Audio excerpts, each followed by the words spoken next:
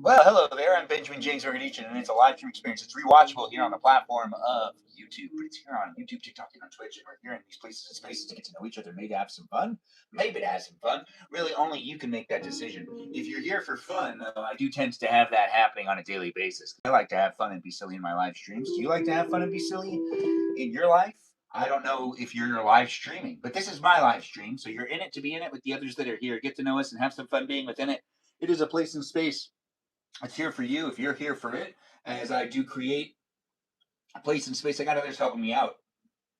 You as a viewer can contribute to it and help me make it a great place as well.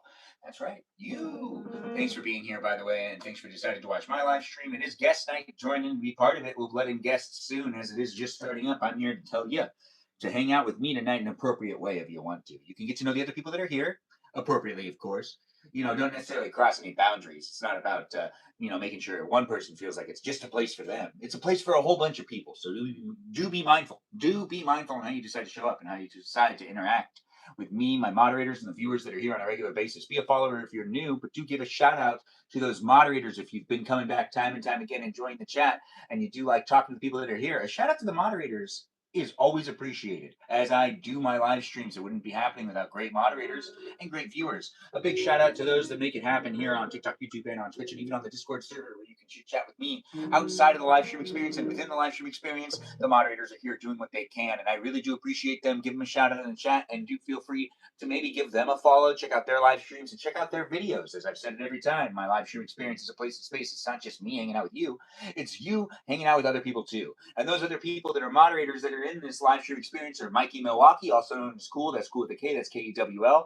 We also got ourselves a Joe, a Javier, a Bobo Gizmo that goes by the name Brandon. Space Cheese, also known as That's a Good at Cheese, who live streams as well. He also has some game clips you should check out. We also got Peaceful Kevin, Cake, Juliet, Jamie Lynn, Miranda Rosanna, the Rosanna of the live stream experience. You should also check out her stuff. She posts, she does. Check out that Miranda Rosanna stuff. And we also have ourselves a Mimi Kiki. That's right. We've got ourselves Mimi Kiki, who is actually the mermaid of the live stream experience. And we've got ourselves an Iris McGrath, who's known as Black and Tan. Her username is actually Black and Tan. And we also have ourselves a watermelon known as Jennifer. Oh, we skipped a whole bunch of people like Lauren, Lily, Jam. And yeah, we've got Jam. Jam's one of the greats over there in the Discord server. She really helps out a lot. So I really do appreciate Jam. We also have her with the writing of the rules. She really wrote them out, guys. Read the rules. I do want to say that. Read the rules on the Discord server if you decide to join in. But the other moderators to mention are also, what, did I say Lizzie, Izzy? Because I meant to say Lizzie, Izzy, Rem, Abby, Banana Fana, Fo, Fabby. That's right. We got ourselves an Abby. And we also have Noah and Kajal at Foxesita. Those are my moderators across all platforms. I do have some great moderators jumping in and being part of it. Ben, you've missed me flossing. Oh, I apologize. I'm so sorry. Did you order original plans of the day change? Yes, they did, Hillary. Thanks for mentioning it. Actually, I did try to flip the day, and it didn't work out. But I did originally want to try to do a guest way earlier. How am I tonight? Thanks for asking, Simpson. I'm good. How are you? Are you going to jump into guest night?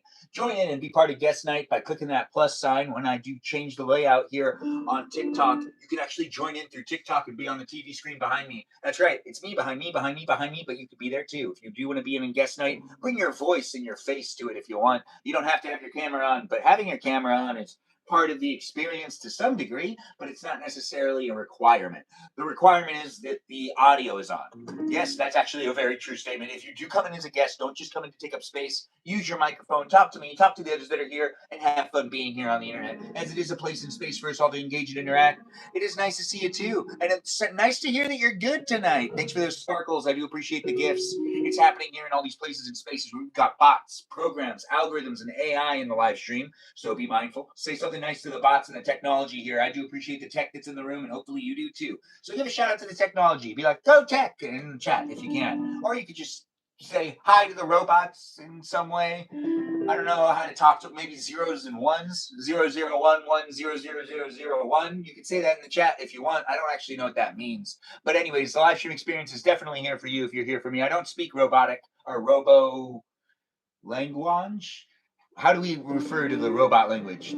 Tech beep bop booping. Anyways, the live stream experience is a place in space that has me having fun hanging out with you. And tonight's topic, we're actually going to be talking about retro technology and what we used when we were growing up. I'm going to start talking about some things, and eventually we'll let in some guests. And I would like people to talk about their retro tech and what type of collections they had.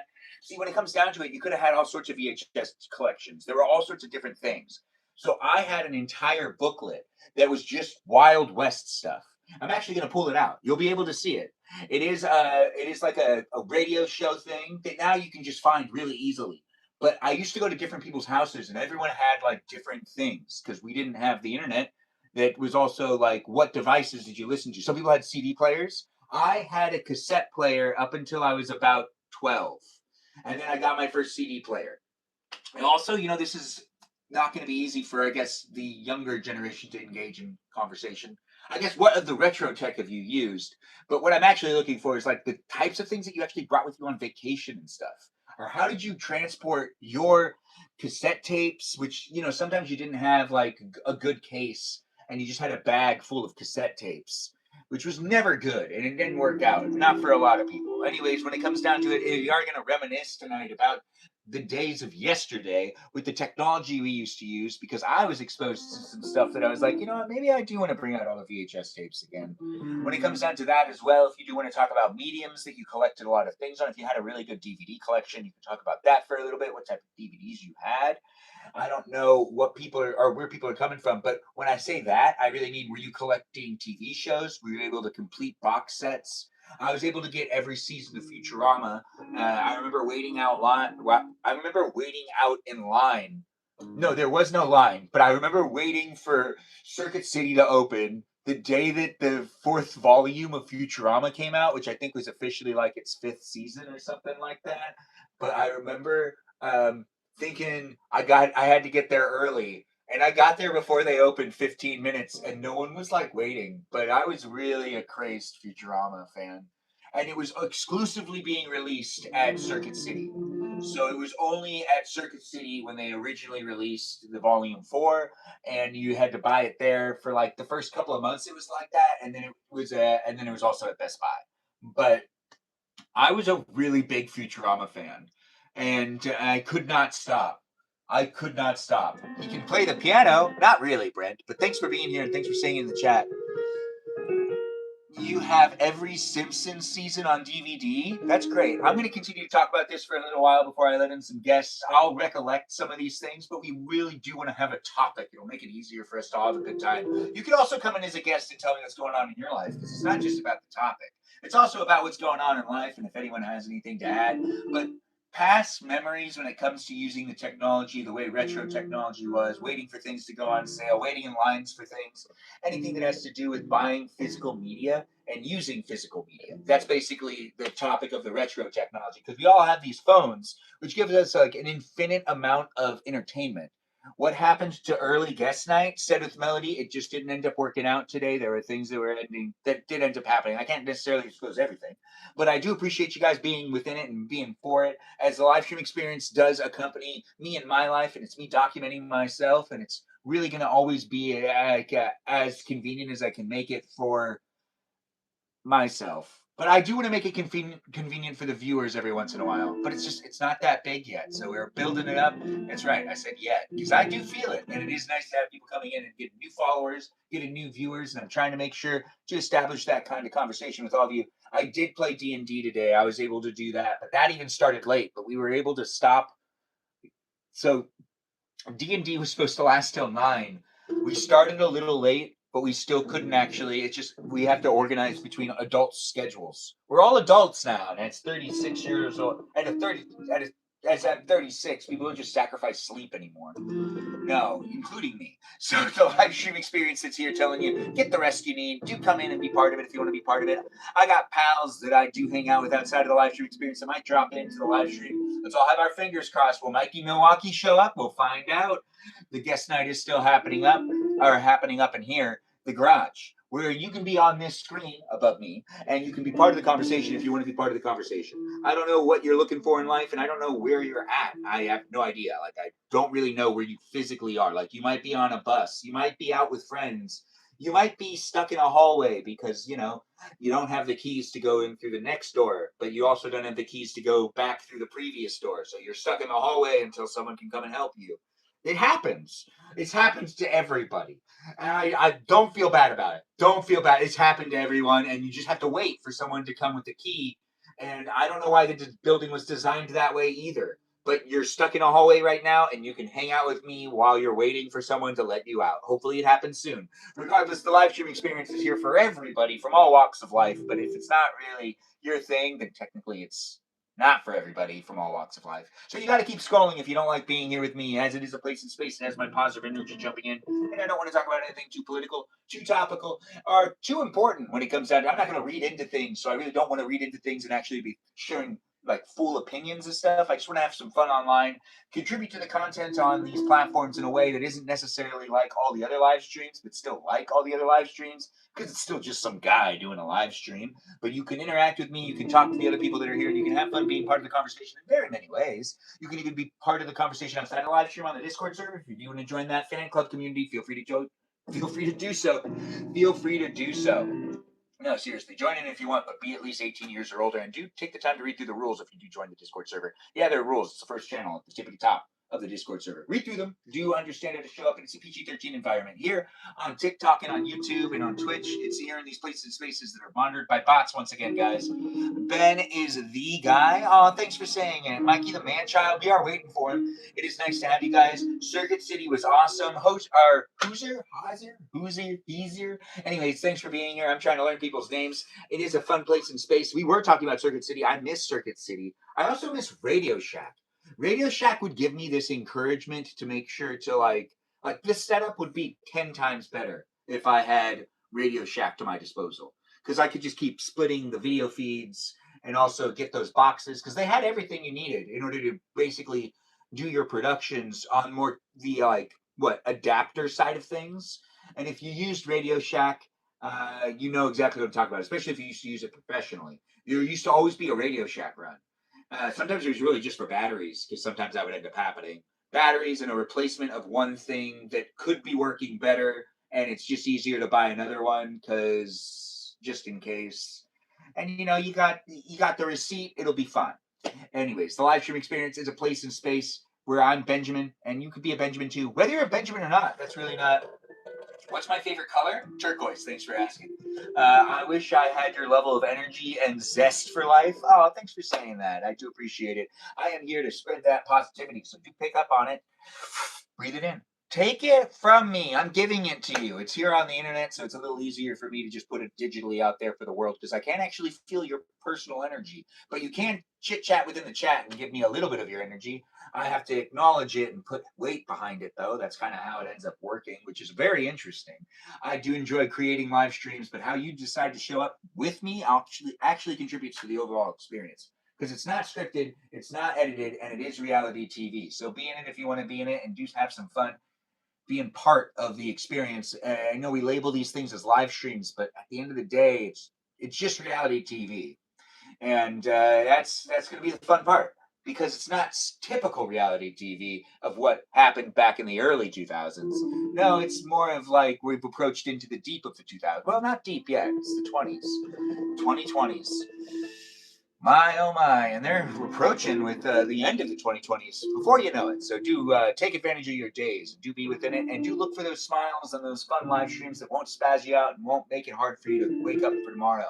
This is a live stream experience that spreads that positivity. So hopefully you take it for what it is, a place and space that you can hang out with me and some other people for a little while. Don't overextend yourself into it though, especially if you're one of the moderators and you feel like you're getting way too attached. Just let me know. I don't necessarily want to occupy someone's entire brain.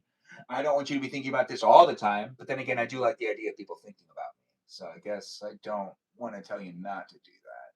But how often are they thinking about me? I don't need to be 100% on anyone's mind. That sounds weird. Anyways, the live stream experience has me reminiscing, thinking about things, and talking about things. We'll let in some guests soon, and we'll enjoy it tonight with everyone coming in and being part of it. I couldn't watch last night because I was fasting, and it always make me crave foods. That's so funny because it's true. I do enjoy eating. I have some cheese. But I've already eaten my dinner because I had to get my dinner for me to be prepared to continue on with the next thing. Ben, you don't have enough drama to be thought of all day. Said with Melody, I disagree. There are some people that tell me they think about me all day. And you are one of them. Yes, you are, Melody. It's nice to have Stephanie in the room. She wears her feelings on her shoulder. That girl. Yeah, that girl. Anyways, it's nice to have you guys jump in and be part of it. We'll be letting in guests soon. Do get ready to be part of guest night if you want to have some fun hanging out with me and others. It's almost 20 minutes into the live stream. I've done the entire introduction, which means we're just gonna, continue to do that thing where I take the time to tell you the topic of tonight, and I go back a little bit. We're just gonna run it back.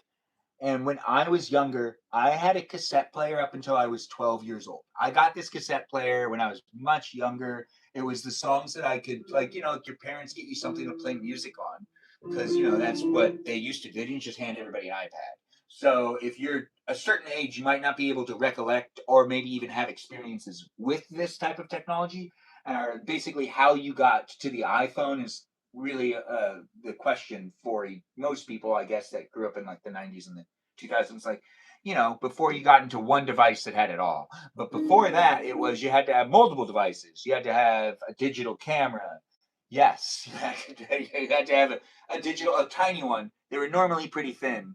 Well, some of them were pretty bulky. But you had to have a digital camera, an iPod. You had to have some headphones with you. And the headphones aren't necessarily going to be the greatest in shape.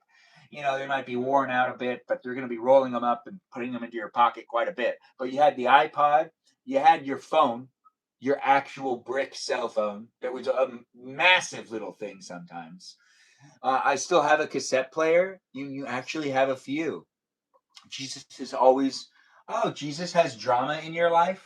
Well, said with Melody, hopefully we can work through that drama. If you want to share anything, you always can. It's nice to have people coming in and being within it. Hello to you too. Thanks for jumping in. Can I play the beginning of the song from the Zelda's thing? No, I can't. I can't play any. Can't play any songs because I don't play the piano like that. I play it therapeutically. It's a conversation we can have later. Regardless, welcome to the conversation of me hanging out with you and us enjoying each other's company. I'm waiting for Jesus. Of course, you are waiting for Jesus. Stephanie's always waiting for Jesus. If you have fun being within my live stream experience, let's just not talk about anything too political or too religious. But also, when it comes to religion, do try other religions every once in a while. See what other people are experiencing with them. Maybe go to a different service, maybe a different church. Just see maybe a different temple from a different religion. Just see what's going on. It's not going to hurt. But don't worship false idols. So yeah, also it could hurt. Anyways, the live stream experience is a great place in space. Like it, come back into it, be part of it on a daily basis. As I'm a Benjamin, I do what I can to create the place to be space. Follow me here on TikTok, YouTube, Twitch. That's right, Twitch. And on Instagram and also on the Discord server where the fan club community is there for you. Do join in and be part of the conversations on a daily basis and stay hang out with me and a whole bunch of other people, including the robots. If you're a robot or a person, I'm not going to discriminate against you. I do really appreciate the robots, but if you are a robot or not a robot, you could give me a follow, and I could give you a follow back if you let me know whether you're a robot or not. That's right. If you're a human, tell me you're a human. If you're a robot, tell me you're a robot. Yes, you can say those things in the chat. And by saying those things, you're telling me that you want me to give you, can I do a feud reviews? I can try later. Thanks for being here and thanks for being within it. I am going to start up the guest night with changing the way that the layout is. You can see it back here on this screen. What you got here is a TV that has the layout from TikTok where you can join in as a guest. But you can't join in as a guest on the other ones. It's called guest night over here. Anyways, unfortunately, you're not. Well, it's nice to have you here. Anyways, live stream experience is a great place in space of the internet that has so many people jumping in and being a part of the conversation. Sometimes I get to know the people that are here, and sometimes it kind of just misses me a tad bit. But when it's me behind me, behind me, behind me, how can I not soothe you with the visual experience that's happening here? It's an optical experience in some ways, but also just a digital screen for you to revisit. I'm not AI, though, so I do want to say that, and I don't give my consent to AI to take these live stream experiences and potentially rework them and create additional content. Nope, none of that. Because I'm here right now and I'm doing this at this moment, and I could do it again in the future too. So you never know where it's gonna be, but it should be done by me, not by the bots that are out there. But I do appreciate robots, and it'll be fun to see what technology does in the future But as of right now, living in today, doing the live stream experience is a lot of fun. Thanks for saying I look nice tonight. It's nice to have you here, Dream. It's nice to have a dream in the live stream. Let's change that layout and do feel free to click the request to be a guest in the live stream experience if you do want to tonight. If you don't want to, you don't have to. I don't want to necessarily pressure people, but I do want to create the place with the fixed panel there for you to be able to request to come out into the room. We'll invite guests in just a second. I'm taking inventory of what I got here. Right, ice water. What is wrong with me? Before we let in guests, let's take the time to actually acknowledge the unofficial live stream sponsor. Oh, don't I feel foolish? We got to talk about the ice water in this live stream experience. You see how there's ice in this cup? This cup's a tin, so it's going to keep it nice and cold. But ice water is the live stream sponsor. I have 4 siblings. Thanks for asking. But we are focusing on the unofficial live stream sponsor right now. Even though you guys are asking the great questions in the chat, I do appreciate it. Ice water is the unofficial live stream sponsor, and if you do want to get yourself a good glass of ice water and drink ice water with me during the live stream, well, you'll keep yourself refreshed and hydrated. That's right, hydrated. Don't delay. Keep yourself hydrated today with water and ice water as a luxurious drink. I do enjoy it, and hopefully you do too. Tasty, refreshing, hydrating. Hydrating beyond a doubt. Anyways, thanks for having fun with me as I do have fun with you. We're all enjoying each other's company, and I do see people are already laughing it up. We've got ourselves the place and space that has it here for anyone that's looking for a conversation with me, Benjamin James Magrdichian, where we're going to talk about retro technology. It is a fun place and space, and the guest night topic tonight is like, really, what did you start off with? I myself, as I've already said, a cassette player. It was nice. I still have it. It works sometimes. But my collection was not necessarily a lot of music. I had a lot of, well, I had Aladdin on, well, I still have the cassette tapes I had when I was really young. So I still have my Aladdin cassette tape. I see you, Hillary. We'll let you in a second. We have the Aladdin. So my cassette tape collection was Aladdin, the soundtrack to Aladdin, and I had Sesame Street one, and then I had one more cassette tape, and it was like a mixtape that my sister made me that had some of the favorite songs that I liked to listen to at that point in time. And I really only had 3, and then everything else was just like radio programs and books on tape. And that is what I had in my cassette collection. We're going to allow in Hillary, who is Hillary with 2 L's. Hillary can come in. Here she is. You want to introduce yourself, Hillary? Hi, everybody. When you were talking about that topic, I was like, I have to join because your girl loves her vintage tech. I feel like you're ready to already answer the question. Do you want to be? I'm giving you the spotlight. Do you want to just take it away? What was your first thing that you were given, and what was your media? My very first thing I was given, I actually was given a TV that had a cassette player built into it. That's awesome. I also was given a cassette that had and that was like a movie cassette, like the VHS cassette. And then I got older, and then I was wanting to have music because music. Yeah. And I was given a portable cassette player, and it had a mixed not a mixed CD. That's 5 years later.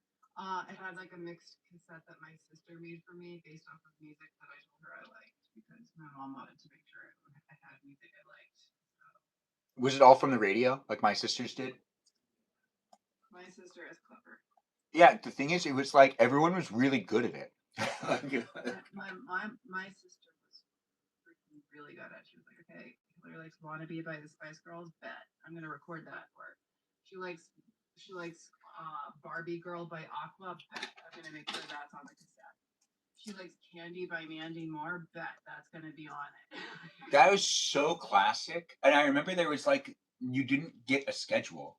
So you just had to listen to the radio. And when you knew the song was going to come on, the DJ would say that it was going to come on. And you were like, you could get ready. And then you just had to do it as soon as the DJ faded away. and some people were really good at it. Yeah, They used to do blocks too, where they used to like say the songs that were going to be sung, but then there was no DJ in the middle, so just you had to wait for one song to end, and you had to know that that was the end of that song, to then start up again. Which I was never good at making cassette tapes. Did you ever make one? Were you good at it at all, or was your sister I just took the one that. that did it? I never did it. I never once did it. I was actually like, I actually like asked one of my older friends that's like 10 years older than me, like, how did you like? Actually, no, he's 20 years older than me. I was like, how did you freaking do that in the 90s? Like, and he was like, oh, you used to wait until, and then like he fully explained how you did it because like my sister was the one that did it for me. Yeah, My cousins were my older cousins and my older sister was the one that did it for me. I never did shit. I was like, I was the spoiled little girl that had the elder relatives and yeah. I mean, to be honest, I was happy that someone else was doing it because it seemed complicated. When I was that, I now look at it and it seems simple, but it seems so complicated. It's simple for us now that we look at, but like if we were to try to do it when we were younger, like even just a few years like older than we were, like than our sibling, like if we were trying to do it our siblings' ages, it would have been complicated for us. Yet they figured it out. So Yeah, I'm impressed. I became good with VHSs, but I never really mastered the cassette thing. I became good with VHS as well. Now, when it comes to the headphones thing, did you walk around with headphones in your cassette player? Did you bring it out with you, or did you mainly just do a? Some people used to just stay at home. Some people like they never really took it out. I took it out when I would like go to like family gatherings, and I knew I was gonna like, I was an undiagnosed autistic child, so I needed my like little escape. My That mom makes was sense. like, my mom was like, bring your music if you want it. Just try to socialize for at least like 50% of the time. So she was like, you can go and like escape and listen to your music and do what you want in the other room, but make sure you socialize with the family for at least 50% of the time. Like if I say you got to come out over here like in this specific manner, you come out and hang out with us. And I was like, okay. That's funny. So My mom did the same thing, but I would bring toys and board games to gather my cousins to play games, which never really worked. I was the youngest, so I'd play board games by myself. It's not as sad as it sounds. Anyways, Hillary. So I got follow up questions. When it comes down to when you were introduced to your CD collection, when did you start getting CDs?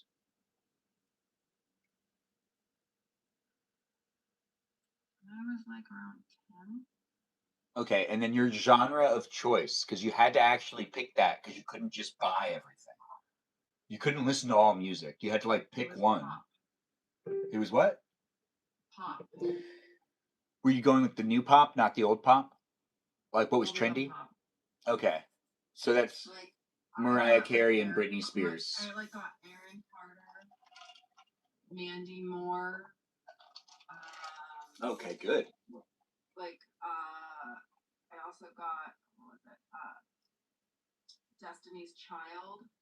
I'm a survivor. That song. Yeah, that was a really fun song to sing. And then like what else? And then I was given some CDs that were like older genres from like family members. Like when my dad was actually trying to be good in my life, he gave me a CD that I still have to this day, and it's Fleetwood Mac, and Fleetwood Mac, and you know what? Now I love the hell out of that because I love the hell out of Stevie Nicks. Like she's an icon to me. Like she is. That makes sense. The original. She is the original badass queen. So I'm very grateful that I was given her music early enough. When even though I wanted just only pop, I was like, I want pop. Just give me pop.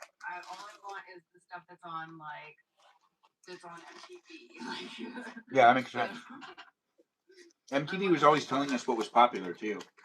I wanted like all the girly girl shit.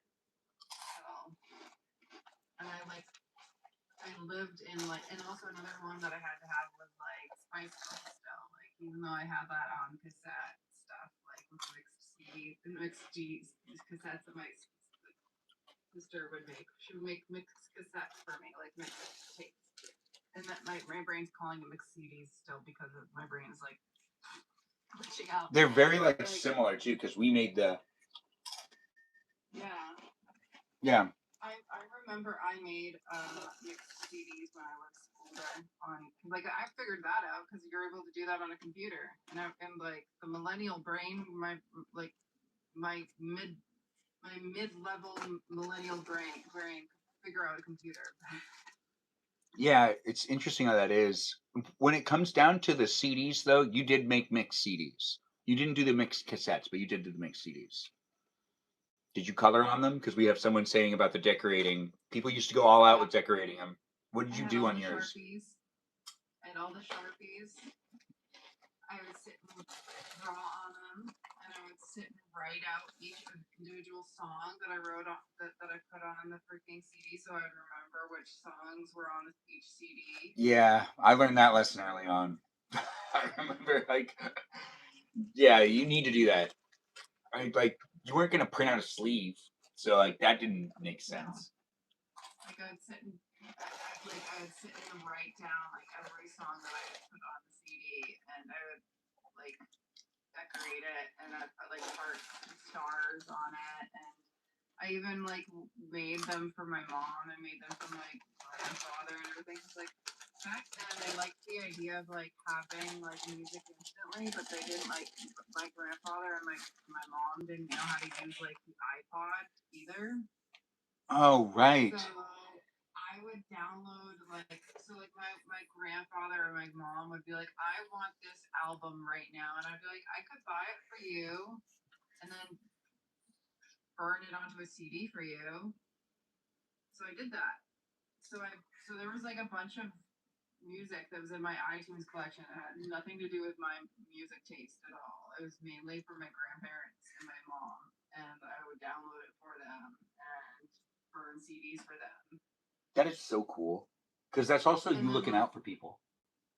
Yeah, I was making it so they could get their music like instantly, like because back then, like you had to wait to go to the store if you wanted it, or you could get it immediately and you could have it that night. And I was like, okay, Grampy, Nora Jones's album just dropped on iTunes at midnight. I could download it for you right now, and you wouldn't have to go to the store tomorrow. It's so interesting. Yeah, and then you can burn your own CD of it. That was always so cool. I did that, and he was like, that's incredible. And I did it for my mom too. Like, and there was one time, and my mom wanted to see the same exact album, and my grandfather wanted the same exact album, so they didn't have to go and buy two different copies. I would burn two different copies for them. That would be like the best situations, because like I remember it was like so much fun to get like the new music and then also share it with people too, where it felt a little less like the Napster feeling. But we see you, Tiny Chef, and we also hope you feel better. I'm sorry that you have strep. You should share with us in your chat though what your first like was it. Did you have a cassette player first, or did you have a CD player first? If you feel like sharing, you could just say it in the chat. Also, Tiny Chef, I had my tonsils and adenoids removed because of strep, so I fully understand your pain. Yeah, I also do. It's not fun to have a strep throat in general. But you're gonna feel better. Eat ice cream.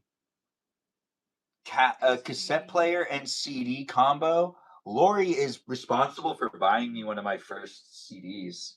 I liked the song Eiffel 65, and I don't think anyone should forget something that's important in music. Oh, I'm Blue? She bought me that CD. Yeah. The one with I'm Blue? Yeah, that's Lori. In the chat right now, I think the nepotism is well deserved. Yes, that's right, guys. Today you love my cousin. Give her a shout out and let her know that you appreciate her contributing to the artistry of my life. That is a badass song. Like getting me a really popular CD. Do you remember that, Lori? Or did you forget about it? Because I don't bring it up a lot. But in fact, I don't think I've ever brought it up. Recently, not at all. I, I don't think I don't think I brought it up at all.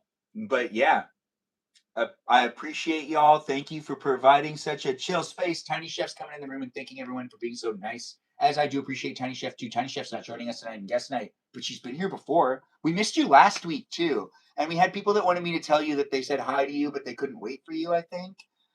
But I do appreciate you actually coming in this time and telling us. But I just assume you're busy because you like own a restaurant, and that sounds like busy, busy work.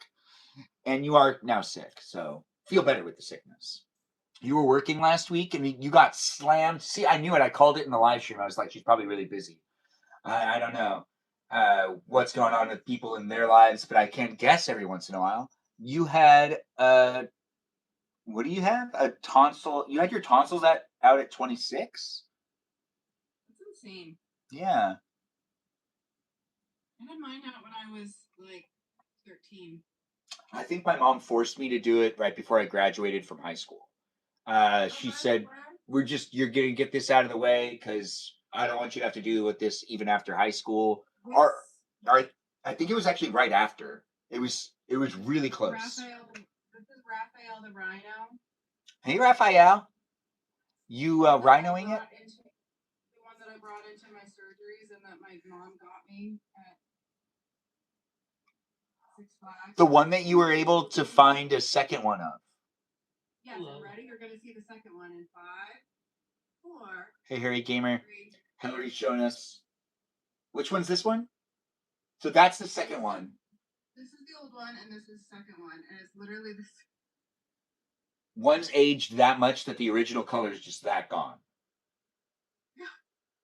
That is so awesome. That's awesome. So fun. Yeah, that is. I cannot believe the different. We're going to give you the center screen for a second. I want to show this to people a little closer as I can do so. Okay. Let's just give it. You can show. Just set them side by side because this is the exact same one, right? Dang. I had to even put like stuff on it to prevent hole that grew. Like I had a little hole, so I sewed. It happens with the wear and tear. And see, the stomach is even worn away to the point where there's no material there in some places. And then there was even a hole on the bottom, and I sewed a little bunny on it, so it made it look like it had a tattoo of a bunny. That is so cute. You're just making sure to salvage it. You don't want it to go away. I was wanting to keep it. I wanted to keep my Raphael the Rhino okay, and then I found the second one when I got older. It's like if you had, and it still has the tag and everything. If you had it, would you give it to it? If you had a child and they wanted it, would you give it to them or would you not give it to them? And you'd be like, no, these are mine. We'll get you a new one. I will get them their own signature toy. This is mine. What if it was when they're an infant and they're crying a lot and you can't get them to stop crying? If they were an infant, I would get them their own signature toy. I would spend $100 on their own signature toy. They're not going to touch mine. So then everyone has their own. Understood. They should have their own signature toy. This is my signature toy. I love that you have two of the same one. It is actually super classic. Yeah. That's kind of cool. It is. And honestly, see how it aged. Yeah, I can't believe how. What's the brand? Is this a very popular brand? It was a toy that you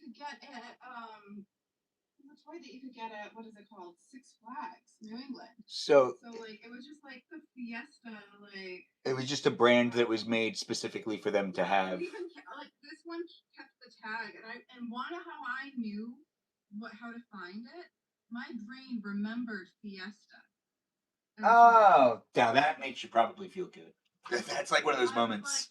I was like, good job, young Hillary brain. Puffalumps.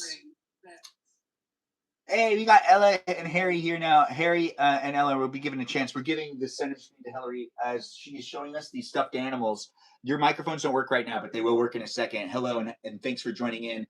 Do ask her any questions. She's had these things for how many years, Hillary? This one I've had since I was 11 and I am 35. I don't look 35. A lot of people think I'm in my 20s. Yeah, I found that out. Yeah. Anyways, when it comes, it's not fun though because I have people who are 21 hitting on me and then I freaking get in trouble. But it's very fun that I've had this for so long. it is. This one is the same exact thing. And this is the one that I saw. This is what it looked like at Six Flags when I was really little, and I fell in love with it. And then I got this one. Yeah, I can. I've taken on trips with me to freaking like England. I took this one to England with me when I studied abroad in the UK. Yeah, but how did you find the most recent one? Is what Tiny Chef said. Tiny Chef, I put a freaking search on eBay. And I had it so it would email me every day when a new update would, like when a new search result would pop up. I literally typed in purple terry cloth fiesta toy rhinoceros. And the chances are so slim. And one eventually popped up, and now it's mine. Like the second it came up, I didn't even consider like doing like an offer. I immediately purchased it for the asking price. I was like, $25 done. I don't No questions. Yeah. I was like, that's mine. That is my Raphael II. That is my yeah. Also, your mother won you the first one, right? Well, she tried to win me the first one, but she had to. But a sweet stranger pretended that they were playing against her, and they won it, and then they gave it to her. How much do you think she spent trying to get the first one though? I think she spent like probably like 100. Okay, we're exiting this thing where it's the on the spot, but I do want Harry Gamer to tell us how you doing. You want to introduce yourself to the audience? It's nice to have you drop by. How you doing, Harry Gamer? I'm doing good. You having a good day? Are you excited to be in guest night? I'm curious. What year were you born? Like, how old are you? Did you have the retro tech thing? Did you use cassette tapes or CD players when you were younger? I think that they use CD players when I'm younger. Okay. What year were you born, if you don't mind us asking?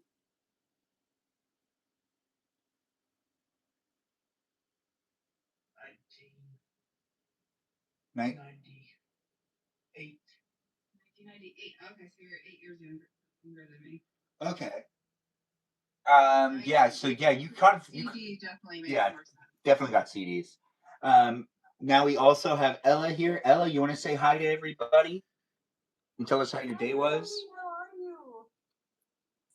you?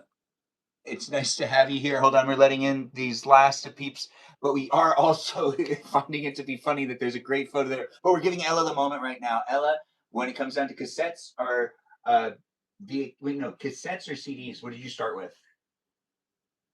These. You did CDs too? You never had cassette tapes? And then as I was getting into high school, I had like one of the old like Apple like Nano type of things. Okay, yeah. It didn't have a screen, it just had music. That's I don't know if y'all remember that. You had one of the shuffles then. If it didn't have a screen, it was a shuffle. It was a shuffle, and then I eventually got a screen after that. But yeah. I remember the shuffles now. I forgot about those. Those were so small, but they held like 60 songs or something. It just like flipped onto everything. It was like itty bitty. To be honest, though, it made sense because you just plugged it in and rotated what was on it, right? It's basically yeah. See, that's a win-win. It was like permanent shuffle mode from iTunes. Yeah, which is actually kind of cool. We also now have K-pop 19812, which we refer to as Mimi. Mimi, you want to introduce yourself? Hi guys, how are y'all doing? It's going well. You want to explain this profile photo you have? So it's a picture of Ben. Me?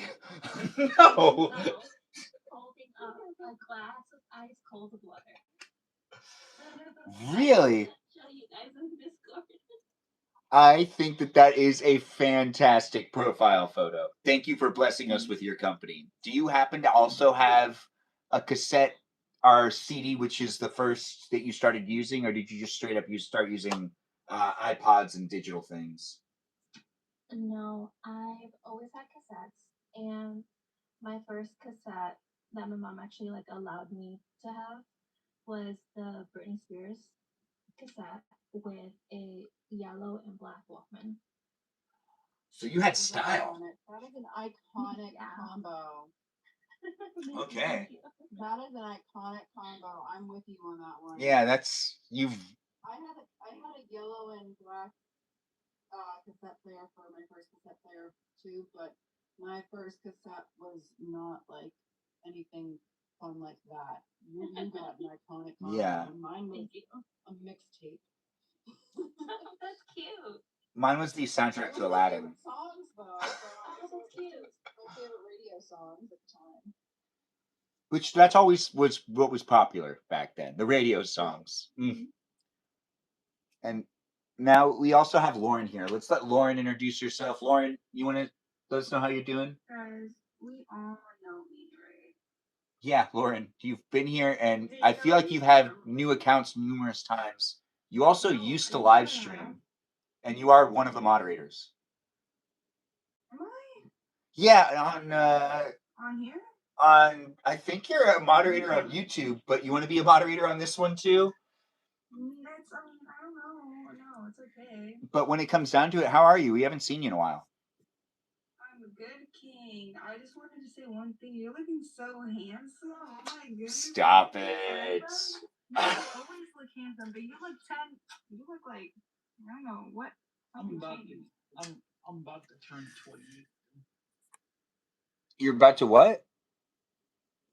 I'm about to turn 28. What's the? Oh yeah, about to turn 28. That was a good year. That's when the girls start actually. As a male to other males, 28 it gets easier.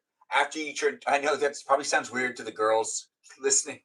After you're 28, it's like something goes off, and it's usually easier to date. Just saying, or that's how it used to be. Might not be like that anymore, but that's how it is. My friend in college, he's 35. You were trying to send a request. You can come in if you want. 827. It's nice to have you here. We have Lauren here, K-pop here, Ella here, Harry Gamer, Hillary in the live stream experience, and we are here hanging out and enjoying each other's company. Lauren hasn't been here in a while, but is one of the moderators that's mentioned. Yeah. I feel like you like grown your eyebrows. I haven't been trimming them. You haven't been tripping? I'm tripping all the time. I'm tripping every day, but right now we ain't trimming because it looks fun to have it be a little growing. Don't trim it. It looks so cute. It looks like I need you to stay a little rugged.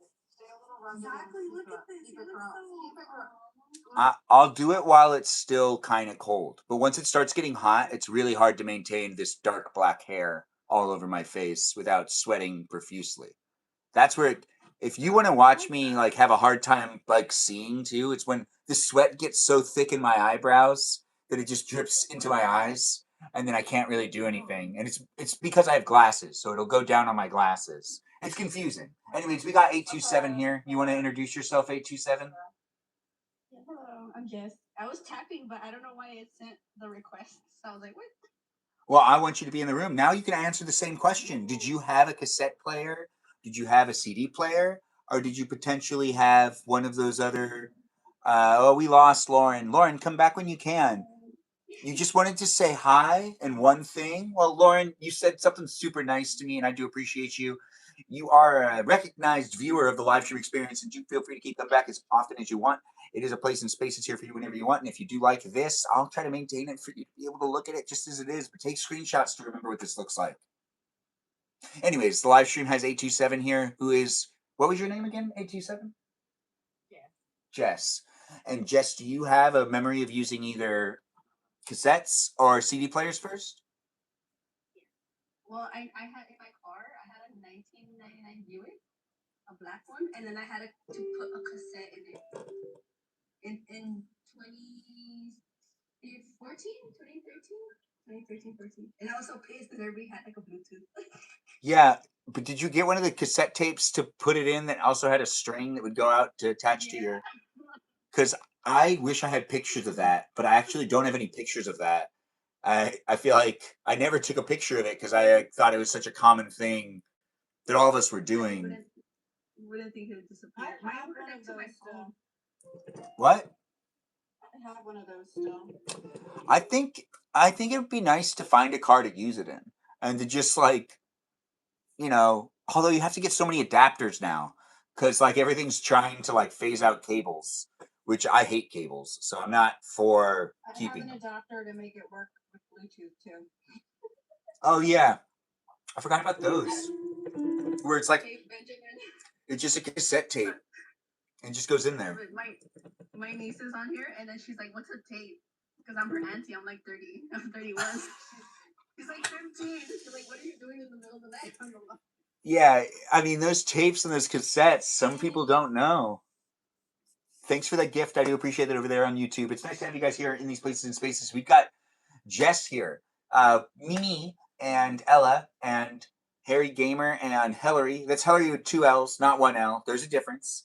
Yes, it's a place and space for us to engage and interact, ask them questions. We're talking about retro technology, and we're just going to have some fun. Lori, feel free to come into the chat if you want. Lori, do you remember buying me the song from the band Eiffel 65, or do you not remember it? Because I was talking about it a little while ago. I'm not sure. Hey, Crystal's here. Crystal, come in and be a guest if you want to join in and be part of the conversation. We're talking about retro technology and stuff. But my cousin, I want to put her on the spot for just a second. Lori, do you remember buying me the Eiffel 65 CD? Or do you not remember doing that? I'm just curious. It's okay. It won't break my heart if you don't remember. Or will it? Okay, good. She remembers. Okay, good. Oh, yes. We've got Crystal coming into the room too. Crystal, you want to say hi to everybody? Hi. How's it going, Crystal? Everyone.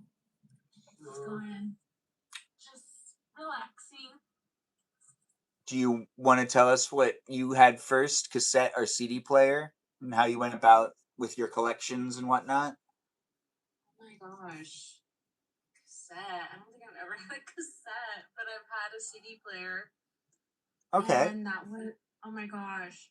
I vividly remember having Simple Plan as Good my one. CD. Yeah. So My favorite CD. you had what, like mixed CDs too, or not really? No, not really. Not really. But when you switched over to an iPod, which was your first? Or digital player, which was your first? iPod Nano, I think. Okay, so we got a lot of the Nano's the one without the screen, or was that the Shuffle? Oh my gosh, wait, I don't remember. The long skinny one and then the short square one. The short square one, I think that one's the Shuffle. The long skinny one, I think that was the Nano. Yeah, I had both. I remember there was a couple jobs that I had that we had the entire sound for special effects on an iPod Nano, and this was like 8 years ago, and it was like completely outdated, and it was like, we really need to update this system, but it was all on an iPod Nano. It was so weird.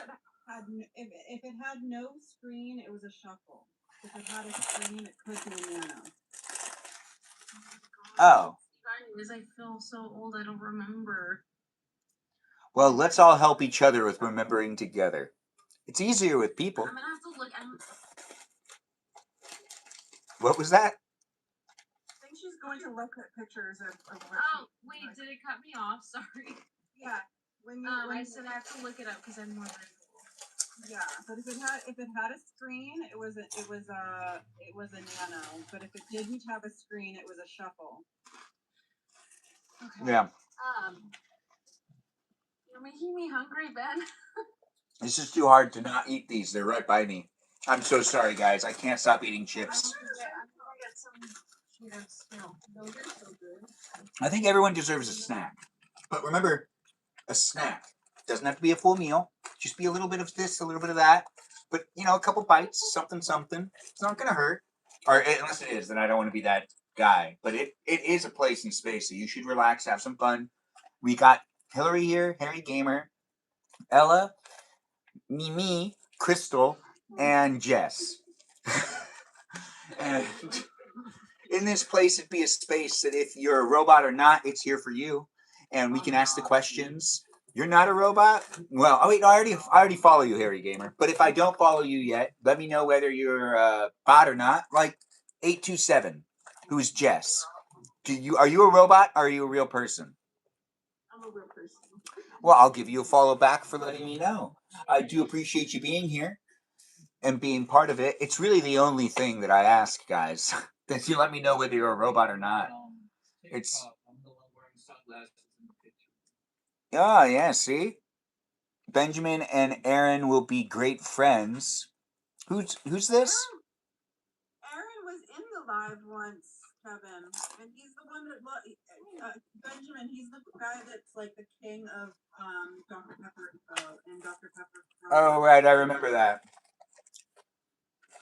Yeah, I do think that was actually really funny. It's nice to have you guys here and be within it. Do feel free to ask questions regarding. We're mainly talking about retro tech in the live stream, but that's just the topic of tonight. But you can always ask other questions to people that are here. What was that? I said I figured it out. It was the iPod Nano, but it was short, not the long, skinny one. There was like one that was like a square. Yeah, with a screen. The nanos have like 5 different shapes. Right. What? Really? I don't remember that. But then again, they were really good at making money. They changed the shape like every year. So and that was how you could tell at my school who got a new iPod every year. Right. They literally changed the shape every year. It's one like year it was long and thin. One year it could be short and stubby with a big wide screen. One year it was like a big screen, but it was like all screen on a little clip thing. And then one year it had the ability to do video, and then one year it didn't have the ability to do video, but it had like a little apps on it. Oh my gosh, I don't remember all that. Yeah. Yeah. And then after that, it turned into iPod Touch. I was in an affluent, very posh environment where you would see the rich kids coming in with a new one every year. Oh yeah, but then they normally sell it to someone else. So if you wanted to get yourself like a good one, you had to find someone who was going to upgrade, and you had to like offer to buy it from them for a lower cost, and they normally would.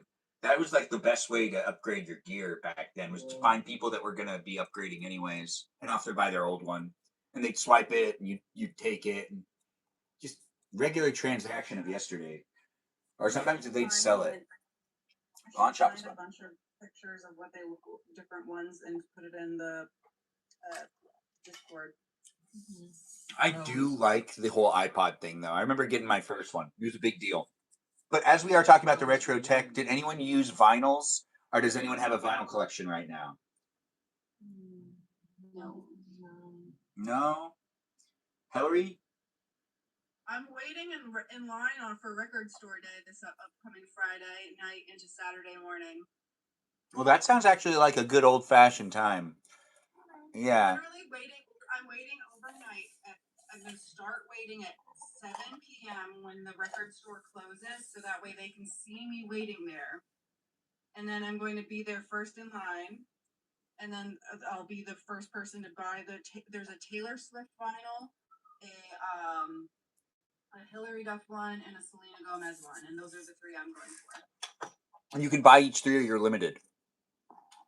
You can buy one of every single kind, but those are just the 3 that I'm looking for because it would get expensive if I bought every single one that I wanted. It would literally cost like a lot of money. You know, you saying that reminds me of what happened today. So there was something that happened today I'm going to bring up in the chat. Has anyone had to buy something for someone because there was a limited amount of quantity for each person? So you show up to buy that thing for them? Because I just did that today for my sister. No, not saying that I'm not selling us out or anything on what we bought, but it's $50 flowers. Yeah. It's gonna be a bracelet. Okay. When it comes down to also like limited quality, What I'm gonna give to like my date at the prom is this flower bracelet. My college is still has prom is on Sunday. oh, all the time. You mean a corsage? Yeah. Yeah, that makes more sense. A flower bracelet is a corsage. For prom, right? Yeah, when they put it on their wrist. Yeah, my college. Even though I'm in college, they still do prom still for adults too. I love that. Yeah, I actually like that too. I think that prom was fun and a good thing to do. It's just like I miss Stevie Hawkins.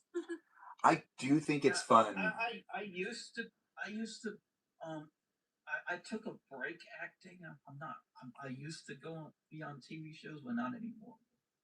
Which shows were you on? I was on SWAT.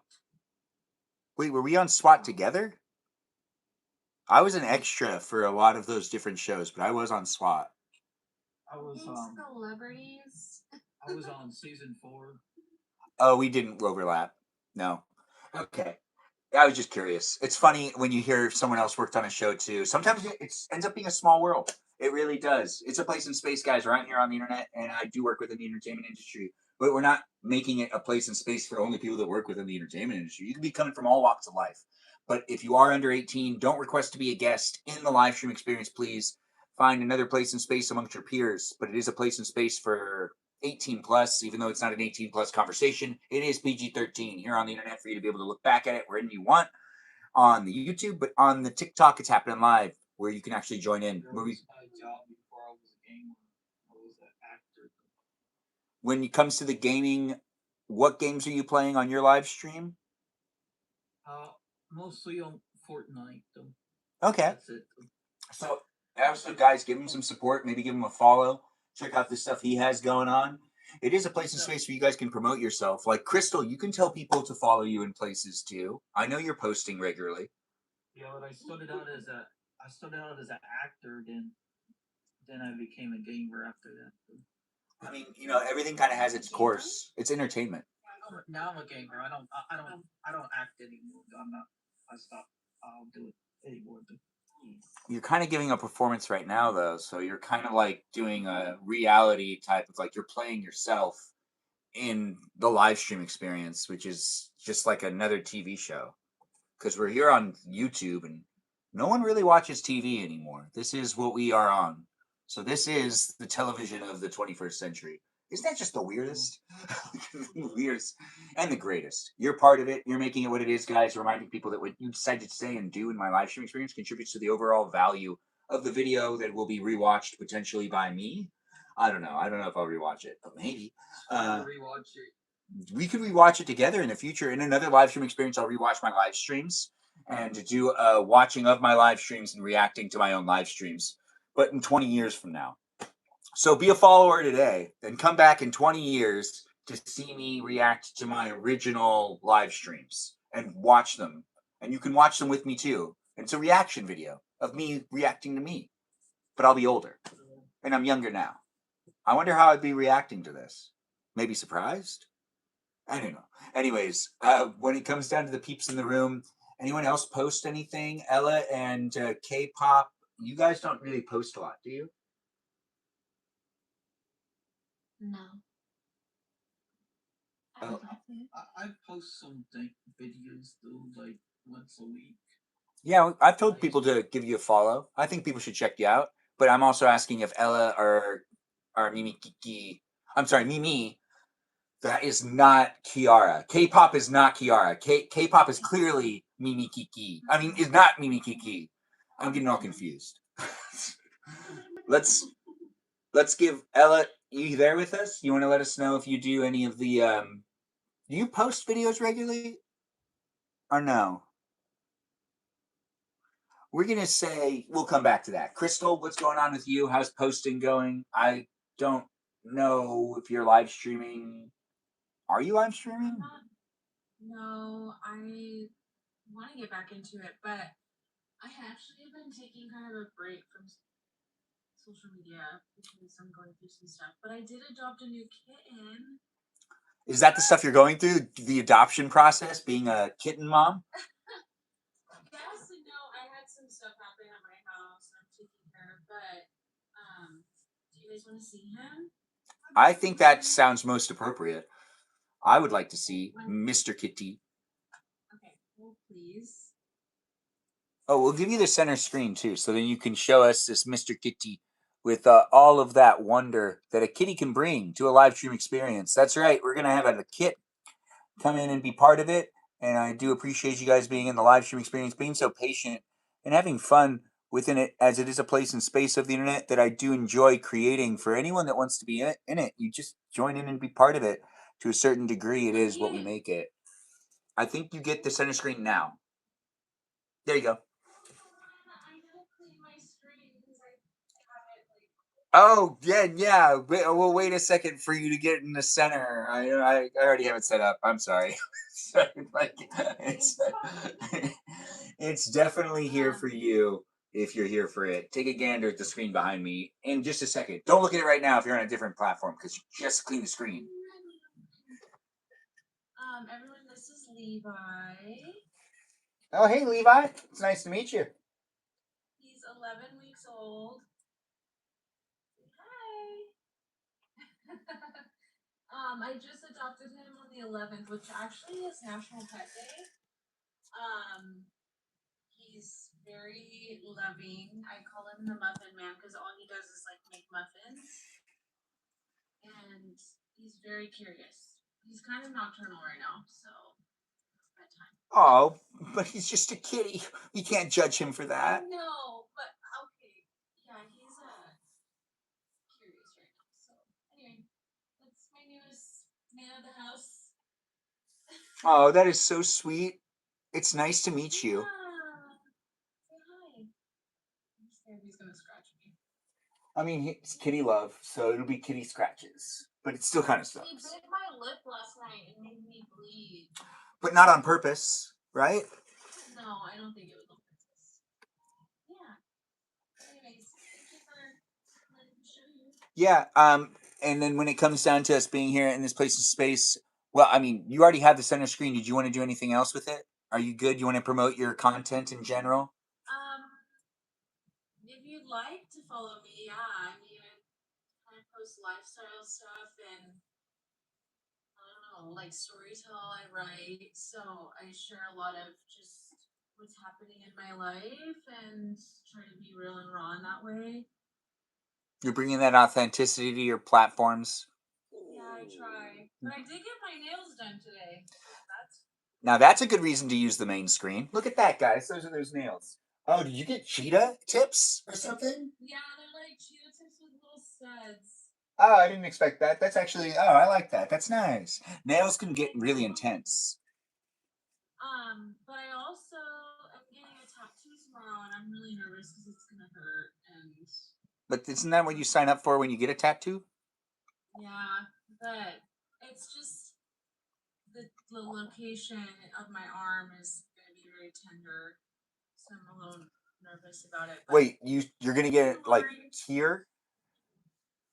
in Sacramento, yeah. So No, I meant like you're getting it on your arm, like here or something, like in your sensitive parts. It's gonna be like below here. Yeah, that sounds about right. That's sensitive. It's gonna be a traditional eagle. Oh, okay. So it's gonna be very patriotic. You're doing it for your Americanism? No, it's just really traditional. Oh, okay. No, you can have an eagle without it relating to America. That's totally acceptable. I wasn't sure, so I was asking, but that's okay. No pressure here. I mean, that's okay. Yeah. Thank you, Lori. Oh yeah, maybe lidocaine will help, but anyways. Well, thanks for sharing on that. We're going to go back to having it be an open forum because we need to have Aaron introduce himself as well. But it was nice to see that kitty cat. And I do appreciate you helping out and joining in with the entertainment of tonight. As you are an entertaining one, Crystal, thanks for being here. You're still going to be part of the conversation. But we're ending the show. We're going back to this layout. where we've got the peeps in the room. Aaron, you want to introduce yourself? Sure. My name's Evan. I'm Evan the Nomadic. Wait, Basically, I'm you're in a a market? Oh, nice. You're out on the go? I'm in a grocery store right now. Not enough people do that. He goes live from wherever. I do like that. And Dr. Pepper is finding its way into the live stream, which I also actually approve of. Yeah. Yes. We're not getting paid to mention it, Dr. Pepper, but you could acknowledge us. Aaron would probably really like it. He has more Dr. Pepper products. Aaron, you want to know something that happened to me today? I realized someone broke into my car. I left it unlocked, so it was kind of my fault. Anyways, they took my Tic Tacs, my Dr. Pepper flavored Tic Tacs. They left the white flavored Tic Tacs, but they took the Dr. Pepper flavored Tic Tacs. Oh, they also took a jar of sand that I had in my car and also a lighter. They left everything else though. But yeah. Does anyone actually want to share? Because this is actually more topical. So if you do want to share a time that things were just stolen from you, you totally can. I just mentioned that someone stole from me today, but it's really hard for me to feel like I really was robbed because they picked like the weirdest items. Whereas I went into the car and was like, but my sunglasses are still here. Everything that was more expensive was left. Everything that was least expensive was taken. They really wanted to try those Tic Tacs. Maybe they just didn't want. They just wanted to try that Tic and not be harmful to you. They probably just wanted to try that flavor and not be harmful to you, and thought this out of all the things I could take, I can try this and not harm them by taking something else. Somebody stole something from me one time. Who steals a bag or a thing of sand? What was the sand for? I'm really. Oh, okay. So I keep sand from Lake Tahoe in my car in a jar that says Lake Tahoe on it, and I love that. And- not too far from Lake Tahoe. it's just kind of like so then Lake Tahoe's with me wherever I end up going for fun. This is not. I don't need to have this. It's just. It was a fun little thing. It's a souvenir I got when I was like there one year, and I've had it since I was like in high school. So I've had it for a really long time. I'm not gonna miss it, but also I'm gonna replace it. So it's gonna be okay. I'm gonna be fine. That's so messed up. Like sentimental value in that. Yeah, I mean the sentimental value on it was very high for what it was because it had over 10 years of living within my presence. But Yeah, somebody stole something from me one time. oh, what was taken from you, Harry Gamer? Well, one of my either my grandpa or one of my aunts gave me some like a coin collection, and I had like a party, and then somebody stole all like the gold coins.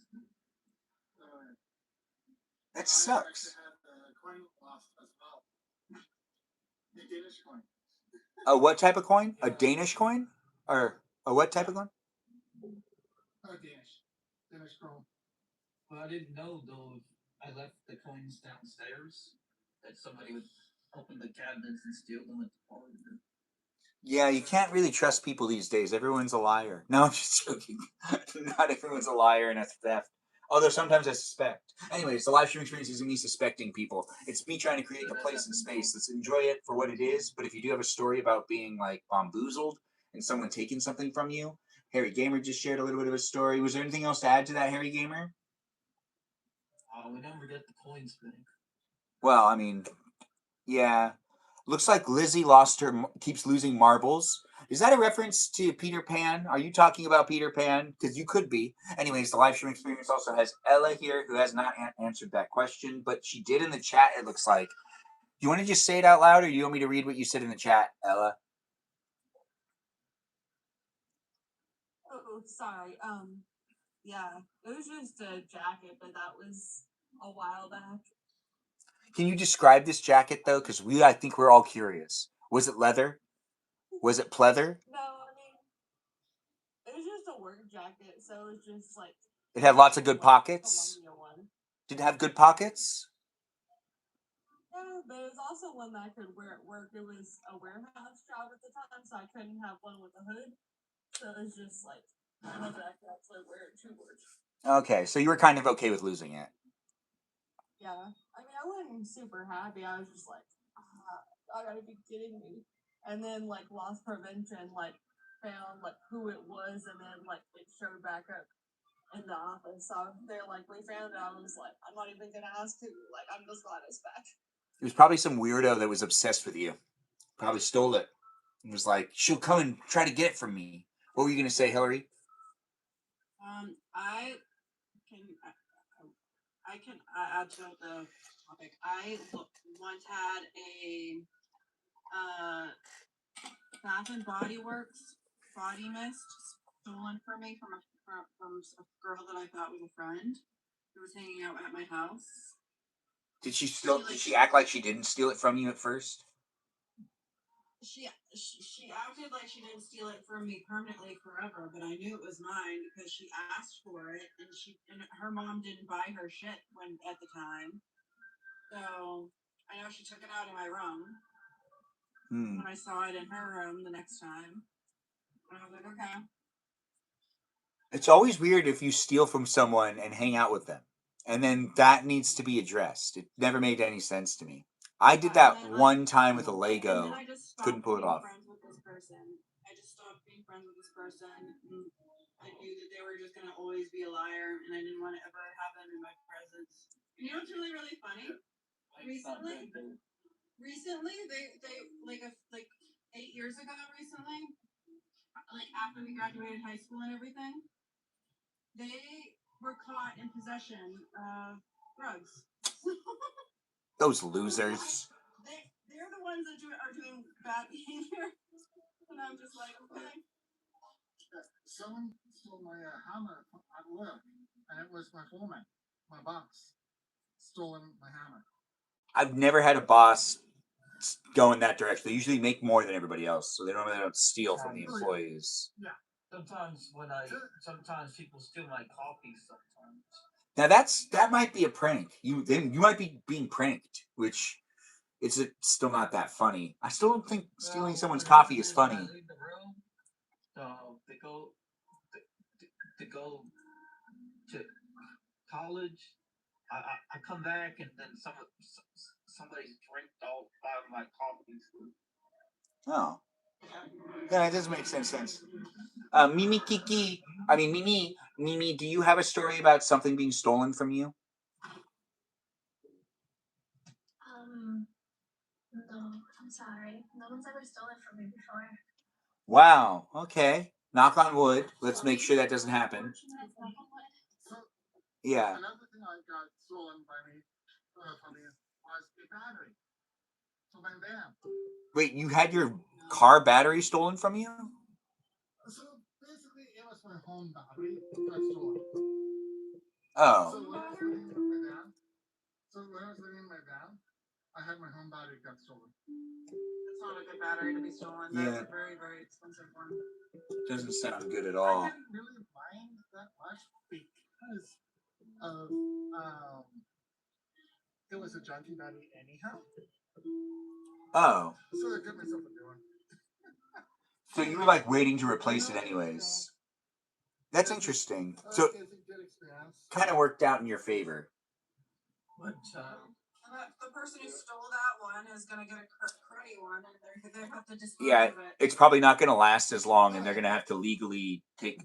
You gotta. Well, they probably didn't legally dispose of it. They're criminals, right? One time I opened a mystery pack, and it was a scam, and they pretty much stole all my money.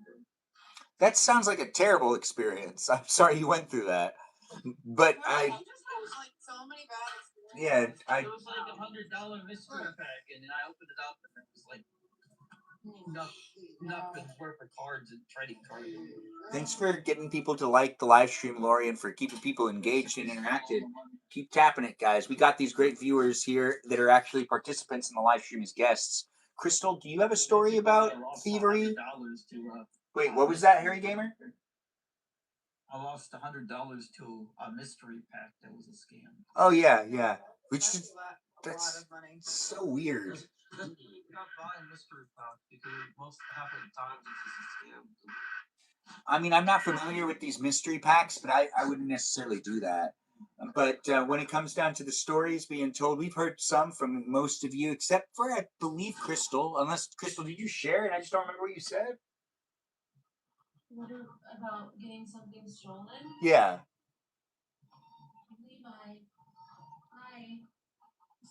Hey, kitty. Can you hear him? Yeah, really well, and it's beautiful. Cutest little meow. Oh my gosh.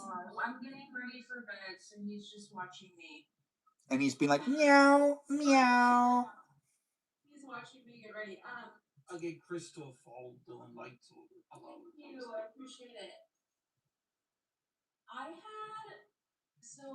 I lived in the downstairs bedroom in my house, and pretty much like it was actually a little scary, but I had like those toilet over the shelf thing, and I covered this really small window, and there was just like a basket of hygienes.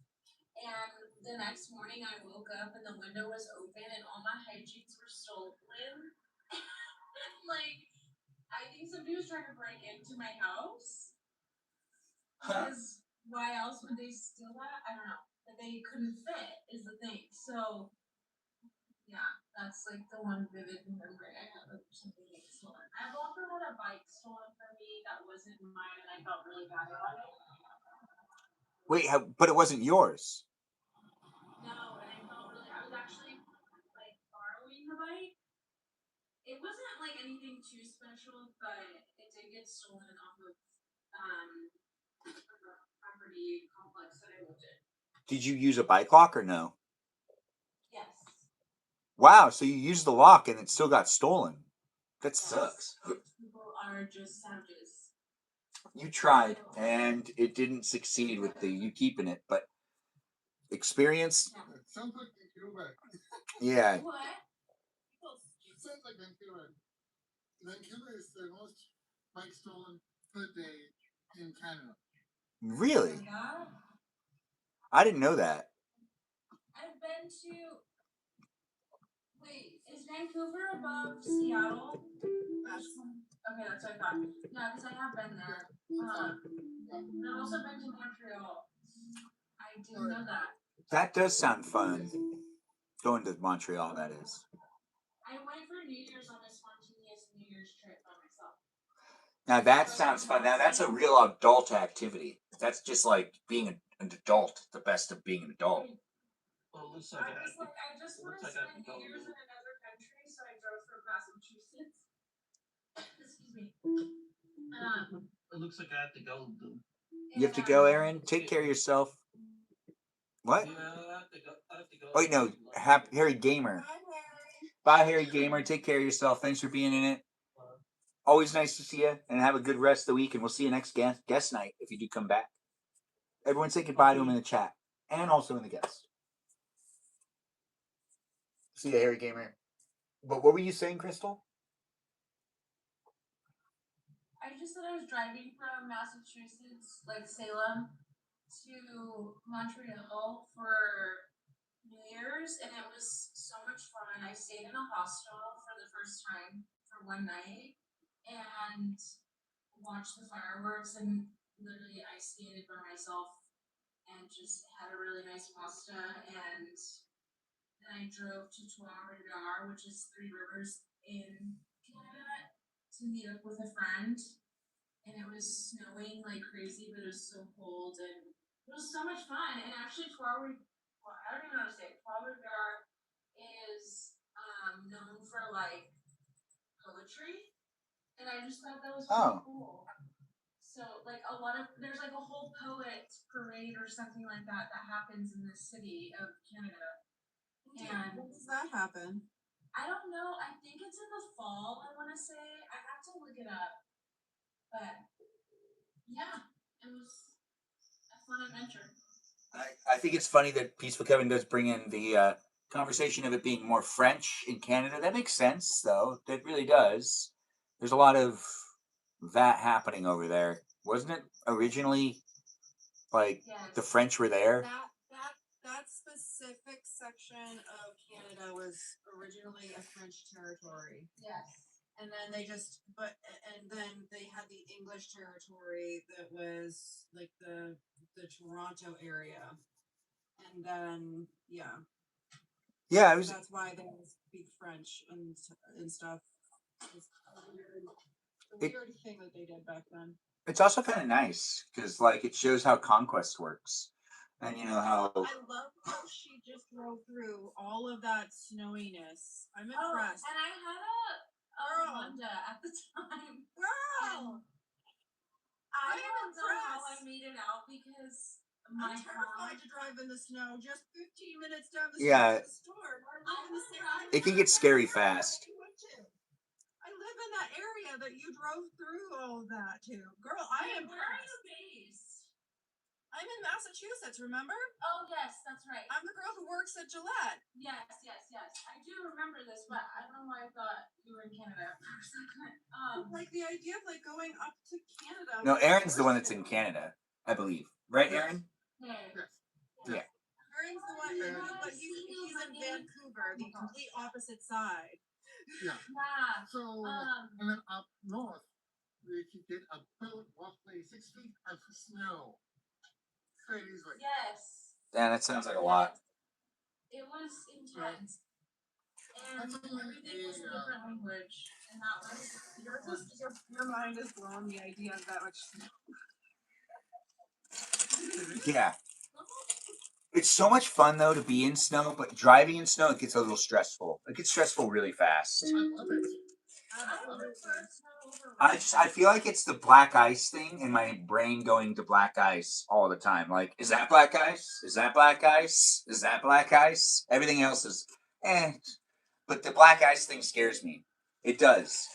Cause like, you know, just you're not supposed to be able to see it, right? Anyways, the live stream experience isn't me talking about my fears, but I just did tell you one of them. So write it down. Anyways, we've got some great peeps in the room. Do get to know them, ask them questions. We've got a kitten here. If you want to know about the kitten, you can ask Crystal questions about the kitty cat. Peaceful Kevin, did you see that there's a kitty cat in the room? It's a tiny little one. Yeah. medium hair, all black.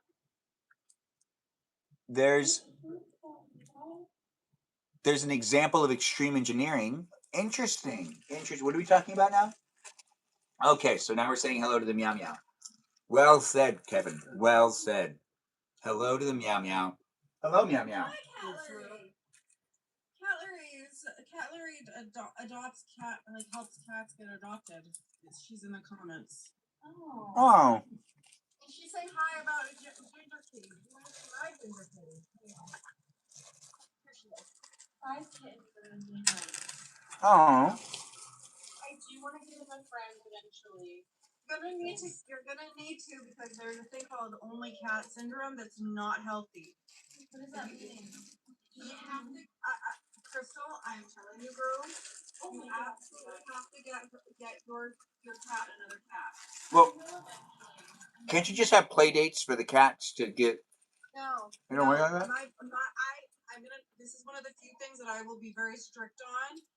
I have a best friend who literally works at an animal shelter. They do not adopt out a cat by itself unless they know for a fact you have a cat at home. What if it's a dog? What if you have a dog? Can you get a cat? So there's a cat and a dog? No, you can. It has to have another cat. Okay. Now I'm just gonna throw this out there. What if it's a bird? Could you get a cat and then hang out with a bird? No, it has to be another cat. Really? It's a social requirement for a cat to have another cat. There's like a literal syndrome that a cat can have, and it can screw them up socially. And what does that mean? Like they can become self-centered? They could be very aggressive To other cats? It's not good. And it's not good. They're very towards humans or other cats? Everybody. Okay. That's interesting. I think that you're right, though. I don't think. I know I'm right. Yeah. My best friend works at an animal shelter, and he also works with wolves. He knows more about animals than the average human being. That makes sense. Literally dedicated his entire life to animals. When it comes to animals, though, which one's the one that you get that you can just have one of? that it's healthy to just have it be. It's just one of it in the house. I feel like nothing. Really? It's better in twos. There are some birds that you can. I was gonna say birds are like the most. There are some breeds of birds that you can. But most birds, you're right. They do better in pairs. I'm gonna say that there are some cats. At least I just met one that is strictly only meant to be by itself. And usually that's because it didn't have the best socialization as a kitten. That does make sense. It could be, I mean, she did have a litter of kittens, but she strictly was told to be adopted with no other animals. Yeah, and only cat. Like that's like. She was only 1 year old though. It's an extreme case. Like there's sometimes social things that happen with it that make it so. Oh, Mimi Kiki, I get separation anxiety. Don't leave us for too long. Don't you be leaving me for too long, Mimi. Anyways, separation anxiety is a thing, but not necessarily important right now. We're talking about animals. I'm just repeating exactly what I know about it from my best friend who works at the animal shelter. I think everything you said is really sound, Hillary. It does make a lot of sense. And for some reason, it makes me think of... Yeah, it makes me think of a lot of different things, though. Guilty, Crystal. I just want to make sure that if you try to within the next few months, because it's okay now. Yeah. Like if you find another one that'll help it, like. This also prevents it from feeling incredibly lonely, right? Yeah, there's literally whole ass debates on I have a cat for my cat. Like I literally got the orange cat that you just saw me moving because my cat Salem needed to have a cat that was more able-bodied to play with. Yeah, because his brother Sirius is a legally blind cat, so he can't properly play with him. So Sirius gets to play with my little pumpkin spice, and Salem also gets to play with my little pumpkin spice. Oh, that's nice. They both love her because she's the most adaptable cat, and she's able to play with both of them properly. Mm-hmm. I don't know Justin Bieber, by the way. I do appreciate the question. I don't know why you'd think I would, but I'm flattered. Thanks for asking on YouTube. It's here on YouTube, TikTok, and on Twitch. Do join in where you want and ask the questions to those that are in the room. Mimi Kiki did leave me, but she said she's going to come back. So I'm going to trust her. Hopefully you can trust her too. We've got Ella here. We've got Crystal here. We've got Aaron here. And we've got Hillary in the room. Hanging out in this place and space, you can ask them questions. We started off with retro technology, which I don't think Aaron answered that question. Aaron, did you start off with a cassette player or a CD player? Well, that's a very good question. I started out with a radio. Okay. Mainly because my mom said those two were sinful. Wait, so did you eventually end up getting a cassette or a CD player after being introduced to music and stuff on the radio and having your own radio player? So I got an 8-track. You got an 8-track? Yes. Okay. I only have one, but I have a Beatles 8-track, but that's it. I don't have any others. What? I never had an 8-track player either. I just had my dad's. Alright, but yeah, that's where I got mine as well. That is so I cool. I was given a whole a whole briefcase full of 8-tracks. That is awesome. Then I remember seeing my very first record. I called it a vaccine. Because I didn't know it was called a record. Oh, that's so funny. Yes, it's like all the music. What's a black CD? Black CD. Oh my god, that is hilarious. Yeah. My dad, he says, it's not a CD, it's a record. That's interesting. I feel like I also kind of have this thing where things really need to be explained to me, but I didn't think it was a CD. But I see you jumping in, Juno, and asking the question. Feel free to come in as a guest if you want. You're asking where Darth Vader buys his shoes? Sounds like you're setting it up for a joke. Do feel free to come in as a guest if you want to come in as a guest and you want to tell a little bit of a joke. You totally can. The live stream experience has people coming in from all walks of life. Just make sure you're over 18. No minors in the, well, there shouldn't be anyways, but I can't necessarily filter out the whole internet. I'm not in charge of everything that happens here. But TikTok and YouTube and Twitch, they have their own policies. So be mindful in the chat. Ben, do you have any vinyls? Yes, I do. And the vinyl collection's still in the garage, which I'm looking at it. But it's in a box. The box is within reach. I could go through a box of vinyls, but I don't want to. But I am going to grab this. But I'd like to hear from you, Ella. What did you have a vinyl collection, a CD collection, a cassette collection? You kind of already told us, didn't you?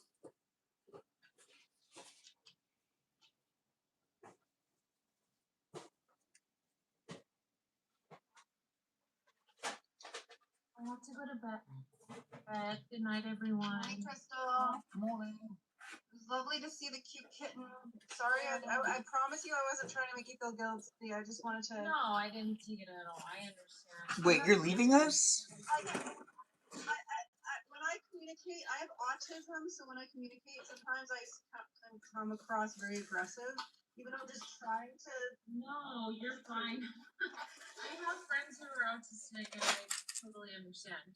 So you picked up that I was trying to be like that. Okay, good. Yeah, I don't take anything like that personal. I know you have the best interests, but. And I love that you took in a kitten, and I love that you're taking care of one. And even if I'm just giving you information. I think At least you got it as a grain of salt. I think everyone's getting along. I feel like you guys are all getting along, and I feel like everyone's been pretty respectful. I love Crystal is one of my favorite OG people that I interacted with on here. Her and Tiny Agreed. Chef are the queen. She's been here for a while. She started watching within like the first 2 months. Yes, and I've been dying to meet Ben at the airport, but he Oh, yeah. he never went to Hawaii with me.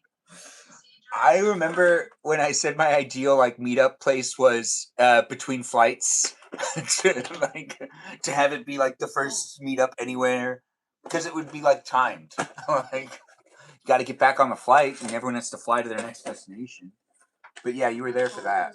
I haven't said that in a while. We'll stop someday. So, did you watch the Chris Pratt one, the movie Gosh Report? Yes, I've watched all of them. I'm like a huge fan of them. I was in the town where they filmed Josh Report. The first 30 minutes of that movie. It was filmed at my friend's uncle's farm. What? That's so cool. That is really cool. And he loves my town. He loved my town. If you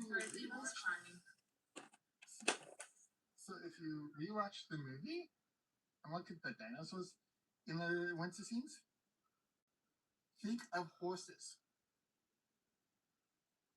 Okay. Because those were green screened horses. They weren't there? Wow. Huh. And like if you see like if you know like a horse is like from the car or breed, right? If you look at the dinosaur's nose, it mimics a horse. Okay, wait. What is this town that you are mentioning? Kamloops, BC, Canada. We filmed Power Rangers. 18. Oh my gosh. One of the trucks. Okay. A Colton movie, what it's pronounced. I was kind of in that movie in a sense, but not really. That's so, like, what are the odds? That's so amazing. Oh, this is why I love Aaron. The Gray Fox. No, that wasn't a good movie.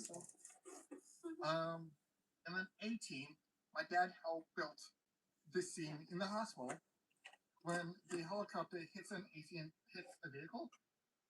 My dad and I helped build up AC and just basically make it fall down. While doing time-contracted movie stuff, if you're part of the movie, go there just like half an hour to an hour before lunchtime. When lunchtime comes along, you're part of the crew. You are expected to eat food. Oh, so yeah. you have to eat food. So you charge them money to eat food at the movie when they film. And right now in my new town, Vancouver, they're filming The Last of Us. Yeah, they're filming a lot of stuff that should be filming also in LA. Not saying that I don't want Canada to have the business. Great job, Canada. You guys are doing great. I'm gonna do some research and look into these things, but I'm headed to bed. Good night, Crystal. Good night, Crystal. Thank you for joining us tonight. I really appreciate you dropping in and being part of it, as it is a pleasure to have you here, and it was a pleasure to meet that kitten of yours. Take care of it, and do come back for guest night again. Everyone say goodnight to her. Everyone say goodbye to her, too, across the platforms. Good morning. Aw. Oh, okay. Get a good night's rest. Take care of yourself, Crystal. Thanks again for being here. We still got some guests in the room. If you guys want to come in as a guest, we've got 3 slots open. We're still waiting for that Mimi to come back into the live stream experience. It's here in these places and spaces where I'm going to show you guys a couple of cassette, like, compodiums, basically. I don't know what you refer to these as. But this is the world's 100 greatest books. It is volume 2 of, the volumes that they have. I don't know how many volumes there are, but I know that there's at least one more because this is the second one. Now, these are the books that are titled in here, and it goes all the way up to, oh yeah, it's definitely just 2 volumes because this is from 51 to 100. And if there is, let's see if there's anything on here that I've read. No. I've never read Hamlet, but it's in here. So is Macbeth. Does anyone want to know what is... Oh, wait, I read The Great Gatsby. All right, so there's one in here that I have read. All right, so The Great Gatsby's here. That's number 63. There's... oh, and I read number 55. It's like a giant book on tape thing. Yeah, so here we go, guys. These are the cassettes that are related to the entire collection. Each of these is a book. This is Treasure Island, which is a book I have read, which I liked it. It is here on tape. And I was going to look for it, but it ended up being right over here. It should be right here, apparently. But that's out of order. So there's 52, then it goes 55. That doesn't make sense. I know math. Anyways, the live stream experience is here for you. If you're here for it, do have fun looking at this collection of cassette tapes. Now, there is another collection that I do want to show as well that is unopened, so we're not going to open it. But there is a bunch of these. And this one's 60 Greatest Old-Time Radio Shows by CBS. Now, CBS used to be on the radio before it was on TV. And what I did used to enjoy listening to growing up was The Whistler. The Whistler and The Shadow, and also Dimension X, which was a fantastic radio program. And if you are familiar with radio programs, they're like easy to find now. They're about 20 minutes long. It's basically like the podcasts of yesterday on just radio. It was the TV programs as well. So that is actually something to look into. This one right here is 30 hours with 60 programs. Let's see what we've got. So we've got the Adventures of Philip Marlowe, The Adventures of Sam Spade. It's a detective. Columbus Workshop, Crime Classics, The Danny Kaye Show. I don't know anything about that. I don't actually have any information. Burns and Allen, which I don't know what that is either. Dr. Christine, which I would assume would be like a Dr. Phil back in the day. Escape, and then people used to call into radio shows and be able to like talk to people too. And it was kind of a different time than it is right now, where you could just call in through clicking that button. That's right. If you want to be within my live stream experience and you basically want to be like a caller that's in the live stream, you can by requesting on TikTok, by hitting those plus buttons. There's some slots open for you if you do want to come in. We do want to see what else is on this. So there's Gangbusters, Honest Harold, Gunsmoke, Hopalong Cassidy. There we go. That's one that I really do know. Hopalong Cassidy is one that was a radio show that was very popular. It was a Western. And this is a cassette tape collection. There's also, I'm just trying to find ones that are, oh, The Suspense. That one's really good. So tape 19. Oh, and tape 20, The Whistler. Yeah, The Whistler. Yeah, it's fun to be able to make these live streams happen and to reminisce about yesteryear. If you guys have anything to add to cassette tapes, does anyone have any collections like this? Or maybe one like this, where it's more of like music? This is rock and roll from the 70s. One of the tapes is missing, but anybody have any things like these still? Or this is my parents' garage, so there's a lot of this stuff in here. My Harry Potter book on tape cassettes. Do you still have that? Yeah, my original Harry Potter book on tape cassettes. I still have those. And I inherited my grandmother's vinyl and cassette player. Like it's a giant vinyl cassette player.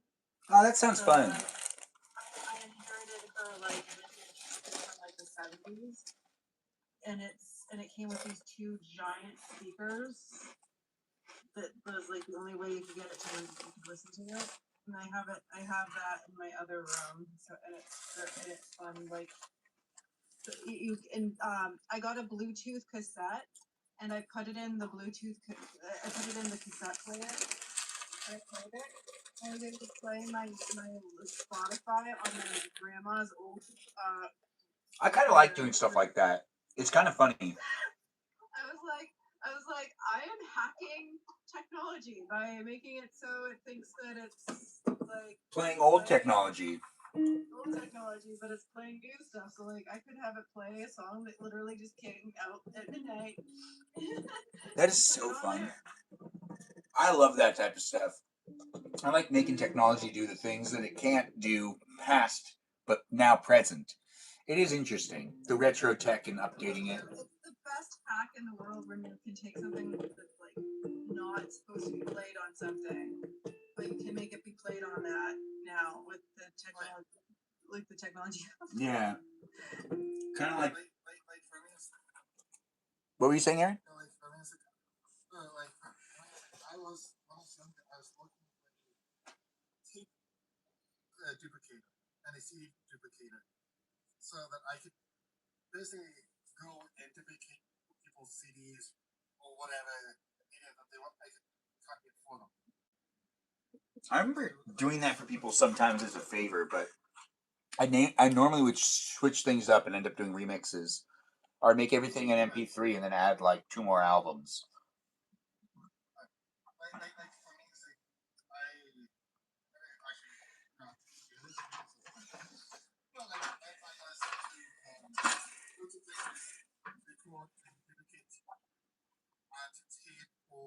Onto CD. Now it's thumb drive, and not even a thumb drive anymore. Now it's just download. Yeah, the thumb drive thing was interesting when it happened. Yeah. Well, except we've got another guest joining us. You want to introduce yourself? Lonely Year, the girl. Did I say this right?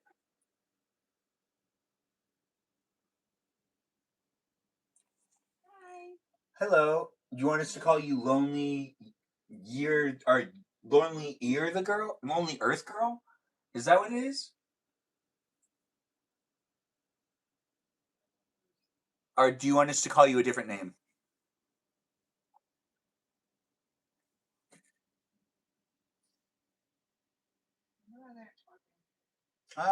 Did they say hi or? I was trying to say hi to them. That was you that said hi. They didn't say hi. No? Yeah, that was me. That's funny. I thought you. Okay, so Lonely Earth Girl, Ben, what did you collect? What did you collect? Ella, have you watched the Jimmy Kimmel clip of me? The Jimmy Kimmel clip? You were on Jimmy Kimmel? Yeah, but Ella, have you seen Hillary, you haven't seen it? The clip that has me with the what I collect where John Hamm narrates to, no, sorry, my volume isn't working. Wait, so Ella, like your volume isn't working? Wait. You can hear me now though, right? Well, actually it doesn't make sense. How would I ask you? She wouldn't be able to hear it. Volume's not working. Wait, are you saying you haven't seen it, or you have seen it? So in that sketch where they do like a dating video for me, and they narrate to a little like tour of my house and all the stuff I have, which was the previous place I was living. So if you do watch the Jimmy Kimmel show and you see me in a little house, that house I actually don't live in anymore. But I did used to live there, and it was actually a fun time while it lasted, and it was nice to have it documented on TV. But this is a like fishbowl, and this is a collection of matchbooks, and this is something I do collect, and I have a whole bunch of them, and they're from different institutions and different places throughout all of Los Angeles County and Las Vegas and different parts of the country, and sometimes some things from other countries. And in this collection, it's not just me that's contributed to it.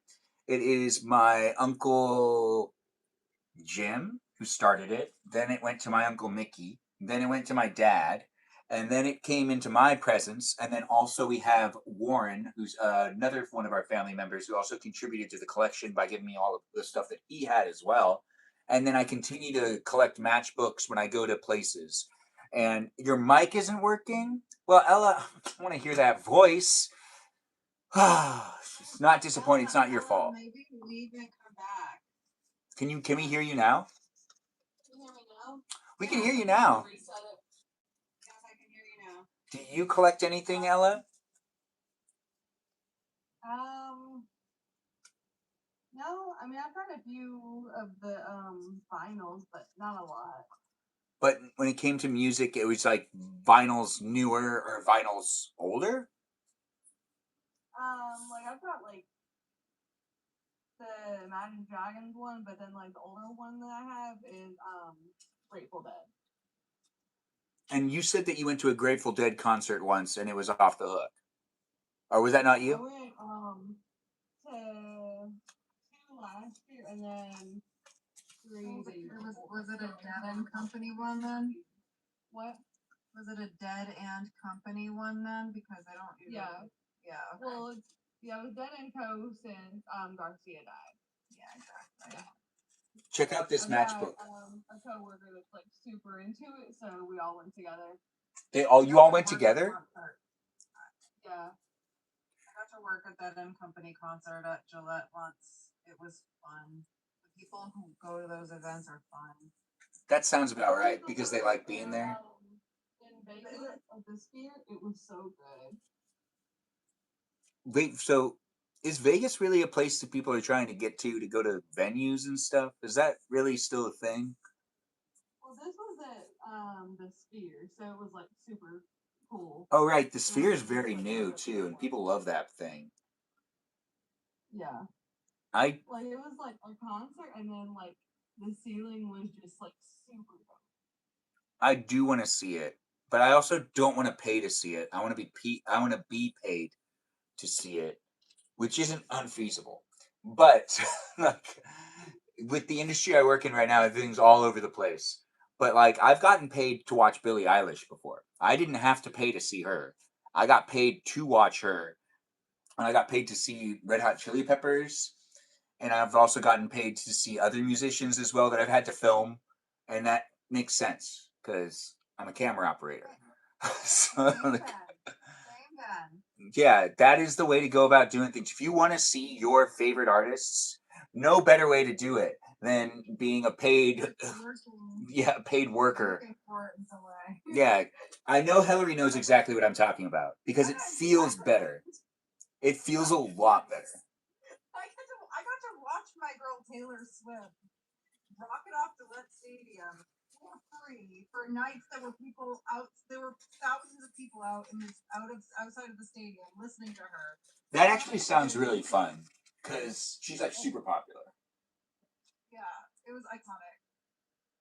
I still remember going to a hockey game and sitting where the $6,000 seats were at.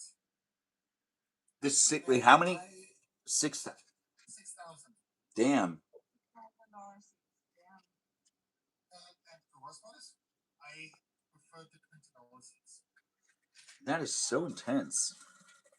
I got into so many hockey games for free. My friend's dad used to film it, So we would sit behind like the filming guys, and we would just get like free seats like regularly. That actually sounds really great. Location too, where they're filming. Damn. It was like super good though. You usually don't have many obstructions if you're by people that are part of the production, because they need to have people that also have space to walk around, and you need to actually be able to like have a line of sight.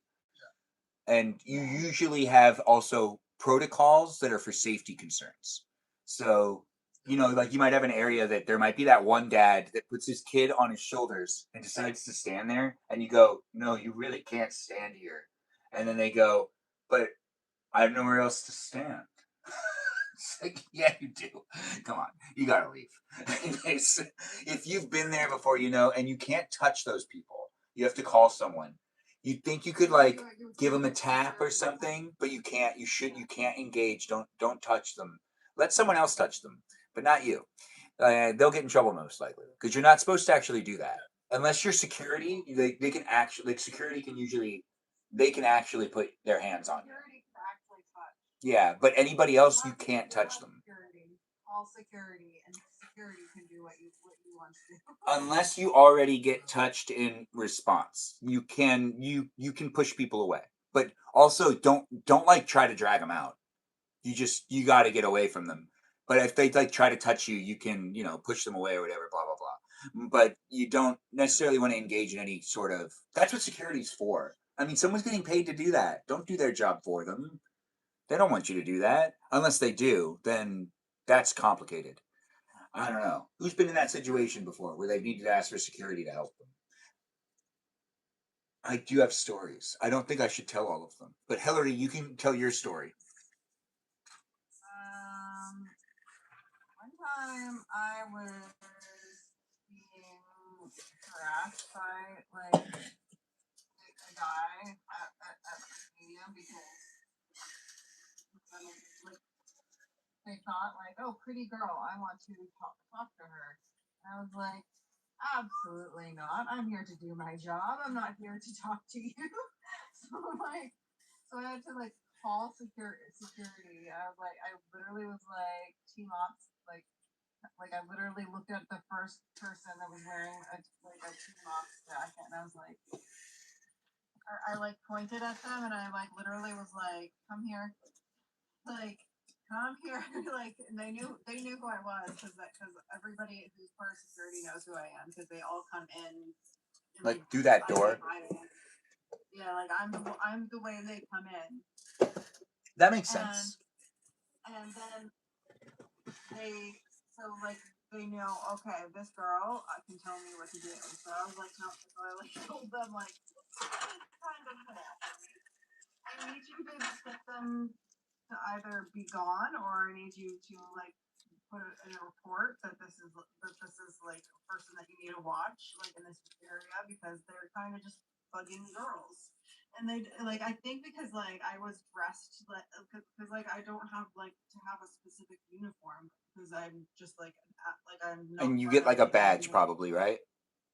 I have a badge. I have my official employee badge. That makes sense. I have an official staff like wristband that I usually like hook on my lanyard because I don't like putting it on my wrist. But as long as you have it on your lanyard, you're okay. I always do this thing where when I need to have a badge, I don't want it to ruin the vest. So I have this like connection that I end up using that's usually just has it right in front of my front pocket. Because I just do side right pocket. Because it just ruins the outfit, and I have this tie on and everything, and it's like why? And then there's been a couple where they've given me like the clip, and I'm like, no, I'm not doing that to my vest. Like, come on. But then again, you're supposed to wear standard show black. As long as I'm wearing all black, even if I wear a vest, I will still end up doing that. And I could have a tie. It's just, you can't have a lot of color if you work on production. Like, wait, what? When it comes to that type of thing, like I always have to have like a certain look when I go to work, and so I like even my badge is in like a fancy Coach lanyard, so it's like matches my vibe and everything, but I'm with you. I've seen people do that where they put like their badge on that thing on their hip that you're speaking of. I'm the guy that does that. I'm really good at it too. But there used to be like a lot of times that I was told that I needed to have it be more presentable. There's been times where I've been at really like high scale events and like they're like they always tell me, and you know what I always do? I go, I'll be sure to do that. And then I don't do it. I just keep it right where it is. It's fine. I just get to know the security guards better. And then the security guards get used to me and then they don't care anymore. Because they know who I am. They don't care after they start to get. They do care if you're mean to them, but if you're nice to them, I'm nice to all of them. Like I'm the one who goes out of their way, but I go out of my way to make their lives easier as security guards, so they love me. I also kind of do that thing where I make sure to like I ask them if they like want to be like filmed at all too, because like I can make sure to get them in the footage if they want to be in the footage. And most of them would like they're like fine with it. They're like, yeah, you can make sure, because like I'll avoid them. I'm really asking for those that don't want to be filmed. But the thing is, I'm normally a B-roll operator, so I'm like the guy that's trying to document everyone's good performances. So it's like I'm there to make everyone look good that's actually on staff and that's performing and that's visiting. So it's not just it's like there's three categories there. It's an interesting thing to do. Work at events, have some fun with it. Deep boop to you too, Stephanie. You can always come in and be a guest if you want to. If you're tired, I understand it. The Lonely Earth Girl, I see you're sharing the live stream, and I do appreciate you coming in and sharing the live stream experience. Do you want to say hello? You haven't said anything in the chat yet. You've gotten yourself in a nice square, a celebrity square, as they call it. No, they don't call it that, but they could in the future. Who knows? Yeah, I get them snacks and stuff too. The security people, I get them better snacks. I'm that girl that can like be able to get. I'm able to like sneak behind everything and just get everything. That makes And sense. and then on top of that, if they have an issue with like a tech support issue, I'm the one who can get HR on the like fixing it quicker because I can like I'm like I literally can be like this is an actual problem. It needs to be fixed like now, so that way this person can have a better like shift.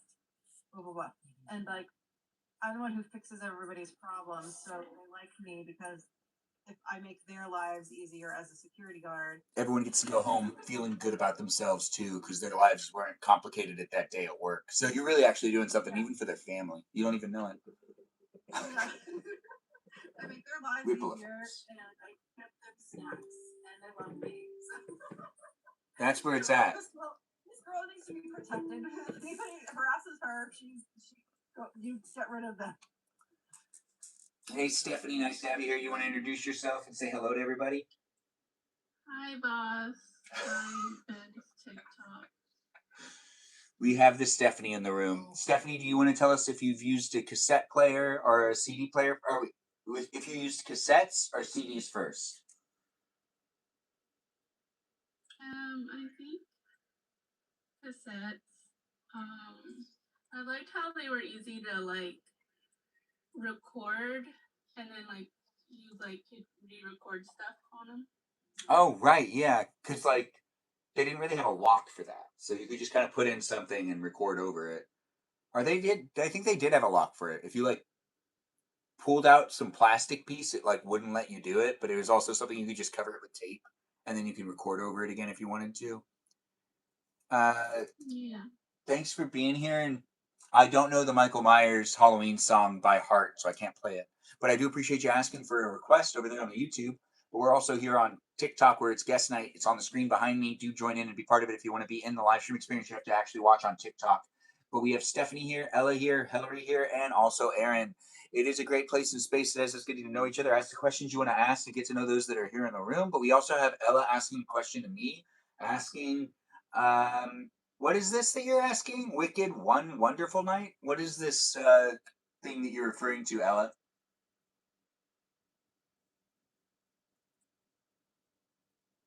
Ella, does your microphone not work anymore? Yeah, did it stop working again? I'm here to listen. There was this thing on NBC where they had a Wicked Wonderful Night thing.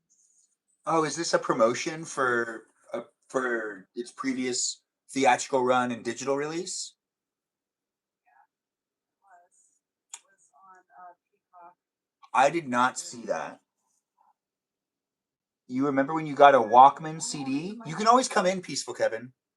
Yes, like you said, sorry, my mic is having issues. Ella, these issues are killing me, but it's nice to have you here. Thanks for tuning in and being part of it. If you can get your mic to work again, just come in and say what you wanted to say about this thing. We're going to accept the request of Peaceful Kevin, and we're going to let Peaceful Kevin in the room so he can do the thing of telling us what his technology was first being used with the cassette or CD player.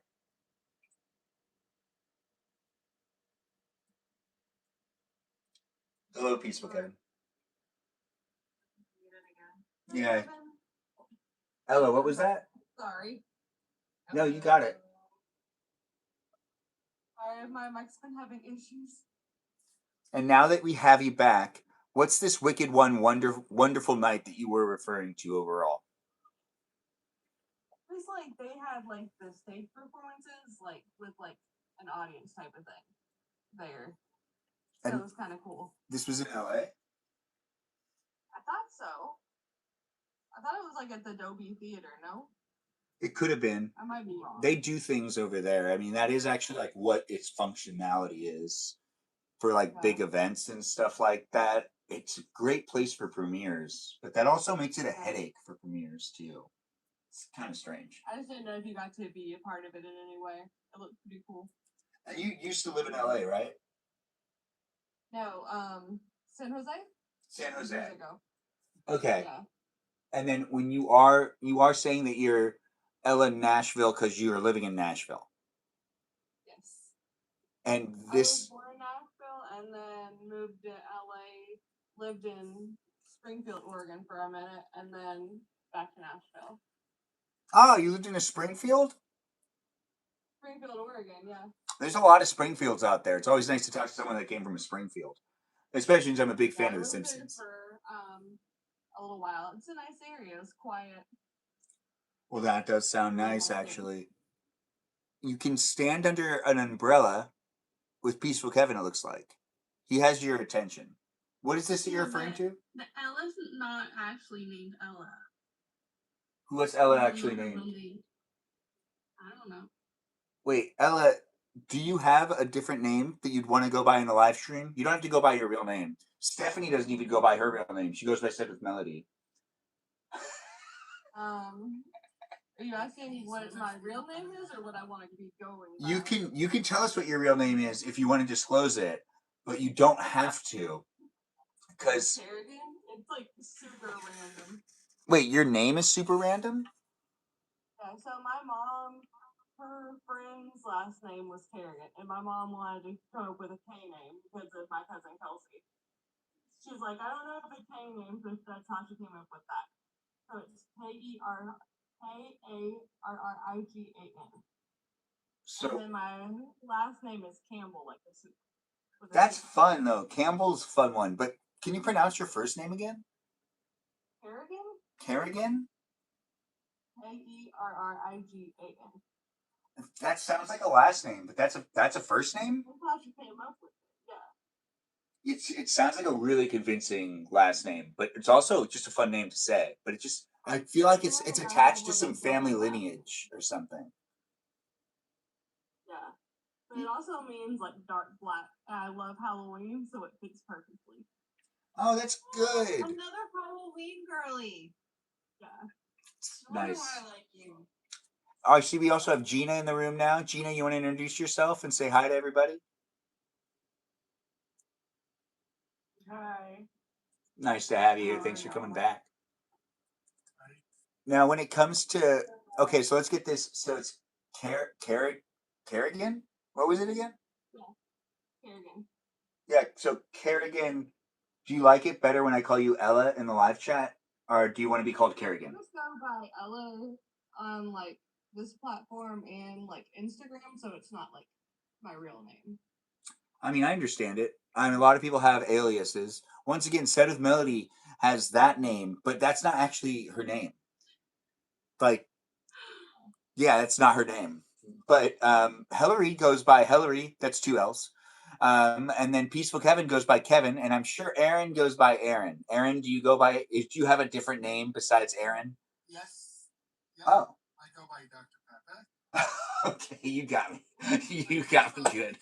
Yeah, you got me, guys. Kid or not, people do literally call me Dr. Pepper. I don't know why. Yeah. And then people actually call me by Evan because of my YouTube channel. It was, yeah. I see someone's in the chat giving the lineage of technology. You're not wrong. We never went through the order of it, but I do appreciate you sharing that. It was records, then 8-tracks, then cassettes, tapes, then CDs, then digital. And yeah, that is how that did pan out. Anyways, we got the peeps in the room. Gina, do you have any technology you used to use when you were younger where it was like the cassette tape CD thing, or did you not do cassettes and CDs? I used like DVD players and stuff. I don't know. So you didn't really do the cassette tape thing. Sorry. Gina, we once had this conversation in Ashland's live once where we were talking about our original like technology. Like what was the original technology you started with? Did you have a CD player when you were younger? Or did you go directly to TV with a VHS thingy, like to put VHS and like a DVD thing in? Yeah, if you were around for that, you were definitely around for the cassettes and the CDs. Did you just not really listen to music? For music, not for visual, for music. It played both. From what I remember. That's not unlikely. There was a lot of dual systems. It was kind of like a one fits all situation. Like my dad used to have this boot box that was like not really just a boot box. It had a TV attached to it too. It ran on like 16D batteries or something. It was a ridiculous amount of batteries if you didn't plug it in. Hey, thanks for the heart me. I do appreciate that. It's nice to have you here. Cher. This is Cher. Cher is one of my friends. We like her. Cher, thanks for being here. You want to let us know if you're a robot or not, and I'll give you a follow back. I see you followed me. We'll also change the layout so more people can come in if more people want to come into the live stream. It's a place and space that is made here for people to come in and be part of it if they want to. On the Thursday nights, I do guest night, which allows the fans of my live stream and the people here online to join in and be part of it as well. There's some boxes behind me. You can be in one of those boxes just by clicking on the plus sign. You can join in and have some fun talking to me and the others that are in the room. We've got Hillary here, Gina, Ella, which I do want to call you Ella still, unless you really want to call you Kerrigan. Is that it? Cher says I'm normal. Oh, you're normal? So you're person. I got you. Follow you back. It's nice to have you guys here. I will give a follow back to Said with Melody, and it's requested. I know how much she really wants me to follow her. You're not going to let me follow you, are you, girl? Fine. I still requested. Anyways, we do got the people in the room. Kerrigan, you can call me either. Okay, so we'll just call you Ella Kerrigan. Thanks for being here, Ella Kerrigan. It sounds like a full name, and now Ella's your first name, even though that's your made-up name. And Kerrigan's your real first name. And now it just sounds like that's your last name. Do you like that, Ella Kerrigan, or is that not good enough? I like it. Thank you. Well, you're welcome. Thank you for enjoying the place and space. And Stephanie's here in the live stream still. Stephanie, you okay? Bro. Right, I meant Said with Melody. No. I'm so sorry. I meant to call you by your internet name. That's my fault. 100%. 100% my fault. Or is it? Anyways, the live stream experience is a great place and space. Ask the questions. Eventually, I'm going to actually leave Hillary in charge for a second to go inside and get ice cream because I deserve ice cream. You deserve ice cream too, though. Everyone does. Yeah, but before I go inside, I'm still going to chit chat for a bit because the live stream's not going to last forever, but it is going to be here for at least another hour. So be in the conversation, get to know the others that are here. There's some boxes left for people to fill up the whole screen if we want, and it's fun to see the cousin coming in. Also, Lori, feel free to come in too if you want to talk about cassette tapes and CDs. I know you used them as well. If you weren't here earlier, I mentioned that my cousin Lori, who's in the chat, actually was the one who bought me one of my first song, like not songs, but it's a CD that actually just was like from a band. It wasn't a burned CD. It was not a gospel thing or a. So when I was younger, just to give you guys a little background on this, when I had my first CD collection and I like didn't do the cassettes anymore, I had soundtracks to different movies like Star Wars and a couple of other movies like Indiana Jones and whatnot, like a Christmas movie. But then I only had songs from church that were some worship albums that were just like the best of what was kind of going on in that time frame. The artists, all their names slip my mind, except for that girl that was like the one that was like the Hopkins girl. No, not the Hopkins girl. What is it? No, dang it, I don't remember. My mom was around. I'd be able to ask her, but she's in the house. Anyways, but do come in, Lori, if you want to talk about that stuff. But Lori was the one who bought me my first CD that was just like an album from Eiffel 65, the I'm Blue song. I told her I wanted it, and she got it for me for like Christmas. But she also got it for me for like my birthday. Badass thing to do. I'm not gonna lie. If you want, if like you're straight out like ask, I want this thing, and they actually get the thing, because so many people are like, I'll take that into consideration. I'm not gonna get it for you. I'll take it into consideration. And, like, She got me like my sisters didn't even get me my first CD. She like got like I got the soundtrack ones. Those ones are things that like also I took from my dad. Like a lot of that stuff, and then the stuff that was the worship stuff. I didn't buy those. Those are stuff my mom had that I just took because I liked listening to them, along with Focus on the Family. That's right. I used to listen to Dr. James Dobson, and that was my jazz when I was a little kid. I'd hear these Bible stories, and it's not a religious live stream. I'm not promoting Dr. James Dobson of Focus on the Family, but Focus on the Family was my thing. I used to love listening to Focus on the Family on cassette tape and on CD. You did too? Wait, what was that, Ella? Did you grow up normal after James Dobson though? Like Ella Cardigan? I got it, or Kerrigan. It's Ella Kerrigan, right? Yeah. Yeah. So what I did was I had my coming of age conversation, not with my parents, but with this really elaborate on tape experience that told me what was going to be happening to my body and how I was going to need to adjust to being an adult and having the adult thing happen, which was puberty. So I got my sex talk from Dr. James Dobson through tapes, of course. Yeah, no, it's so funny because my mom gave it to each of us to listen to, and it's kind of a thing that I know my sisters had to listen to the same thing. Teach my kids this; they'll learn it this way. So yeah, but here's what my mom did: she sat with me as I listened to them, as she did with all of her daughters, and then we went shopping after. And that was the rite of passage in my family for the sex talk conversation. It was listen to these books on tape. If you have any questions, ask those questions. And then we're going to go shopping because, my mom had daughters. So she took me shopping. I got 2 new hats. I remember I was in San Diego. It was a really great trip. My mom was good at that talk. Me and my sister both got pregnant pretty young. I got pregnant with my daughter at 14, and then my sister got pregnant at 18. So my mom kind of failed at that. I mean, sounds like the talk didn't happen. Like, right? No. So wait, I have a question on that. Were you the oldest or are you the youngest? In the middle.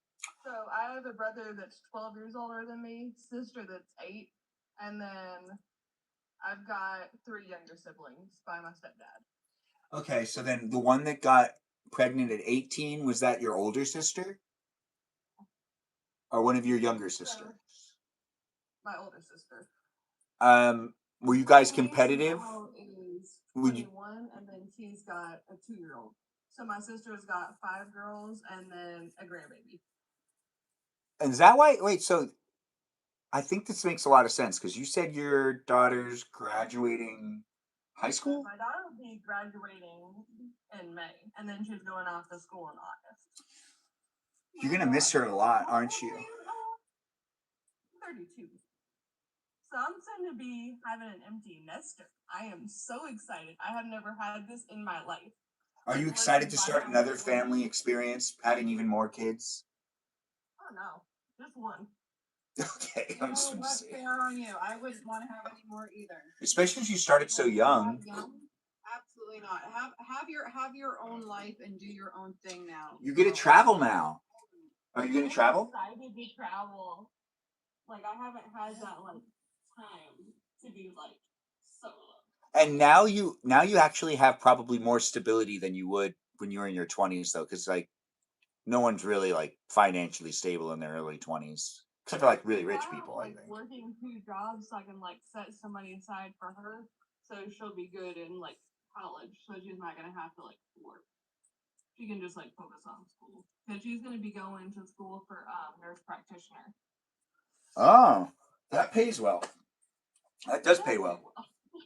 No, that those nurse jobs, they're being gobbled up now. Actually, they're not. They need more nurses. It's true, guys. It's a line of work that actually pays well that we need more of them.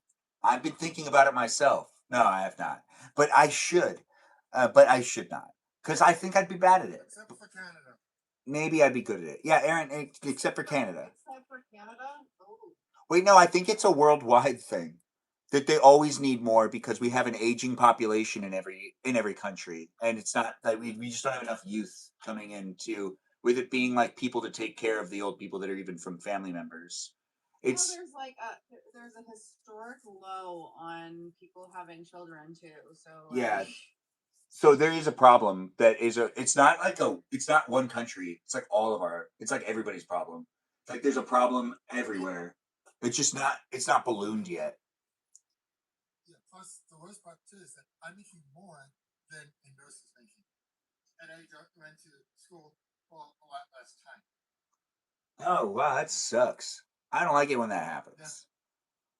Yeah. But so basically, yeah, it's like really? You were tired of being a nurse caring for the cat stuff? Diabetes. Do you want to let me know what you mean by that, Peaceful Kevin? I think I read the comment wrong. It sounded kind of weird the way I said it. So the cat had diabetes, and I had to give her insulin shots every 12 hours. And I was like, this fucking sucks. I don't want to be a nurse. Oh. And insulin smells, and the patient doesn't like it, and they're sick, and I'm barely able to take care of myself. So I don't think I could be a nurse. I think you do a great job of taking care of yourself. I hear you shower. That's a big deal. There's some people that don't shower. Didn't you hear that story Emily told us about her boyfriend and how he stopped showering? No. You were there for that, Hillary. That was one of the things that Emily told us. Remember Emily broke up with that guy? I wasn't there for that part. No. Yeah, the guy like stopped showering. He didn't care to shower anymore. I swim every day, so my entire body goes into chlorine, and then I shower after that. So my body is clean as hell. You know, when I was 19, I did I go to in a pool every day. I'm clean, but what ended up happening was my mentality was I didn't really like think about what I was doing, and I would go swimming every day thinking that was good enough.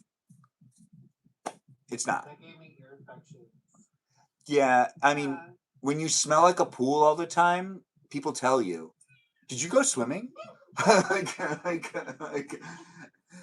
it's like, yeah, I went swimming today. I didn't think anything of it, but it was like, Eddie calls that a pool bath. I mean, I'm telling you, I also felt the same way for quite a while. Lori knows what I'm talking about. Now, I like that Eddie and I have the same thing. Are you guys watching that Netflix show that you were watching when I was over at the house, the one with the prisoners? Is that what's going on and I'm on in the background? Or now that I've been over to their house, I've seen their like routine with watching TV shows. If anyone has any good reality TV shows to suggest to Lori, she has Netflix. So if you have a good reality TV show you like to watch on Netflix, say it in the chat or say it as a guest if you want. It's nice to see people coming in and... What was that, Aaron? I really through hell. And he's actually asleep right now, but you can remember this recommendation because Aaron's giving it to you. So what's it called again? Highway Through Hell. You're gonna have to check it out. It's about how much truckers, well, it's a truckers. Yeah, that does sound fun. Oh yeah, it is. And the funny part is, Was that a cat? on that road, at least 2, 3 times. Rosie. Yeah, That was Rosie. she's being a That jealous cat. bitch. Right. Okay, so you have that as a recommendation, and look, it sounds interesting to her. I'm not sure who you're talking to. Are you asking if I look tired, or if you're asking if someone else looks tired? Remember, there's a bunch of people in the room, so do specify when you say you look tired. Who's that? Blessed sheep. But it's nice to have you here. Thanks for being in it. Just be mindful of the fact that there's multiple people in the room, and you have to kind of communicate in a more articulate way that makes it that we understand who you're referring to. What was that, Peaceful Kevin? They said, bah. Oh, you looked tired. Bah. Bah.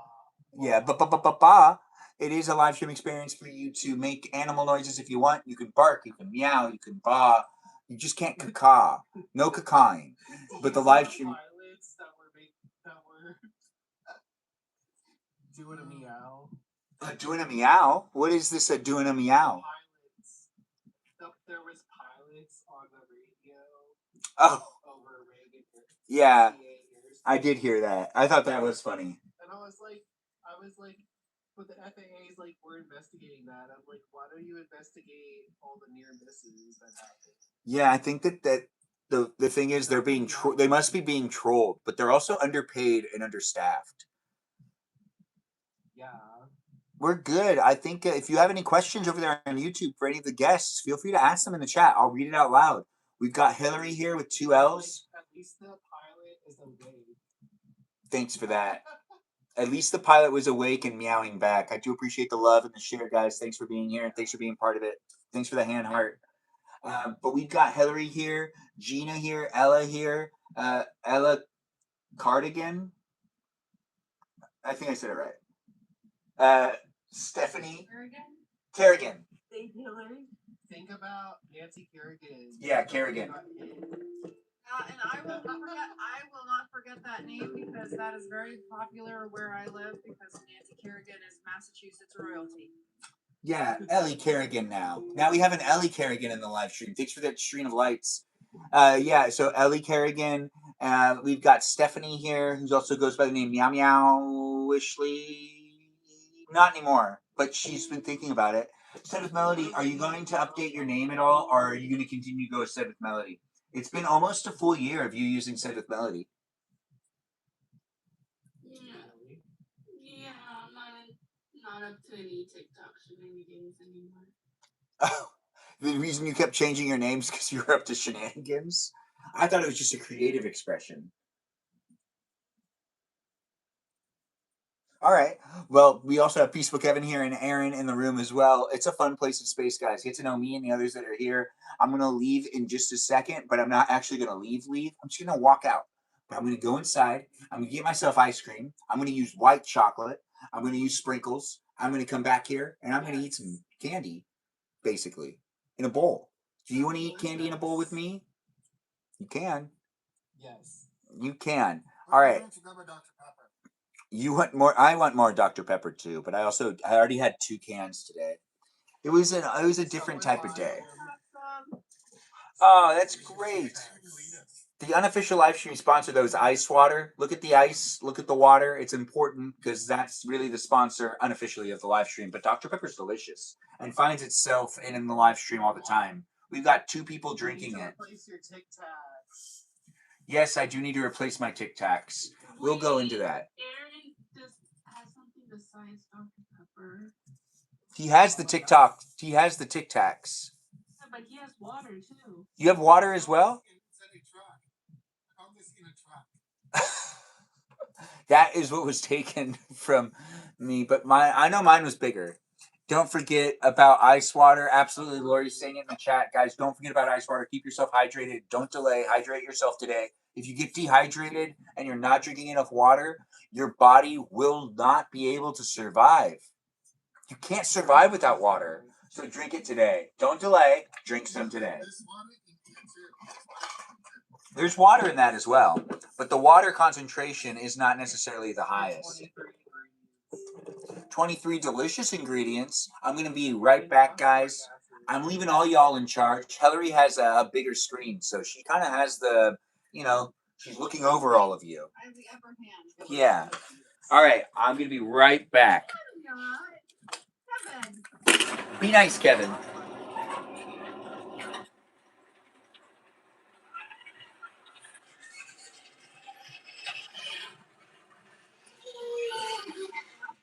Be at like 6:30 p.m. today. Actually, I should right after I go to sleep. I gotta make sure I get a good night's sleep because tomorrow I'm going to not be sleeping in a bed. I'm going to be resting in my car, waiting overnight because I have to be at the record store all night.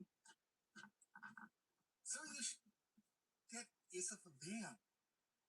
I don't need that because it's just for one night. If it was a multiple night thing, then sure, I would look into it, but I don't need that. I was looking at a Volkswagen idiot bus lately. Oh, thinking about getting one? Yes, but I looked at the mortgage, like the payments for it. Yeah, 1,500. a month? Yes. Yikes. It's like for me, it's like max what I would do is 1,000. Yep. That's fair, Aaron. That's fair. Because for me, that's house payment programs. Yes. Oh, yeah. Honestly fair. But if it was a Hey, Kevin. dual, then that would be better.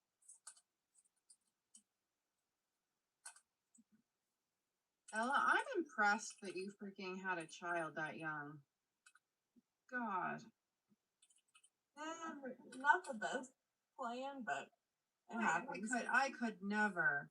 I'm 35 years old and I still haven't had a single child, and I don't think I ever will at this point. Ella, is the father around? No, back in 2020, like pre-COVID hitting, I went for full custody. Good for you. I mean, I just don't want that type of thing in and out of her life. Like, at that point in time, he was still getting arrested for dumb crap. He wasn't doing anything productive, and like, he was selling weed. Like, that's not going to be around my kid. I'm proud of you for standing up for your kiddo and making sure that only the good type of stuff was around her. I mean, I wouldn't even like date and like bring guys home. Like, I mean, Well, like I would go on dates. That's the but, right like, way to do that. That's men the are right not way going to to do be that. around my kid. Because, like, as we know, that there's a lot of issues with that right now, where people don't know what's going on right now. I don't know what's like what I can say on this live because it's Ben's live and I don't want to say it, but like there are freaking people who created an online community for GRAP. Yeah. Like, absolutely not. So, random men being around a child, not a good idea. That was smart. You were probably the best mother on the entire planet for putting your kid first like that and not even attempting to date like that. I mean, I started dating last year. I mean, it didn't work out with the guy, but that was the first serious relationship I've been with since she's been born. Mm-hmm. Look, Kevin's in the Kevin is in the comments saying queen. Kevin is in the comments saying queen for your thank behavior. you, Kevin. Sorry, I wasn't looking down. I'm with that is impressive shit, girl. Oh, I'm gonna. My God, every single time when I hear about that type of stuff being like I have only like kissed 6 people. So under that amount is the amount of people I've gone all the way with. And I'm 35 years old. It only takes one to make a baby, though. No, but I'm just saying, like, that's how like selective. That's how like much I freaking keep myself away from people, you know. So like that, and that is right, Kevin. Like I'm very scared about that type of thing happening. So that's probably why I also kept that number that low too. I don't want it to be just some random. I mean, it wasn't like I was able to like stay like living on my own as soon as she was born either. I mean, when she was born, it was my sister had 2 girls at the time. Oh no, your camera, not your camera, your microphone went funky again, I think. But honestly, girl, I'm impressed. Jesus.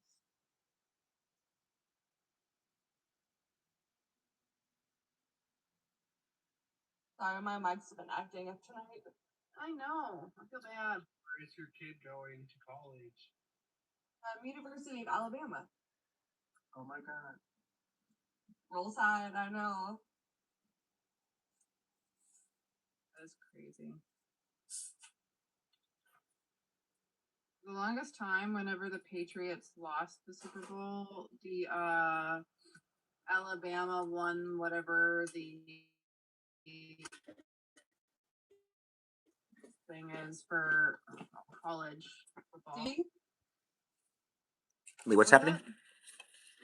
SEC, is that what you're talking about, or like whatever the official like final championship is for college football that Alabama would play in. Whenever the Patriots would lose the Super Bowl, the Alabama would win whatever the championship was. So it's like there was this thing where like if the Patriots win the Super Bowl, you know that Alabama's gonna lose. And then there was a thing where if Alabama won, then you knew the Patriots were gonna lose.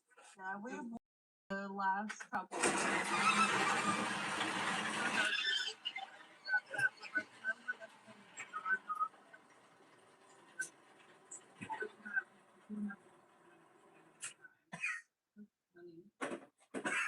My sister's dad played for Alabama like years and years ago. So we've been connected with that school for a while. That would make sense.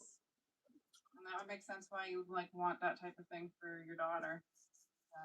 Wait, so you want your daughter to go to Alabama? Yeah, that's where she'll be going. Is that because it's closer to you or further away from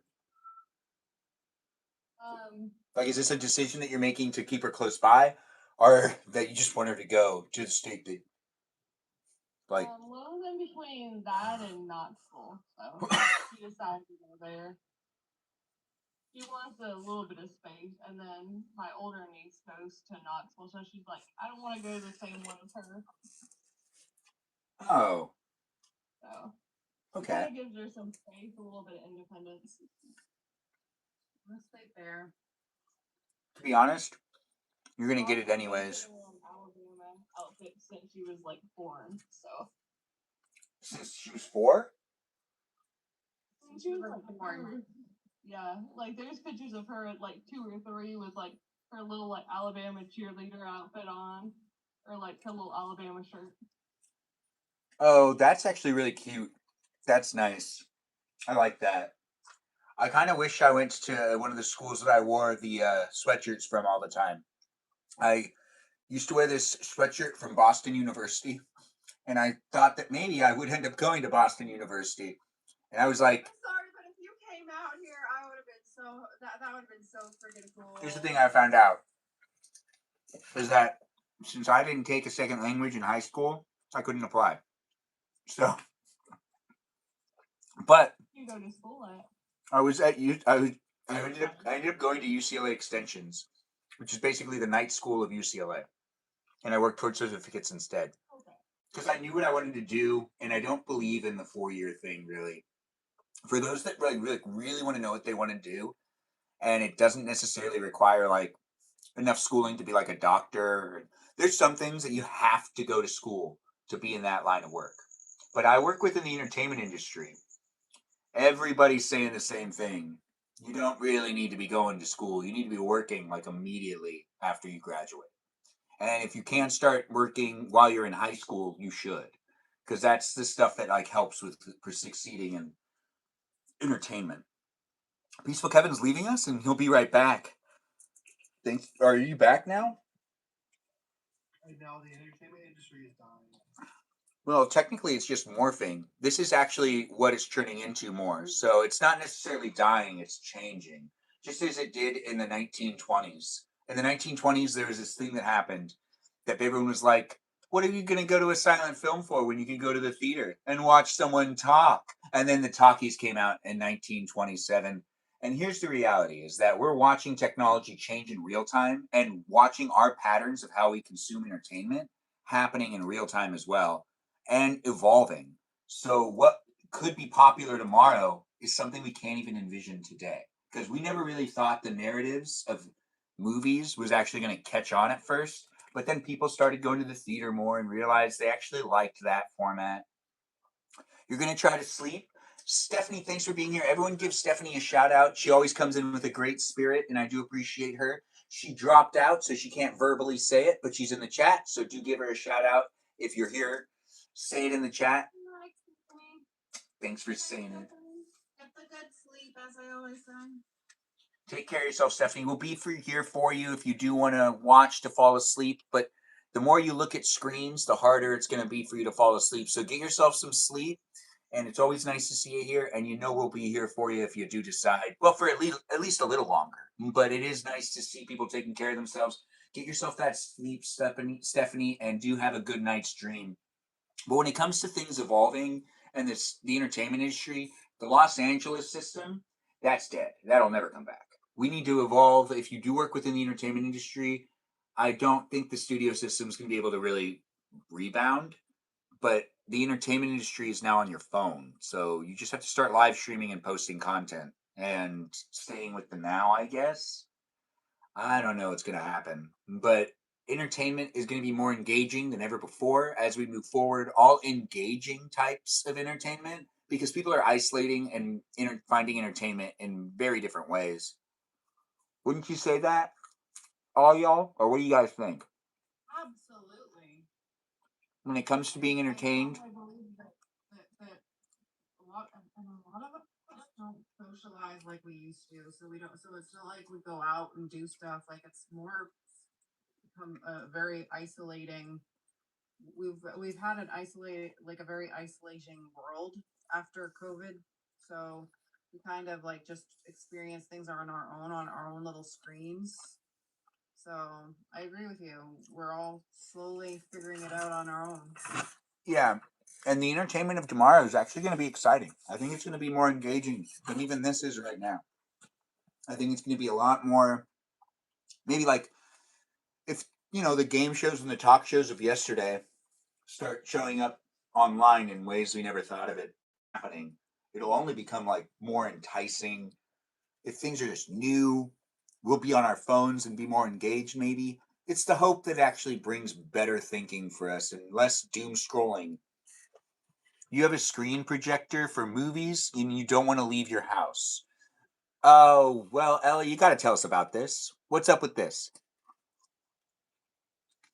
Yeah, like instead of having to like go to like the movie theater, like I just have that. Pretty cool. Well, don't you kind of miss date nights or meeting up with friends and trying to get the seats right? Well, now you have to assign seating, but Like my friend has the same setup at her house, so she either comes to my house or we go to her house. That's pretty sweet. yeah, that is actually really sweet. I mean, her house is cool because she's got like the massage chairs. We'll just be like not having to like deal with people. The massage chairs are a big sell.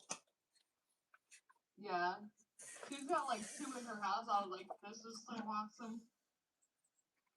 To be honest, it's better that way. So massage chairs, they really bring it to the next level. I changed the layout again, but we still got Gina here, and Hillary and Ella are Ella Kerrigan, and also Peaceful Kevin and Aaron in the live stream experience with us all, hanging out for at least another 40 minutes. So be part of the conversation. Be part of the conversation. Why is this phone so hot? I guess it's because it was on, but it wasn't on. It was very confusing. Anyways, Are you thinking of going to the movie theater or no? am I thinking about going to the movie theater? No, do you like going to the movie theater? In I general or no? I don't Are you as much as I used to. fan? So 2019 and 2020 were years that I used to like really pay attention and go to the movie theater 3 to 4 times a week. And I really did do that. I would go to the $2 theaters too to see the movies because like you can't financially afford. There's like 1 year that I spent like $2,000 on seeing movies and stuff. And yeah, like but I work within this industry and it was a little different. But then ever since COVID happened and the theaters opened back up, I think every single one of the major like big theater chains have completely messed up everything that was just barely working anyways. It just I don't like sitting in a movie theater by myself. I know a bunch of people do. I know I have friends that have the A-list pass and they always look for empty theaters. That should never be how it is. You should never be. It's about a group experience. You're watching them, and it's the etiquette of the other people too. So, excuse me. That's the problem. Like people like can't like act right. I mean, last time Yeah. I went to go see Avatar back in like December, somebody's brat kid had their flashlight on their phone the entire time. Like, I don't want to pay that much money and deal with that. I agree with you, Ella. Like, I'd rather just watch it at home. I saw Friday Night at Freddy's or Five Nights at Freddy's. I think it's debatable if it's Friday nights or 5 nights, but then it's also not because there is a thing. But I saw that movie. I got in the front row, but I talked to other people that saw it as well, and I thought about the group that I saw it with. I went to go see it by myself when I was upper California, whatever. It doesn't matter where. I guess I was in Sonoma County or something. Anyways, I saw this movie, and as I was even leaving, I kind of understood. And even in my own row, if I looked to my left or my right, majority of people would be on their phones. And this is a young audience. This is not, they weren't my age. They definitely were teens. 100% I was surrounded by teens and moms with their teens. And like no dads, which made no sense to me. But there was a bunch of like, they were clearly, I don't want to say that they looked old, but they looked older than their moms. They just were moms. It was just obvious that they were like, they had all the stuff for all the, like their friends and stuff. And it was clearly like they were being accompanied by a mother or whatever. But the thing is, I don't think the etiquette of even the parents that were with them they just didn't line up right. Like you gotta tell your kids also to be off their phones, but you're on your phone. Theater etiquette is gone. Theater etiquette is like destroyed. Unless you're going to an actual like Broadway performance, theater etiquette for like movies is gone. Well, Like there's some theaters here in LA that there's a rule, no cell phones, and it's enforced by permanent banishment. And though you might think that this doesn't work, it does. If your phone comes out at all, you just get banned. And they just go down and they tell you you can't be here anymore. And that's Beverly Cinema. And it actually works pretty well. And though you might be thinking, hey, that's way too harsh. Honestly, you should be putting your phone on silent and putting it in your pocket. My phone can get an emergency signal from my mom. My mom can override it, and so can some of my sisters. Well, no, all of my sisters and my dad actually too can override it if they need to get a hold of me. It can go through and shut off my thing and notify me still. But if your phone goes off in your pocket, that's not the problem. The problem is if you take it out. You need to get up and you need to leave, and they tell you that immediately when you're there. And that's the only thing. And they're working with film, so it's a little different. So it's not a digital projector; it's a film projector, and it's really fun to go. I do encourage people to check out the Beverly Cinema.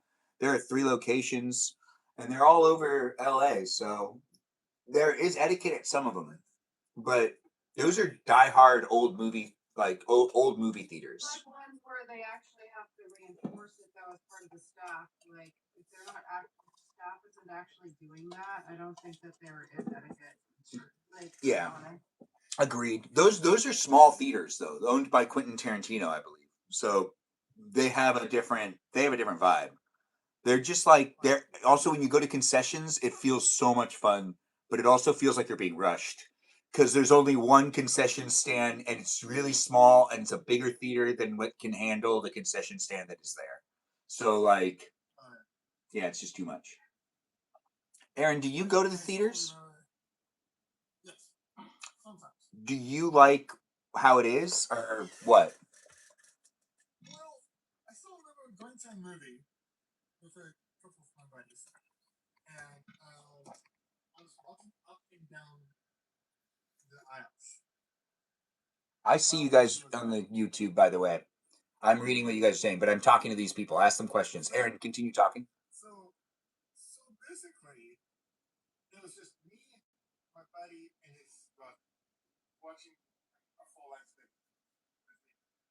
And basically, like, if someone said, okay, so we're the only ones, we could laugh our hearts out. You know, if it was a good, funny joke, don't be afraid to laugh because no one else is laughing. Right?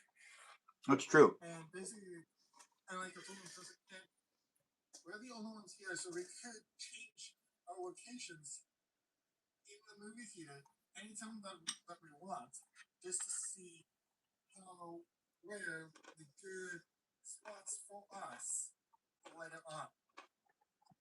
That's a fun idea. Yeah. Right?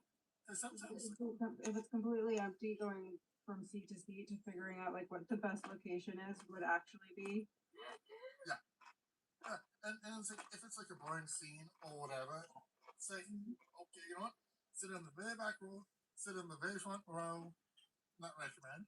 But like, you know, just to see where Yeah. the actual When I was going to school, there were assignments that you needed to actually be in a specific area of the movie theater to watch the audience. There was a lot of you have to stand in the back, and if you get a movie ticket and you're studying film and you talk to the people that work at the movie theater and you tell them that you need to stand in the back, they're going to be cool with it if you can articulate why you need to do it. They're not going to tell you can't do it because honestly, if you're being assigned it for school or if you're just doing it to just get more of an understanding of the artistry, then yeah, it works. But the theater's never filled anymore. So there's some assignments that I feel like I wouldn't even been able to do. But like moving around to find like your favorite spot to sit down. What's this?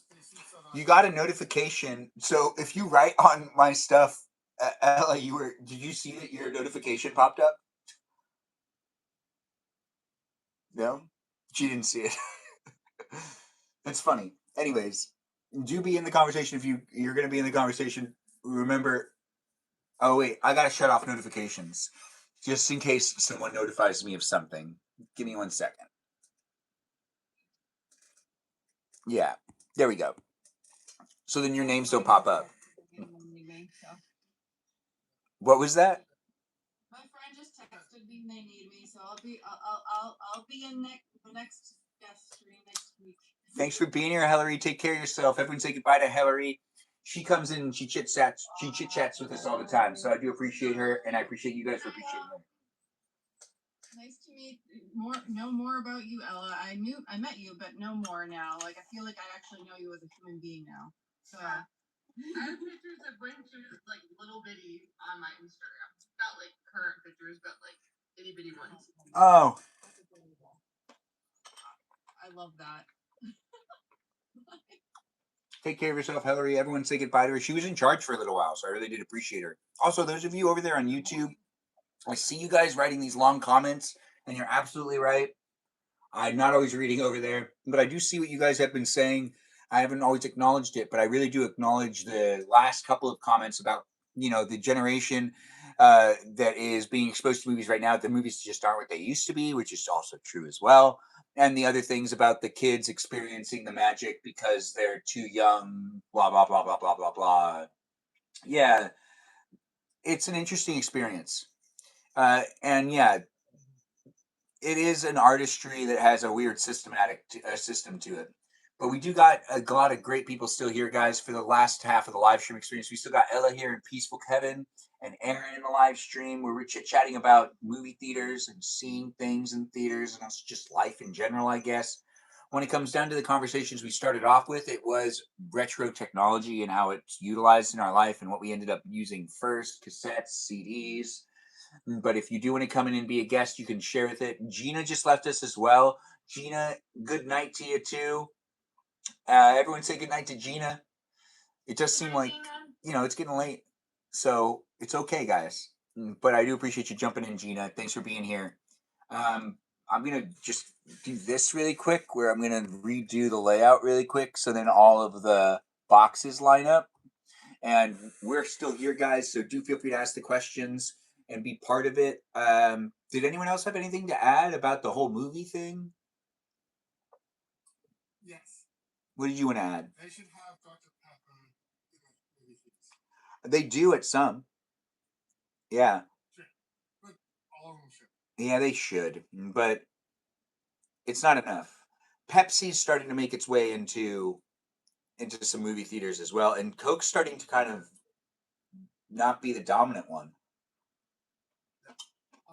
One thing that I've learned that actually makes sense is that when a lot of the fast food places switched from like Pepsi to Coke or Coke to Pepsi or whatever, was because it was cheaper for the partner to buy the fast food places than to get a contract for them to switch over to the home top. Yeah, but I see ya. Hello to you as well. What was that? Like basically buying the company was cheaper than giving more money and not actually own the company, but get the rights for supplying their own pump. So, it's something like learning about business is quite interesting. Yeah. Of policies. It's the Fruity Pebbles and ice cream. This is not Fruity Pebbles and ice cream. It's just sprinkles and ice cream. But thanks for noticing that I'm eating ice cream. It is an ice cream live stream right now. Get yourself ice cream if you're not eating ice cream right now. I do hope you do eat ice cream with me. If you were to eat ice cream with me right now, Ella, what ice cream would you be eating? Cookies and cream. So you'd be eating cookies and cream with me as I'm eating this. Yeah, it's my favorite. So Peaceful Kevin, you would be too? Have you had the Van Leeuwen one? No, I didn't know there was one. For that flavor. Wait, what's that flavor? I would be eating Van Leeuwen cookies and cream. Van Leeuwen's the brand. Oh. The brand. It's like a gourmet. I'll have to try that. Is there a Dr. Pepper ice cream? Yes. Do you have it, Aaron? I wish. I have cotton candy ice cream. Cotton candy ice cream is so good, especially the Dots cotton candy one. I got some Thin Mints in the freezer I might get. You deserve those Thin Mints. Just saying. Oh, I have a cookies and cream parfait. You get that mango popsicle. Do consume something with me if you want. Ice cream's the most appropriate. Cookies are good too. Dr. Pepper is a sweet drink. Ice water is the unofficial live stream sponsor, but Dr. Pepper can also hydrate and refresh you. I'm not necessarily being paid to say that, but it's true. It really can. It's better than water. It's better than water. Ice water, though, is the best to hydrate with. It really is. You might buy vanilla bean ice cream and Fruity Pebbles tomorrow. I kind of hope you do. Because, I'd live through you in this way and feel better about myself knowing that you're also eating better in your life. when it comes down to the cookies and cream, that was Peaceful Kevin and Ella that said that they wanted to do cookies and cream. Any toppings or no toppings? No toppings for me. Peaceful like Kevin? plain. Okay. You wouldn't want more cookie on it? For me, I would add the Dr. Pepper topping for ice cream. It's usually perfectly balanced because it's made for that. Wait, what's it made for? The cookies and cream ice cream is balanced. Like it's like perfectly cookied and. I, The Oreo one. I feel like you need to have more, cookie in it, though. Always. Like, the balance is always more cookie. So, I'm just saying. I mean, it's an opinion of just this guy right here. Anyways, I'm a Benjamin saying what I can. If you have an opinion about cookies and cream ice cream, Where's the cookies then? I don't have any cookies right now because I always eat them all. I have a real hard time keeping Oreos. That's a great excuse. Yeah, my sister has the same problem, and I can't buy Oreos like.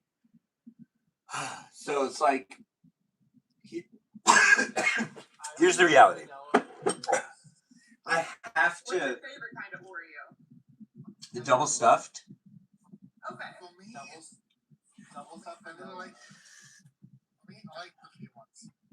They're like less double stuff. Did you say the free ones? Yes. The thin ones? No, sweet. Oh. I thought you said. Basically, like you get it for free. You don't have to pay for it. That's my intent.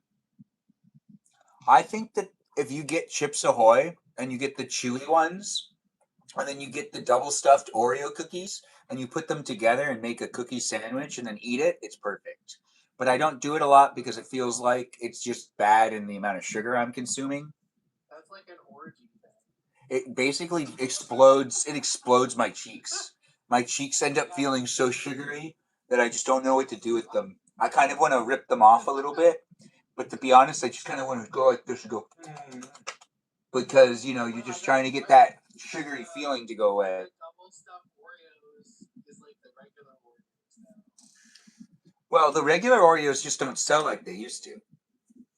But it's not double stuffed anymore. It's like the same as the regular one used to be. Did you notice that? Well, in the last one that I got, I haven't gotten the old regular ones in a long time. You bought a birthday cake cookie crumble. I want my cream back.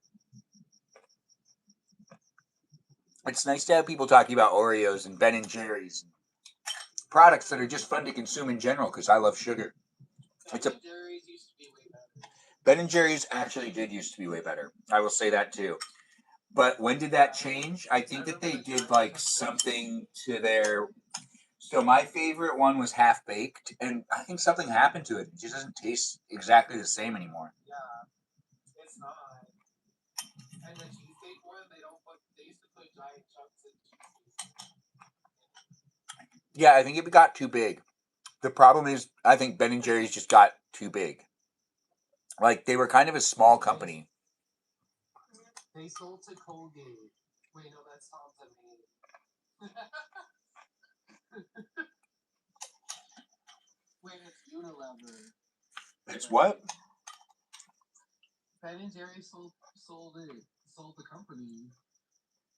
Yeah, when did they do that? Thanks for the heart me, M. You've been invited. If you want to come in, you always can. You know you can. What did I eat for dinner tonight? You know what ended up happening was I ate leftovers while I was playing Dungeons and Dragons. I had to go into the house a couple of times.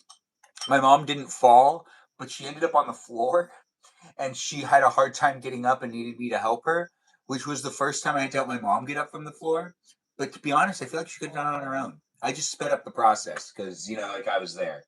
But you're tempted. It's 1:35 for you. Girl, it's so late. But we would love to see those chickens in the chicken coop. Anyways, it's a place in space that isn't going to necessarily have us focus and fixate I'm trying to persuade M to let us be in the chicken coop for a little while. She'll do her own live stream and tell us about it. Won't you, M? Have you done any live streams in your chicken coop? You good thing you were there to save the day. Oh, thanks for saying it. I do appreciate that. Your mom is so cute, by the way.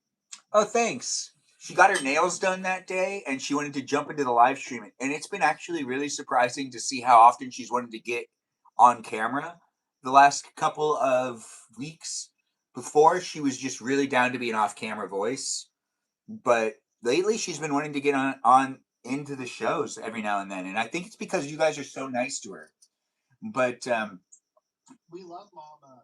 yeah, she's Your grandma great. seems so cute too, and so does your dad. My dad's more of like, doesn't want to do too much type of person. But my mom is like, I want to try to get involved in everything type of person. So it balances out. It does. That's funny. You go live once a week now? And you're not telling me? I can't show up if you don't tell me. You got to let us, all of us, know. That's right. It's not just a place where you're supporting my live stream. You're also here to look at the other people that are here in the live stream experience, maybe even follow their accounts, maybe even watch their live streams, maybe even check out their content.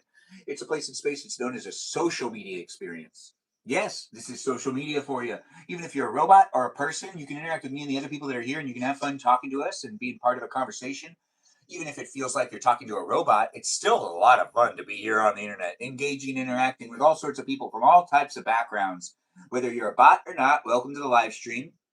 Don't necessarily make it all about you, though. Get to know the others that are here. We've got guests in the room and we've got some open slots. We'll be here for another 20 minutes, 30 minutes, and then, we'll be wrapping it out because I got to go to bed and maybe you got to go to bed, but it's happening right now. It's happening right now. You don't have to go anywhere. Stay here and be part of it to be part of it as it is happening, or you can check me out on other platforms and come back later and rewatch it on YouTube. But it is a place in space that is here for you if you're here for it. Follow me on Instagram and join the Discord server, be part of the conversation outside of the live stream. It's a fan club community, so have fun being over there. But do read the rules and be at least 18 years or older before you join in and be part of the conversation over there on the Discord server. But thank you for being part of it and being within it. It is a fun place in space for us all to be in it. And do look at the screen behind me as you can see all the guests that are in the room here on TikTok. It's happening here on the TikTok with you coming in to be in the live stream on the YouTube. It's kind of confusing, but it is fun to say, and it is fun to have it being like, here in these places and spaces for you. So take advantage of it. Ella Carrington. No. Cardigan. No, Carrington. It's Carrington, right? Gosh, I keep getting this wrong. Kerrigan. Kerrigan? It's Kerrigan, right? So we got Ella Kerrigan, Peaceful Kevin, and Aaron Dr. Pepper in the live stream experience in this place in space. Get to know those that are here already and even chit chat in the chat and get to know those that are engaging in the chat. It isn't a place in space that's exclusive to one person, so we're trying to make sure to feel the experience for everyone to be in it. And it should be a place that you find to be safe to the most part. If you could take accountability for yourself and also have healthy conversations, since it's all documented, it's easy for me to feel safe. And if you don't feel safe, then that just might mean that you don't like rewatching yourself, or you don't want to put in the effort into being in a relationship publicly with me. Hey, it is a public experience, so do be part of it. And you are getting to know me in a place that's documented. Anything you say is here online for people to be able to revisit. I should have said that earlier, but I always say it, but I'm saying it now. And it's important. Do take the time to put consideration into what you say because it's documented. If you're a guest, it's here for people to look back at and revisit it. Like, if Peaceful Kevin talks about how much he doesn't like cats, people can come back and say, this is when you said you don't like cats, which isn't true. Peaceful Kevin loves cats. He has a cat in his profile photo with him. It's true. Yeah.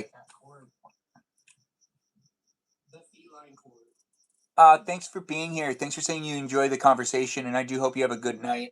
Thanks for jumping in it, Pretty, and I do hope to see you next time. Do take care of yourself. It's nice to have people come in and be part of it, saying goodnight, saying hello, and also just being in the conversation in a positive way. That's what we're going for. But if you're having a hard day and you need to give out some of that negativity, this isn't a really great place to vent. I also don't think venting's also sometimes healthy because, like you end up really diving into the negatives. You got to start immediately fighting those negatives and get them positives out there. So then the positives can override the negatives. You'll still end up talking about the things that are not necessarily the greatest of things, but with a more positive attitude if you have the positives overriding all negatives. If you're having a hard time being positive, though, this live stream experience might be a great place and space for you to just kind of sit back and take my positive energy, and hopefully it rubs off onto you. That's what one would hope. Anyways, the live stream experience is a great place and space. We're still here for a while. Does anyone have any questions for Ella, Peaceful Kevin, or Aaron? Because they're here for you. Ella, is there anything on your mind that you wanted to talk about in the live stream?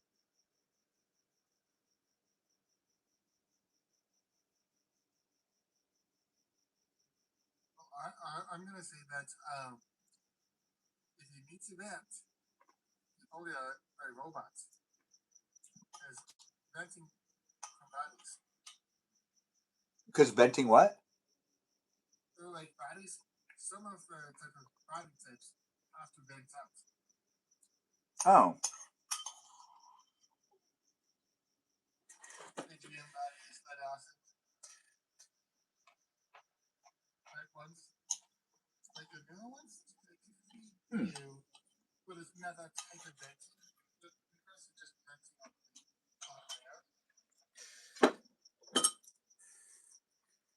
Wait, so do you vent a lot, Aaron, or no? Me personally, no. I just vent bodies. Okay. Yeah. I mean, everyone has their. And kind of make the jokes about venting as well, just because I feel like a lot of bodies build full of body stuff. Yeah. Like I have one right now that's right now. It's full bodies. Oh, that's cool. And that's triple A's? No. 21700 type of bodies. So this is a 1860 feet. Okay. You'll find them in Tesla vehicles, vapes, those type of. Oh, I know exactly what batteries you're talking about now. I can see it. Yeah. Because I also used to have a lot of those things. Yeah, those are hefty batteries. They're powerful. Yes. Yeah. Oh, yeah. And dangerous. And then what was So how do you breed those?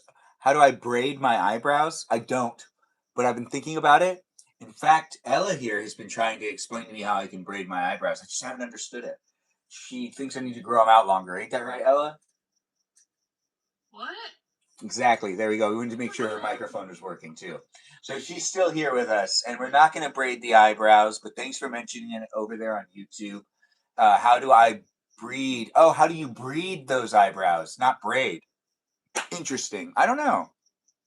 I guess you take my genetics.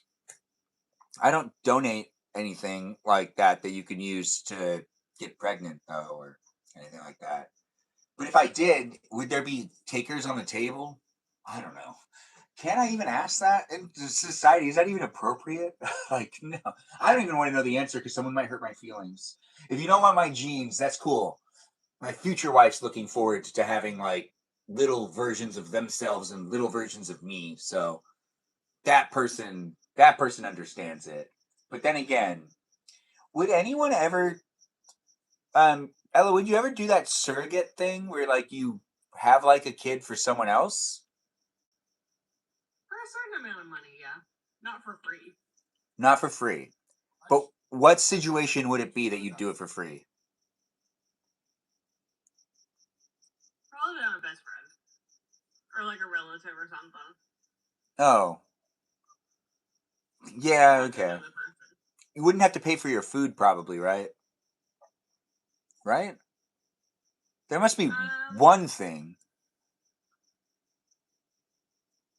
I mean, if it was somebody that like I knew, like I would like them well enough, you know, I would like feel bad for them.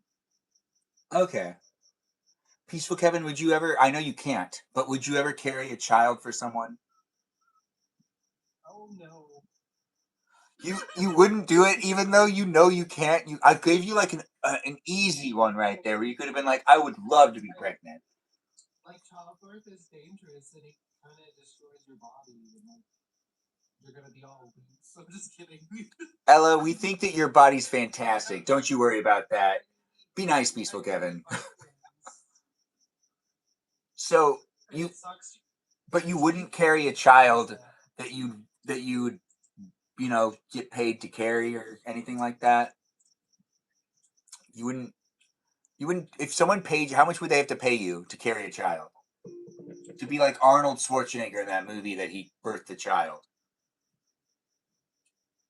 I'm not interested in money. Okay, all right. Aaron, would you ever carry someone's child for them? Would you be pregnant for someone else? I know you can't get pregnant, but in this scenario, you'd be able to. Would you do it?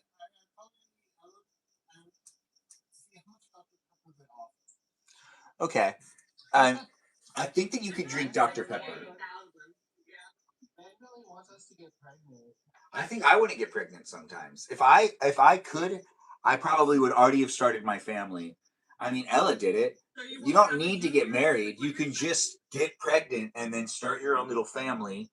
And then by 32, all of a sudden you got a 17-year-old, and then you're sending them out to live their lives, and then you get the rest of your life to like figure things out.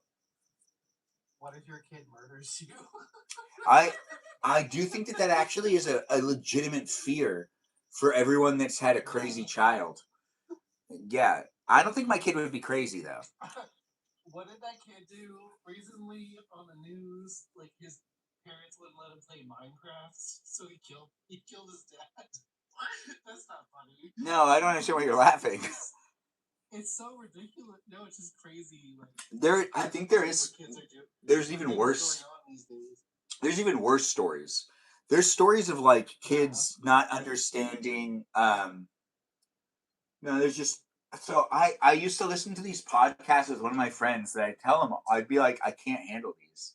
And we would like meet up and hang out sometimes, and they would be like these 20, 30-minute podcasts where they would like speed tell these like cases where instead of you listening to like a deep dive one, it'd be like the bare bones and stuff. And we would just sit there and we would check on things or whatever. And I honestly I couldn't handle it near the end. I just really needed it to stop. Yeah. So I remember it stopped with it's like we would get together and listen to like the Richard Simmons podcast, which is when everyone was trying to figure out what happened to Richard Simmons, which he's away now. He's passed away.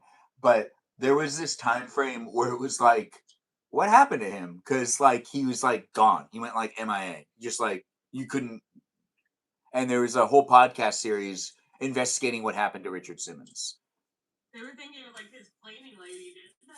Yeah, like his cleaning lady was like being overly possessive, and I think there was probably some suspicious things that happened around him also meeting his end. So there's going to probably be another revisit on that stuff. I didn't know that part. Yeah, and I think before he passed away, he made the news because Pauly Shore was trying to get the ability to make a biopic of Richard Simmons. What? I didn't know he died. Oh, you got to look into this. It's been over a year, hasn't it? Yeah, it's been a while. He died like right on his birthday. He either died the day before or the day after. Like he had a birthday party and everything, and then he like. Oh, like 2 summers ago. Yeah, something like that. I feel like I was like, I remember being like, oh, that's. I think I was out of work then. Yeah, I don't remember exactly when it happened, but it was one of those situations that I look back at and go, And that was suspicious because, like, he apparently made a post and he was like fine the day before. But then again, death doesn't work like that. It sneaks up on us, takes you by surprise. I don't know how Chuck Norris got jumped, but we eventually will find out once the autopsy gets released for Chuck Norris. It takes a while for that stuff to come around. Is he old though? Chuck Norris was in good shape though. He posted like a good workout video like a week before he died. He looked fine, and then he went to Hawaii, and he wasn't feeling good or something. They took him to the hospital, and he was admitted, and then he passed away in the hospital. So he was able to get to the hospital, seek doctors, and then the doctors couldn't do anything. Do you know the story of Karen Carpenter? No, or maybe. It's extremely disturbing. She had an eating disorder that was so bad that she was like doing all kinds of things, like buying drugs to make her throw up, and like all these things. Like by the time she died, her body was like there was like nothing to it, and her heart was damaged from all these things that she did. That is so, how old was she? She was like 32. It was 1984, I think. Dang, that sucks. Yeah, she hid it for years, and then her heart gave out from all the stuff she did with her. That's so sad. These things do tend to bleed into reality too, where people end up talking about it for years afterwards. If you haven't know anyone that's dealing with substance abuse or having any issues with eating or potentially anything that's just bad in general, no, I do feel like you got to pay attention to that person more. As I would, I've ratted out friends that ended up using substances they shouldn't have been using, and they might hate you afterwards, but you're doing it so then they don't die. So do the right thing. Look up resources. I don't have any links for you guys, but the internet has a lot. What? How did that help? Don't people just go back? See, the thing is though, it was like more complicated than that. It wasn't like you need to go to. Family members have always gone back to their substances, so. Yeah, it was more of like the situations that they were in, and it's like, hey, there needed to be a course correction on what they're allowed to do, or they need to come to terms with the fact that they have this and that this is their addiction. It's more of not, well, there is the intervention part, but it's more of also like, hey, if you're like volunteering in society and you're around kids a lot and you're abusing this thing, I think it's fair that you probably shouldn't be around kids a lot in volunteering if you're going to consistently abuse these drugs. Oh yeah, well that's just that's just basic. Yes, so that's really the reality of the situations where the reason I ended up doing things is like of their amount of interaction. Also, if someone's a parent, you have to do it to the parent because it's not about just the parent. It's about that decision they're making that's also affecting their kid. Like, it's bad. Thanks for the gifts. I do appreciate you. Goat Dam, it's nice to have you here. Thanks for the high five, and I do appreciate those rubies. It's nice to have you guys on YouTube, TikTok, and on Twitch, and it looks like we have Stephanie back. This sleep fairy hasn't come yet. Well, Stephanie, you're here for the tail end of it. We'll still be here for another 10 minutes. So it's definitely a fun place in space. We've made it over 200 minutes. Chris is here. Who's here? Rosie? The cat's in the live stream? Hi, Rosie. Is Rosie here? Because Chris wants to know. She is. Okay, good. Chris, if you were wondering, Peaceful Kevin just confirmed, yes. Yes, she is. And Stephanie, how was trying to sleep? Did it just get boring? And you were like, Benjamin's so interesting. Because I say that about myself all the time. It's not true. I don't think like that. Anyways, the live stream experience has me getting to know you. You getting to know me. Thanks for being in it. Thanks for the high fives. And thanks for being within it. And no, you're not too late. You're part of it. It's nice to have you here. Howdy to you as well. Thanks for joining in on the YouTube. It's here in these places and spaces, guys. Do join in and be within it. And it is, she's jealous I'm talking. Peaceful Kevin, everyone's always jealous when you're talking. Yeah. Everyone always says to themselves, how come he can talk so articulately and I can't? And I know a bunch of people are really jealous of you in general. How do you feel about that? You want to let us know? How do you feel about people being jealous of you? I was raised white trash. Ah, so you want to one up them? Yeah. All right. So get ready to be, one upped. And anything else to add? I can spell doily. With an L?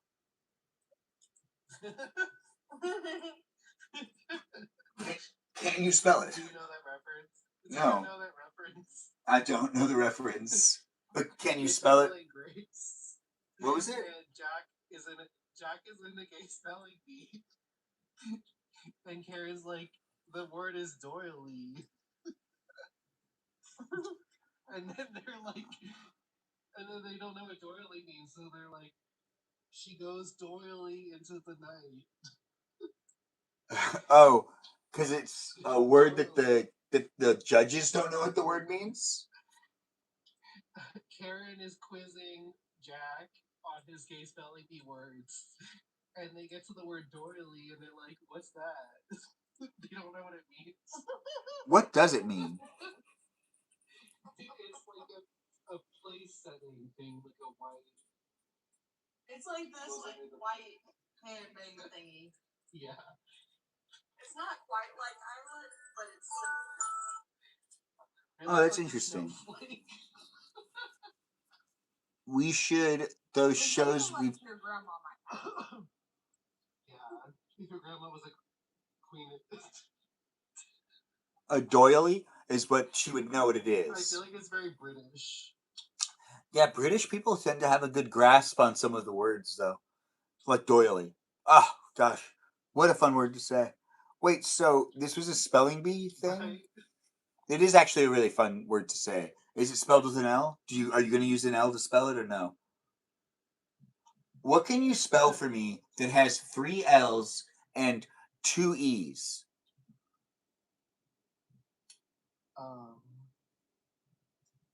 I thought you did Wordle a lot. This is like me putting you on the spot, giving you a moment.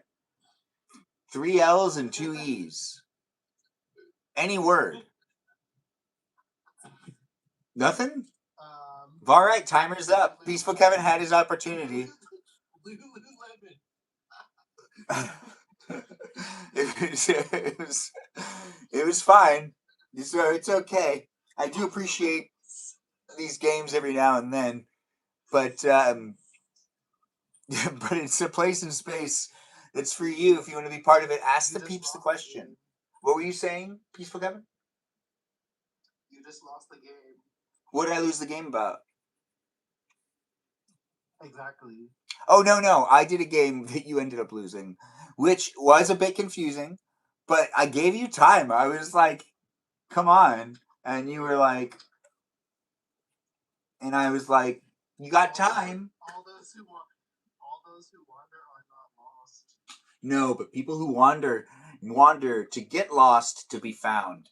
Because that's usually the best way to get found, is to get lost first. If you can't get lost, who's going to find you? What? What's a wonder wall anyway? The wonder wall is a wall that you go and you make wishes at. There's only 3 in existence. Yeah, there's only 3 in existence, and they all exist in different parts of the world, but never for the same person in the same place. So you can't go more than once. But it's a wonder must. That is a wandery must situation. That's really well said. We do have it happening here. Does anyone have any questions for that Ella Kerrigan girl? Is that right? Cardigan? Yeah. Kerrigan. I did get it right. I'm doubting myself. All right. So You got it. so Ella Kerrigan is in the live stream, guys. The Ella Kerrigan. She is right there, up there in the top of the screen, and she can answer your questions. She's in Nashville, so if you have Nashville questions, she does have experience being in Nashville. And if you don't have Nashville questions, luckily, she's also someone that has lived in other places of America. So you might be able to ask her some questions about weather. Maybe Ella is the new Kajal. No, Kajal's still Kajal. She's just not with us right now. But Ella is definitely in the live stream experience with that positive energy. And Stephanie, no one can ever replace Stephanie. So no one's the new Stephanie. Stephanie is the Stephanie. So you can be a special too. Thanks for being here, Stephanie, and thanks for being part of it in the chat, guys. She's known as Said with Melody, so do give her a shout out and let her know. Is Kajal here though at all? Because Kajal, you can always come in. You might be watching on YouTube or on TikTok or on Twitch. She does sometimes still watch. She just doesn't always come in. No one's the new of anybody. Everybody's the original of who they are. You come into the live stream, I'll make sure to give you the attention you deserve. That, also kind of balances off of how you decide to treat me and how I decide to treat you. And then if you like me, you can stay here. If you don't like me, obviously you leave, because that's how live streams and the whole internet works. Don't overthink it. Just come in and have some fun. And yeah, we do refer to you as the ghost lingerer every once in a while. It is nice to have you here, Stephanie. I don't think you said that, but I read ghost and I read linger. So I just put them together. Bachelorette parties. What are we talking about bachelorette parties for? Going to bachelorette parties. Wait, who knows all about bachelorette parties? You, Ella? Me. Ella, why do you know everything about bachelorette parties? I didn't know this about you. Nashville's last Broadway is like a really trashy place. So it's just a bunch of girls in pink cowgirl hats, drunk, walking around. That means that. That makes those are bachelorette parties. Yeah, that does make sense. Yeah, those are bachelorette parties. I do not go to those. I mean, to be honest, bachelorette parties make me think less of bachelor parties and bachelorette parties for the most part make me think less of people. I've Amira Photography. We'll let you in. Have a failed marriage. Oh my gosh. You wanna say hello to everybody? Let everyone know who you are, Amira. Yes. Hello. How you guys doing? Good. Nice to have you here. Have you been in the live stream before? This might be the first, actually. Well, welcome. I joined. I hope you're here for the fun of it. It is a place in space that has a question. A question to start off. In the chat. Yes, I have. I've been in the chat. Yeah. You are or are not a robot? Yes, definitely not a robot. Okay, I'll give you a follow back. Definitely has been here before.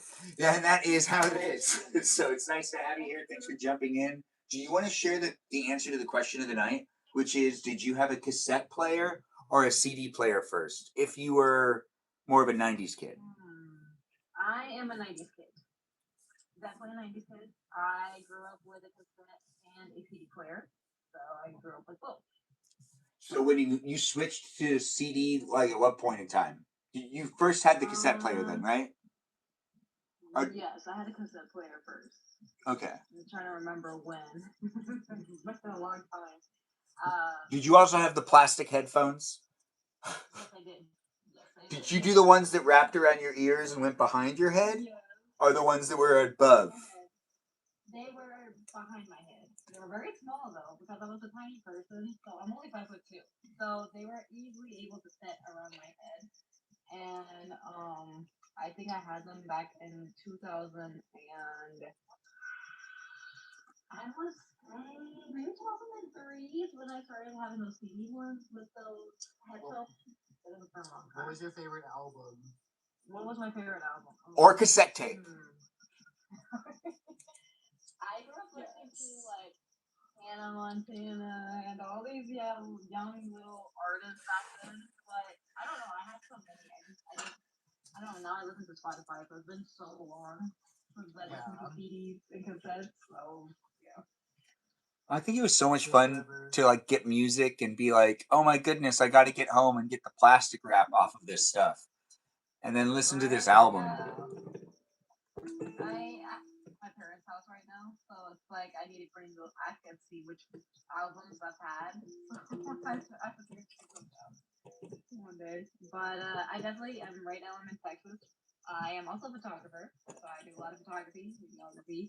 Right now I'm actually going to Arkansas for a wedding today in the morning, like around 9 a.m. So Wait, you're going to a 9 a.m. wedding? Yeah. I've never heard of morning weddings, and I've filmed a lot of weddings. Never filmed one in the morning time. Well, I mean, 11:30 is the earliest I've ever done a wedding. Oh, what's going on here? Something happened. I think everyone got disconnected. Is everybody okay? Everyone's still in the live stream experience? We're here on TikTok, YouTube, and on Twitch. I think everyone just ended up getting dropped, which really just means I invite people back in. I don't know what's going on. So just request to come back and I'll get everyone back into the room. It is weird.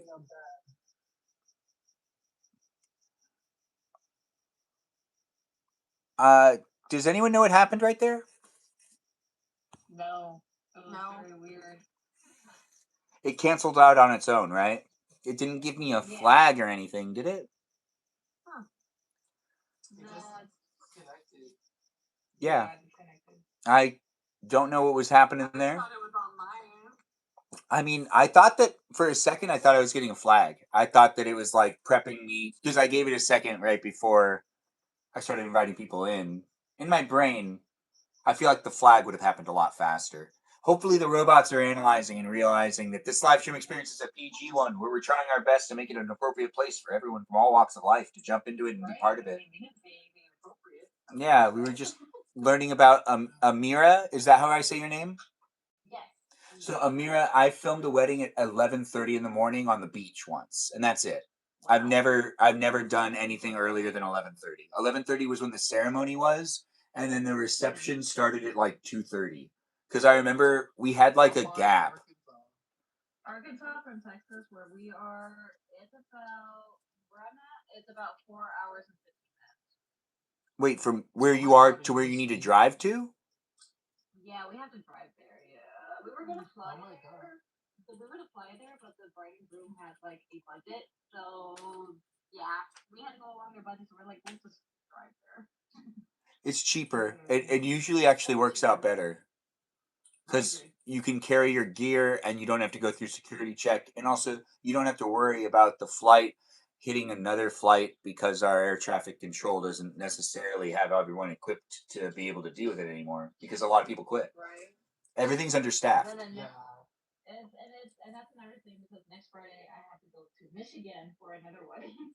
And this one is going to go to say things like that. I heard a lot of things going on, and hopefully it's not going to be bad.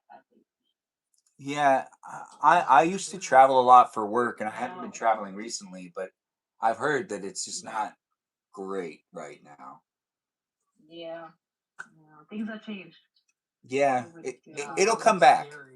It's a fragile system. It's not a resilient one. People have to receive paychecks. There are more air traffic controllers retiring than being replaced. Well, that and then there was a bunch that quit. Like a bunch that quit. Like. Well, that's even worse. Yeah. Which means that like people that were just like already there are just choosing not to be there anymore. Yeah, I heard this because they're not paid, mostly. Yeah. Is this a photo of you with a crown on your head, sitting with something on your lap? Or what's in this photo that we can see, Amira? Oh, me. It's a camera. Oh, it is a camera. There's no crown on your head in this photo? No, not in this photo. She's an angel. I'm an angel, yes. Yeah, definitely. I like how you said not in this photo, but clearly in others. Well, in this photo, there's a camera that I'm holding. I'm wearing a dress, and I'm sitting on what's it called? One of those director's chairs. So I was at a studio, and I was doing a rebranding shoot. And the studio that we have here in Texas, they give it's a retired photographer, and it's still in the studio. I think it's called a canopy chair, but no one calls it that. Everyone just calls it a director chair. I know there's an actual term for it because I've been told before, but at the end of the day, everyone really just calls it a director's chair. But I think it's called a canopy chair because because of the way that it folds out and yeah, I think it's called that. But Maybe it's a canopy chair. Yeah, I think so. yeah, I would say that's another term for it. well, I mean, I know there's like a real. I think I might be wrong, and that's why I'm trying to remember what it is called. But I know that there's an actual because everyone's like, director chair, director chair, director chair. But I think there was a name of it because there's a chair before it was used for a director.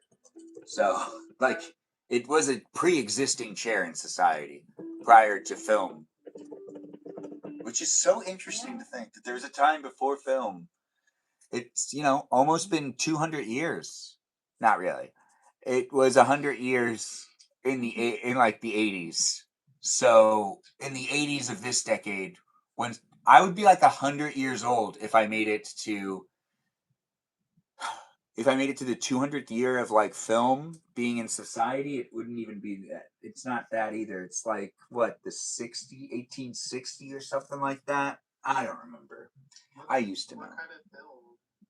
No, you have to do like the beginning of them actually doing moving pictures. Like the horse, Wow. like just them doing moving pictures. Photos have been around a lot longer than you think. It's a chemical. It's a chemical thing. Yeah, it started out with daguerreotypes. Yeah, but the photographs have been around for like 50 years longer than film. Like, and I'm talking about like the moving of images film, where even though the first time it's like an animation, it's not technically a film.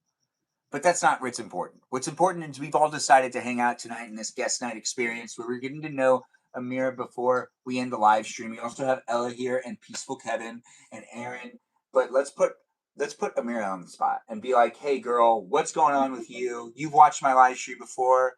What do you want to answer when it comes to any of the questions you've ever heard? Have you seen guest night before? I sound familiar, but no. What is it? No, this guest night. Have you been in on guest nights before? This is my first one.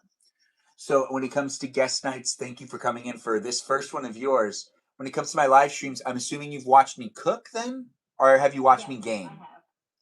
It was, I think you cooked. It was like these cookies that you made for Easter, I believe.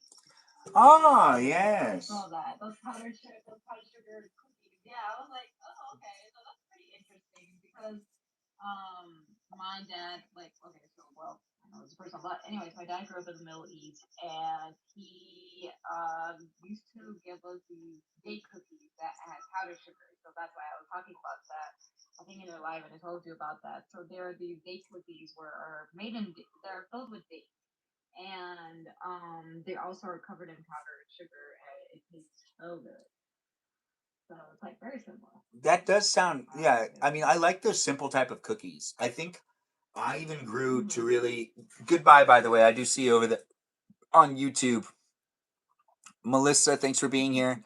Blah blah blah to you too.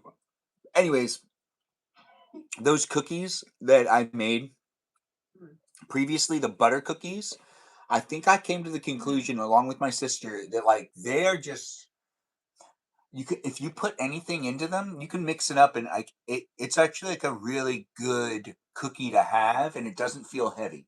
And it feels like a good sweet to have around and they're really easy to continuously eat. And it's just flour and sugar and butter. Makes a lot of sense and mix something into there and all of a sudden you got yourself some fun little cookies that crumble really well. Oh, it actually worked out really well. I do love those cookies. That sounds delicious. That sounds delicious, especially with tea, because I'm a tea person, so I love tea. So anything sweet with tea, because yeah, exactly. I don't sweeten my tea. So what I usually do is I have like a small cookie or something with it. It's so good. That makes sense. To be honest, one of my favorite things to do with tea is eat those thin waffles that have like caramel in the middle. I forgot what they're called, but Stroop waffle. yeah, like they're really good. And Those are amazing. if you dip it into hot water, it just makes it even hotter, and it just becomes so delicious. I like talking about food. I like eating food too. So welcome to the live stream experience. If you want to talk about food at all or ask us some questions, It's not just me in the live stream, it's also the guests as well. Documented on YouTube for you to be able to revisit it, so be mindful of what you decide to say. It's a place and space that's here for you if you're here for it live, but also rewatchable. So do come in and be part of it. Then I want to go to Trader Joe's. But I hate going to Trader Joe's. Why aren't you going to Trader Joe's again, Peaceful Kevin? Like, people are always in the way. Oh, it's so crowded. It's not worth it sometimes. It is crowded. No, Trader Joe's is good when it comes to snacks. Even Texas has HEB. So HEB is a big, huge grocery store. They're very well known for their all sorts of good snacks and stuff like that. Sprouts is pretty good too, though. No. I love Sprouts too. I grew up eating. Yeah, I grew up going to Sprouts. I love their like organic things there. To be honest, though, I haven't been Sprouts yet. I'm excited. Oh, you should. You should. I don't really like the way the layout works at the Sprouts that's by me. It's like stupid. I think there's one here that's new. There's a one near me that's newish, but it's also in like the ghetto part of town, so I try not to go. Yeah. I think the Sprouts near me, it like looks like a maze. Like when you get in, it's like you have to like. It's a little confusing. I do agree because when I switched into Sprouts, I was like, okay, which way do I need to go first? Yeah, I think that some of their layouts make no sense. Yeah. I like the Kroger layout. It's so easy and convenient. Right? As soon as you step in, it's like, oh, okay, the groceries are right there. And then all the other aisles of like cereal and tea and all that stuff. It's like, oh, okay, that's a little bit easier. I do think though that like the smallness of even Trader Joe's though sometimes can be like the opposite of what you want it to be because it's so small. It ends up being really hard to actually maneuver. I don't think their layouts are terrible. I think it's just too cramped. Like they don't really want you to be able to conveniently walk and to not bump into your neighbor. You're going to be bumping into everybody. Everyone's going to bump into each other. They want you to grab your favorite cookies and then go. Yeah. And then fall in love with the cashier. Oh. Wait, do you fall in love with people at Trader Joe's? Yeah, I do. That's another reason I can't go there. No. That makes sense. Are we in love? I used to love going to that place there's pavilions that I used to go to. And the only reason I actually liked going there is because basically everyone that worked there was just so beautiful. I just felt like I just wanted to talk to everybody. I don't know. Maybe it was the area. I'm going anywhere where there's a self checkout. I don't want to deal with people. You go anywhere that there's a self checkout, is what you just said? Yes. Really? So if okay, so let's say I was out. Checkout, mobile order, any of that. I don't want to be dealing with people. But then how are you going to meet more people if you're not around people? Do you just like the people you already have? Oh, I'm good. Yeah. Okay. Like, it's like, me, my best friend, like, Coco is, like, her, like, nickname from, like, everybody. And then, my friend Haley. And us.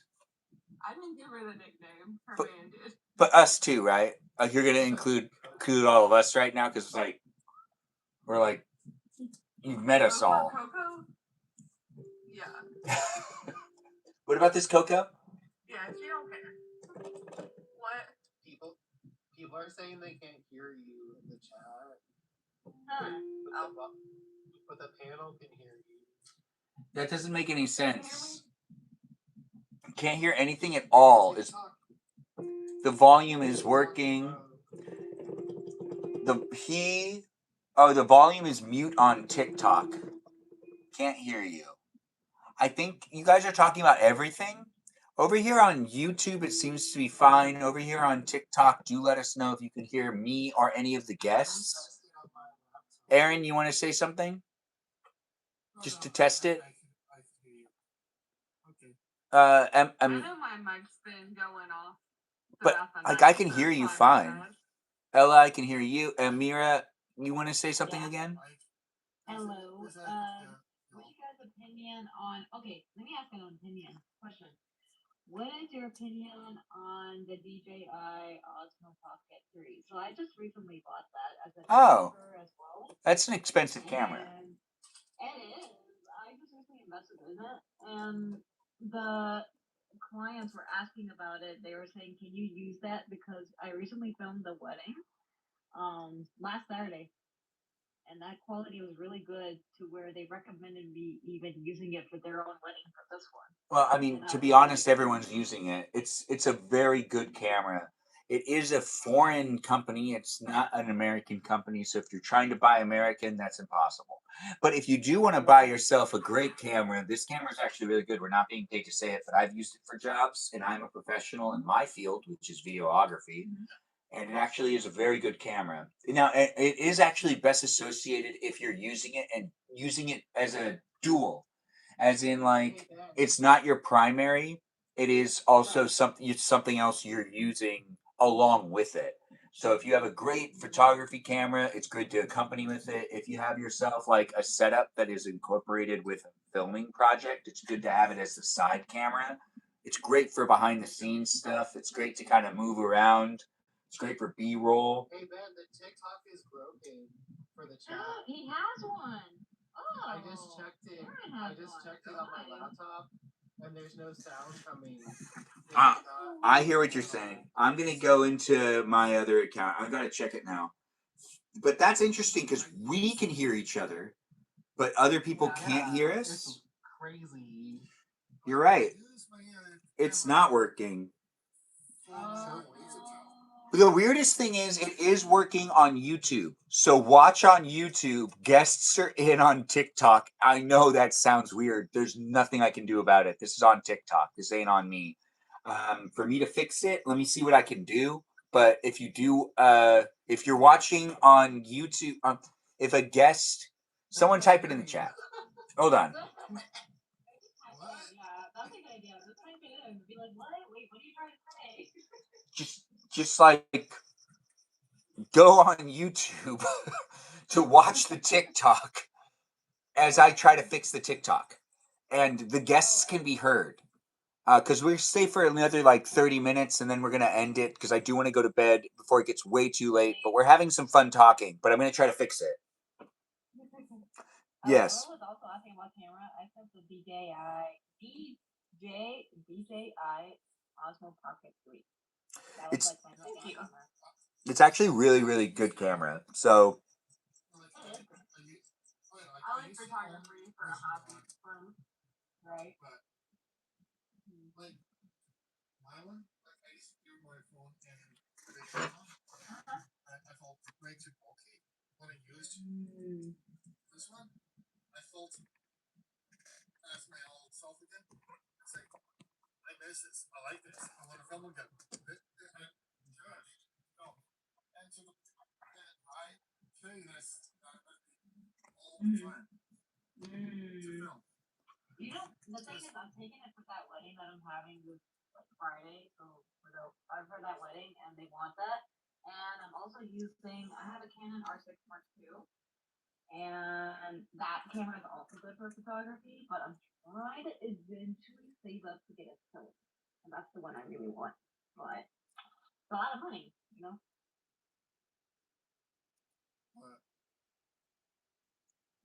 that's weird. Everything paused, Yeah.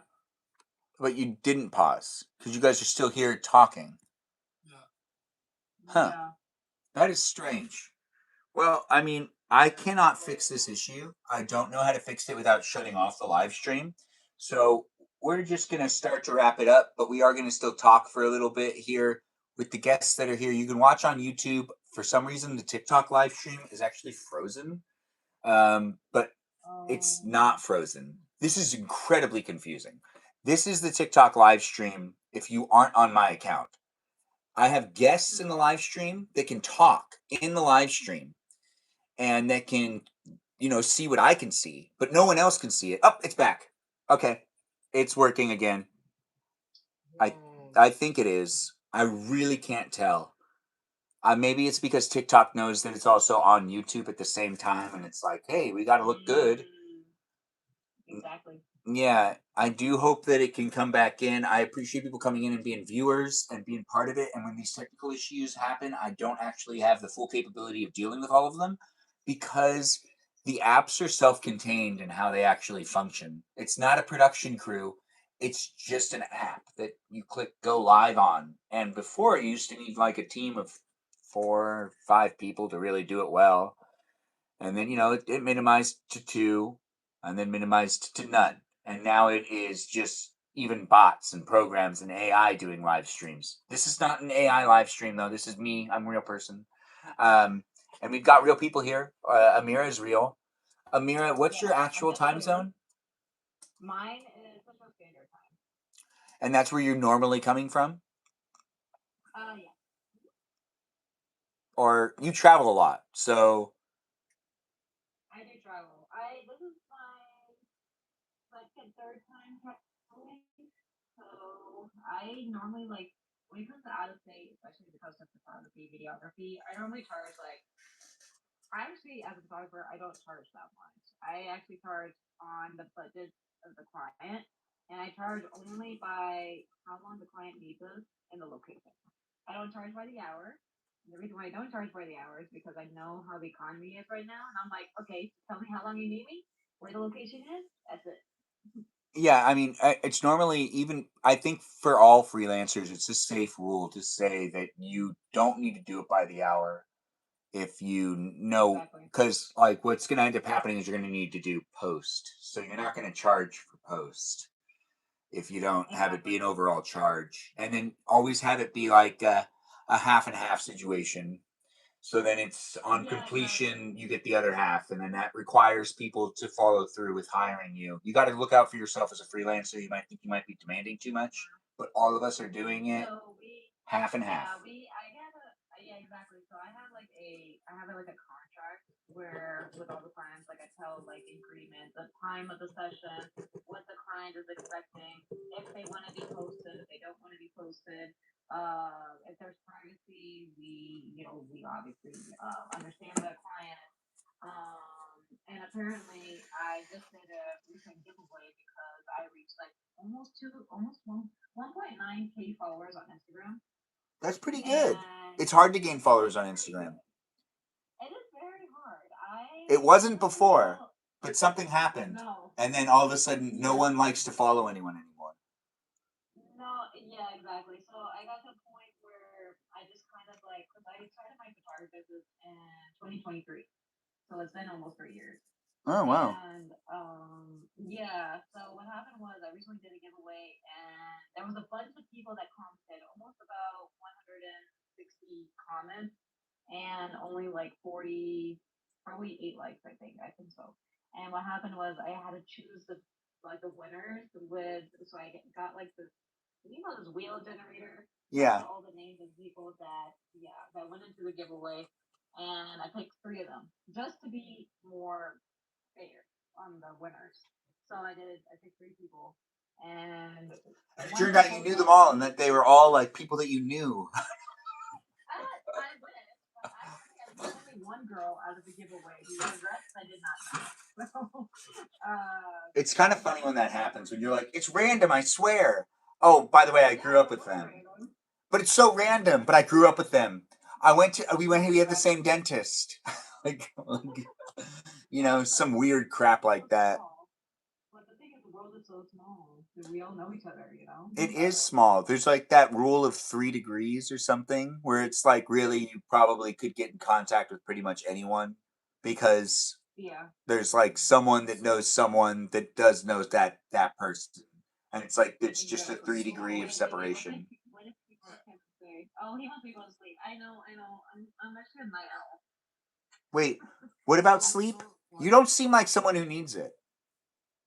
No, I have a lot of energy. Yeah. Yes. I too can also, even though I don't like to admit it, I have a lot of energy. I love admitting it. I'm here for you if you're here for me with the energy I got. What were you saying? Because I'm in my 30s, so I don't know. I still have a lot of energy. So. Yeah, you know what? I have too much energy still, but I look back at old footage of me and I try to see where the energy has been lost, and I can't see it. I just like I can't. I think I feel it kind of, but I really don't feel it at all. I just don't see it. I talk just as much, just as fast. There's this video of me with my friend G, who was a guest here in the guest night physically one time. Well, more than once. But there's this footage of us walking around in the snow following bare footprints. And I am talking so fast and for so long that even I don't know how I'm breathing. And I'm hiking in the snow. Wow. And it's like I'm talking super fast, mile a minute. And he's asking me to take photos, and I'm explaining to him that we'll just take stills from the camera. And he's like, I just want a regular photo. And I was like, I am not a photographer. I am a videographer. So you get what you get. I want my images moving, not stills. I can get frustrated with stills because I want it to move. So Right? Yeah. it's just a problem. But I've heard the same count. So there's this one time I had this assistant. Well, she was hired as my first AD, which it basically is an assistant, but it's also like much bigger than that. It's like, they basically have a lot of power too. But she was originally a photographer, and she had to be on camera, and she had to do the filming.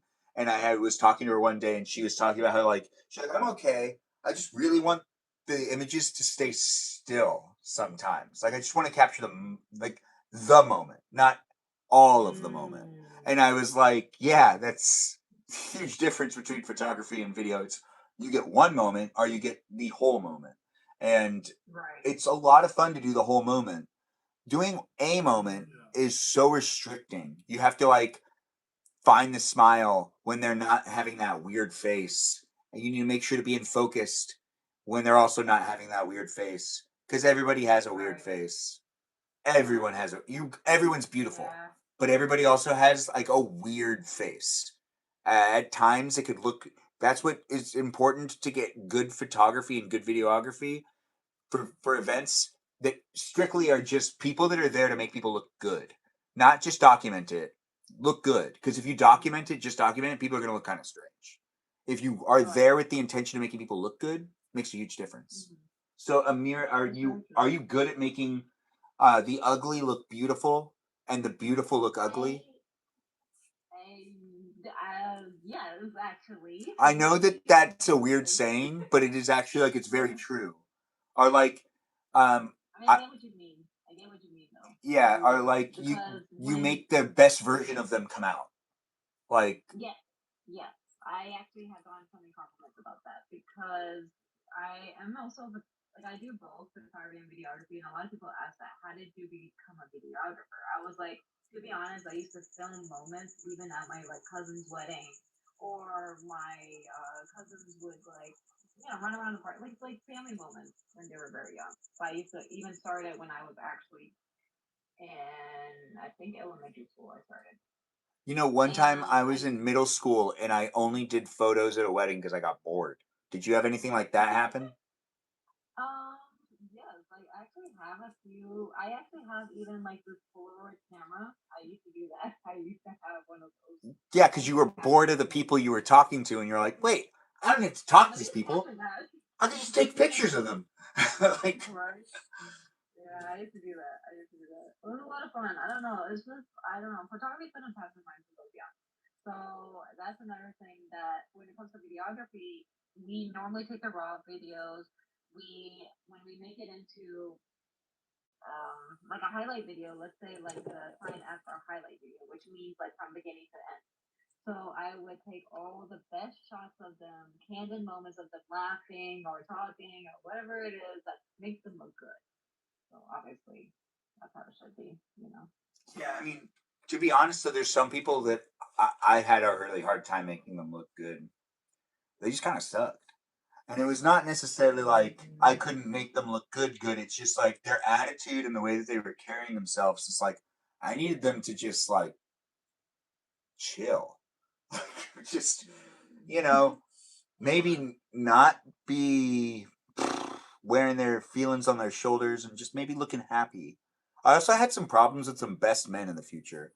where it's like they just clearly didn't want to be there, and it's like you're not here for you.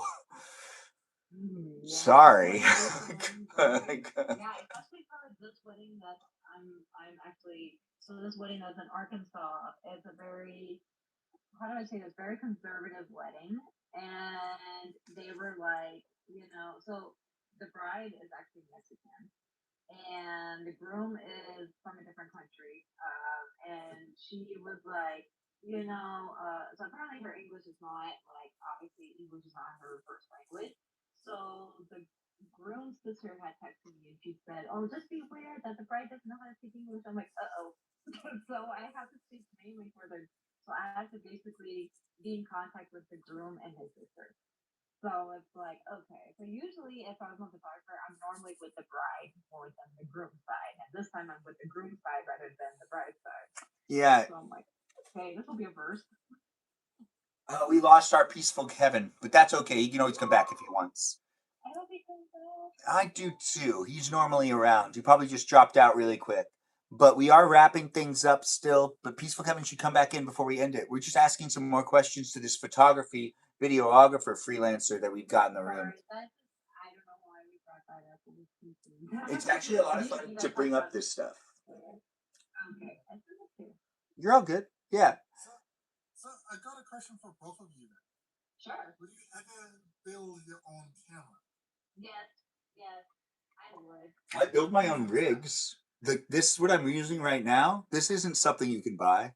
So the way I'm filming myself, the setup I have isn't something you could replicate it. You just need to get the right tools. But I built this, so like it's a very common thing for those of us that work in film and television to kind of do your own camera rig because it's like your gear and you want to do it a specific way. The way I have this positioned right now, the build I have for my iPad and my iPhone that puts both cameras right by each other. So the iPhone is right in front of it, and you can see it over there on the Twitch. But you always want to do like your own kind of customizing. But here's the reality: is the iPhone's just become so good that it's kind of changed a lot of things where it's just different. The reason why that I say this is that I'm actually another thing that I'm building with this is a camera system. Oh, that's nice. Basically, this right now is the control board for 8 other cameras. Basically, this stage, I'm setting up their cameras. Welcome back, to them. Thank you. So this camera that you're working on, you're just doing this for fun, right? No, it's actually from my YouTube channel. Oh, that's good. Let's promote Aaron's YouTube channel. Check out his YouTube channel, guys.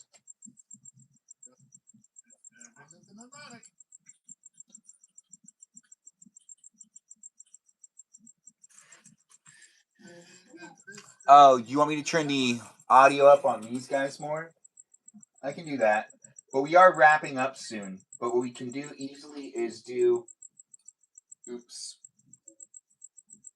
Yeah.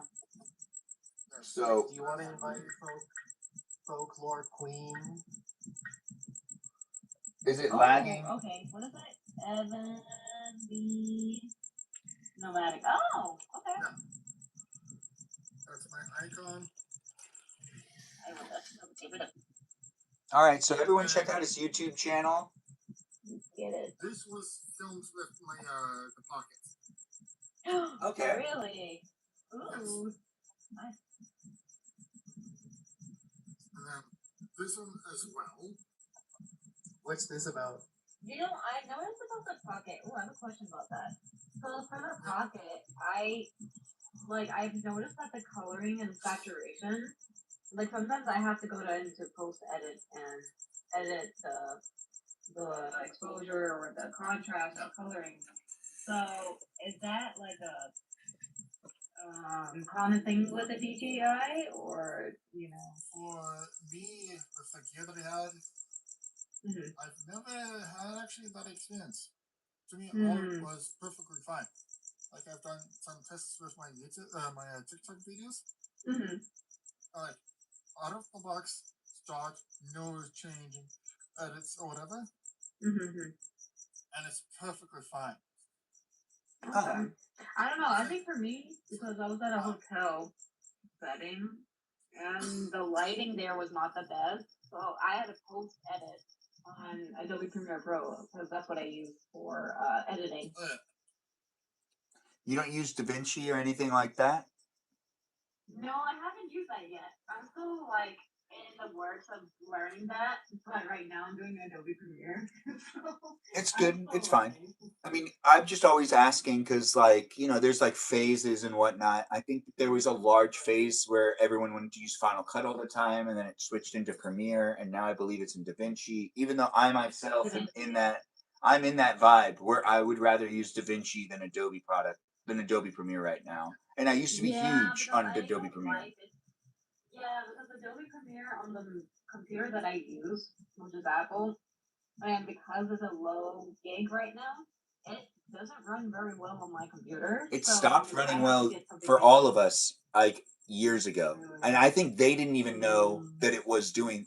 It was just there was problems. I was not enjoying my experience with Premiere, and I was having more fun using DaVinci. I could go faster on Premiere with finishing a project, but it wasn't like the quality wasn't right, and just something wasn't right. Just didn't feel right. I don't know what's going on. For me, I actually like the DJI's editing app thing that they have on their phone. Oh yeah, I saw that. But like what I've experienced, for me anyhow, is that when I try to edit it on the computer, I try to be pixel perfect, the whole 9 yards. It will take me a whole day just to edit 10 seconds. Wow. I want it that perfect. I want it like right. And editing on my phone, I cannot be picky where it cuts to the point. And I actually found myself not stressing over the quality. Not, oh, I could change the color grade? Oh, let's do this. Let's do that. Like the whole, make it like a Hollywood stereo quality video. It's like, I'm a YouTuber. I'm a nomadic YouTuber. I don't need all the bells and whistles. Yeah, I hear that. I mean, sometimes some of the features I honestly end up being not necessarily like the best way to move forward. But thanks for watching with the 100 comments. I appreciate you. I even gave you a little bit of a comment with that emoji. It is a live stream experience that has us wrapping things up. So ask some more questions. Be part of it. We're talking a bit about cameras right now. DJI is a brand that you can get a good cam from them. I've used their Ronin and all of their gear basically. What was that? Same. We should get to sleep too, yeah. Cuddles. Oh, Peaceful Kevin, thanks for being here. It looks like Peaceful Kevin is the first of our guests as we're wrapping up, saying goodbye. Thanks for hosting, Diva. Yes. You're welcome. Thanks for being here, Peaceful Kevin. Everyone give Peaceful Kevin some love. He is here all the time. He's one of our moderators. He jumps in on the conversation. So say goodnight to him. Morning. I do appreciate you. People for bed. Oh. Get yourself a good night's rest, Peaceful Kevin. We're gonna start wrapping it up. Any other questions? Now's the time to ask. Bye. Amir, you're new here, right? So I just want to ask you, when it comes to the energy that's in the room, is this the type of energy you're looking for on a daily basis? Do you like the live stream so far? Do you like guest night? What's your notes? I do. I would say yes. It was very interactive. You definitely love to interact with your audience, which is a good thing. I haven't come across TikToks like that, so Oh, that's one good thanks. thing. So one other good thing is that I'm a social butterfly, so I do love to talk. I do like to talk about different topics. I'm very open-minded and I'm very like honest spoken. So and also I love to meet new people. So that's one thing I love doing. And I think this type of live is perfect for that because you get to talk to different people and we get to learn from them, and I think that's a good way. Yeah, it is. It's a lot of fun. Ella, I see you're gonna dip too. We are wrapping it up. I was just asking that last question to Amira. But Ella, you want to say goodnight too and say goodbye to everybody? Thanks for being here. Goodbye, everybody. It was good to meet you, Amira. Thank you. I think I gave you a follow as well. I think we follow each other. Yeah, I think I followed you. Yeah, exactly. Look at that. Everyone's following each other. It was nice to have you here, Ella. And let's get this last part right. So it's Ella Carrington. No. Ella Carrington? Why do I want to say Carrington again? I had it down. Kerrigan. I'm going to get this. I'm going to get it. So I need to take a note. Ella Kerrigan. I'll have to write it down. But you know what? I'm going to have to do that later. I don't have a pen. Ella Kerrigan, thanks for being here. It is nice to have you in the live stream experience. Get yourself a good night's rest. Enjoy Dreamland, and we'll see you in tomorrow's live stream. Are you going to show up tomorrow? Probably, yeah. Okay, good. Because I get attached to my viewers, and Ella's been here, and you can now be part of it too. Get to know her, and also say goodnight to her too, guys. What time is your live tomorrow? Oh, I don't. Oh, tomorrow's a baking live stream. It happens at night, so it'll be starting probably whenever I get home, between 9 and 10:30. Between 9 and 10:30. Yeah. So oddly, around the same time this one started. But thanks for being here for guest night again. Everyone say goodnight to her. And Aaron, you want to also say goodnight to everybody? Good morning, everybody. Oh yeah, good morning and good night. well said. Well said, because it's the beginning of the next day over here, where we are at least. It is fun to do these live streams. We have Aaron now telling you, Aaron, you have a YouTube account, or do you also have other accounts that you'd like people to follow you at? I do that one. I'm trying to get at least 1,000 subscribers so that I can start a little bit of money income for it. And my end goal is to travel around Canada and document and film touristy places. Like there's a lot of YouTubers in the US. There's not a lot in Canada that does the same as in the US. Yeah, why is that? Because I don't know. But for me, it's like I really like exploring. I like traveling. Things like that. It's like, why don't I do that? I'll do a few things on the side as well. And like one of my favorite YouTubers who recently passed away, who was a big, huge part of my life. I was like, who basically is like, I like this idea. You know what? I'm gonna try to copy it back with my own way of doing things. Okay. I'm curious to see how that pans out. I only wish you the best of luck. Yeah. And I can give you some support by giving you a follow. Alright. Yeah, I gave you a follow. I hope you also share with me your YouTube channel, and I'll make sure to also give you a follow there. Gaining subscribers on YouTube is a bit more complicated. At times it makes sense and it doesn't make sense at the same time. I started doing absurd videos, so I've been able to make that work. But before, I was never really able to get followers. Alright, so basically, this is me. Yeah, I'll have to look. Yeah, you'll have to send that. I gave you a follow. Just send it to me in the messages because I can't write it down right now. But I do appreciate you coming in and being in it, and I'll even promote it in my live stream for you. Yeah, thank you, yeah. Yeah, and That would be a big, huge. yeah, thanks for being here and thanks for being part of it. You've contributed with your voice into the live stream experience. Amir, is there anything else you want to say? You're the new guest here. Aaron's been here 3 times now in a row. Well, You can promote yourself. It's totally appropriate. It's social media. it's totally appropriate. Okay. Well, my TikTok and my Instagram and my YouTube are all the same usernames, so which is very interesting because thankfully I was lucky enough to get the same usernames for all 3. Yeah, it's apparently a rare thing these days. It is actually because my website is American Photography, but it's dash Texas because it was taken by somebody else already. I was like, how? Because how can there be another Mira? You know? There probably was. They just forgot their name was Amira. I think so because it's very common. Huh? Yeah, like they started it and then they forgot. Email too. Wait, what was that? Well, that's like with emails too. Oh yeah. Like, Yeah. I got the Gmail. Another guy had the Hotmail. I got the guy's email. It's like, this isn't me. It has all the correct information with my name, Yeah. but everything else is wrong. Right? And it's like, I messaged him, it's like, well, technically I called him, I was like, hey, are you blah blah blah? It's like, oh yeah, that's me. It's like, we share the same name, you know. That's Do you interesting. have a Hotmail account? He says, oh yeah, it is. Like, okay, well, I've got the Gmail.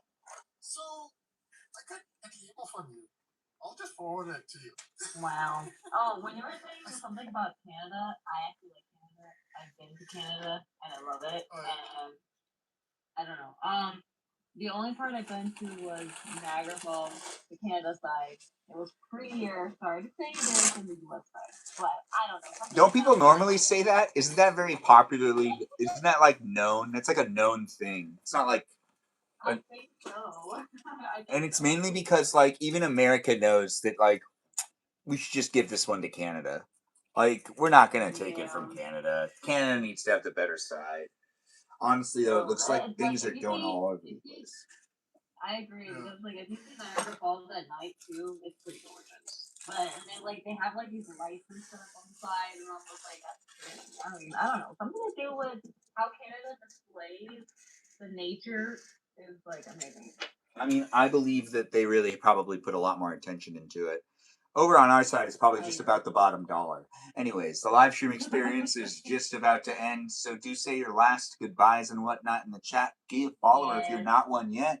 Do check out their accounts. Amira, you have a social media across platforms on YouTube, TikTok, and even on Instagram. Those are your three. Those are your threes, right? Yeah, Facebook is just possibly the same. I think. I mean, I hope that is. I forgot my username, but it should be the same thing too for Facebook as well. Yeah, I mean. But I don't like using Facebook that much. It's just mostly like all these uncles and aunties that want to follow me because you know how that is. But at the same time, they're like, "Oh, do you have Facebook?" And I was like, "I have a website. You can just look it up on there." I mean, the website will probably direct you everywhere, right? That's kind of like the thing. It does. So do check out her content, guys, and see the weddings that she's done and the other stuff she's doing. She's new here, so do get to know her. She's part of the community. Do feel free to join in and be part of the conversation on a daily basis. I do my live streams every day for at least 90 minutes, but guest nights on Thursdays, the days that you guys can come in and actually be within my live stream experience, here on TikTok. It's recorded on YouTube for you to be able to rewatch it. If you are rewatching it, take the time to go and check to see if I'm live right now on any of the other platforms. But I'm here on these places and spaces saying goodnight to you and thank you to my moderators that are in the live stream too. The moderators were here as viewers and as participants in guest night. But those of you that know the moderators well, hopefully you give them a follow back and you also tell them they're doing a good job. And if you don't know them well, but you had fun being here, maybe reach out to some of the moderators in ways that also supports their content. Watch their live streams, maybe even check out their videos, and do feel free to converse with them in DMs, as it is a place and space of the internet. You guys can connect with each other and don't necessarily feel like anyone needs to actually respond to you. It's always optional. If people don't respond to you, don't necessarily ask me to make it so then they respond to you, because it's not my responsibility. I cannot control people. We're all just here being online, so do just show up appropriately, be respectful, and I guarantee you'll at least make some friends. It's social media.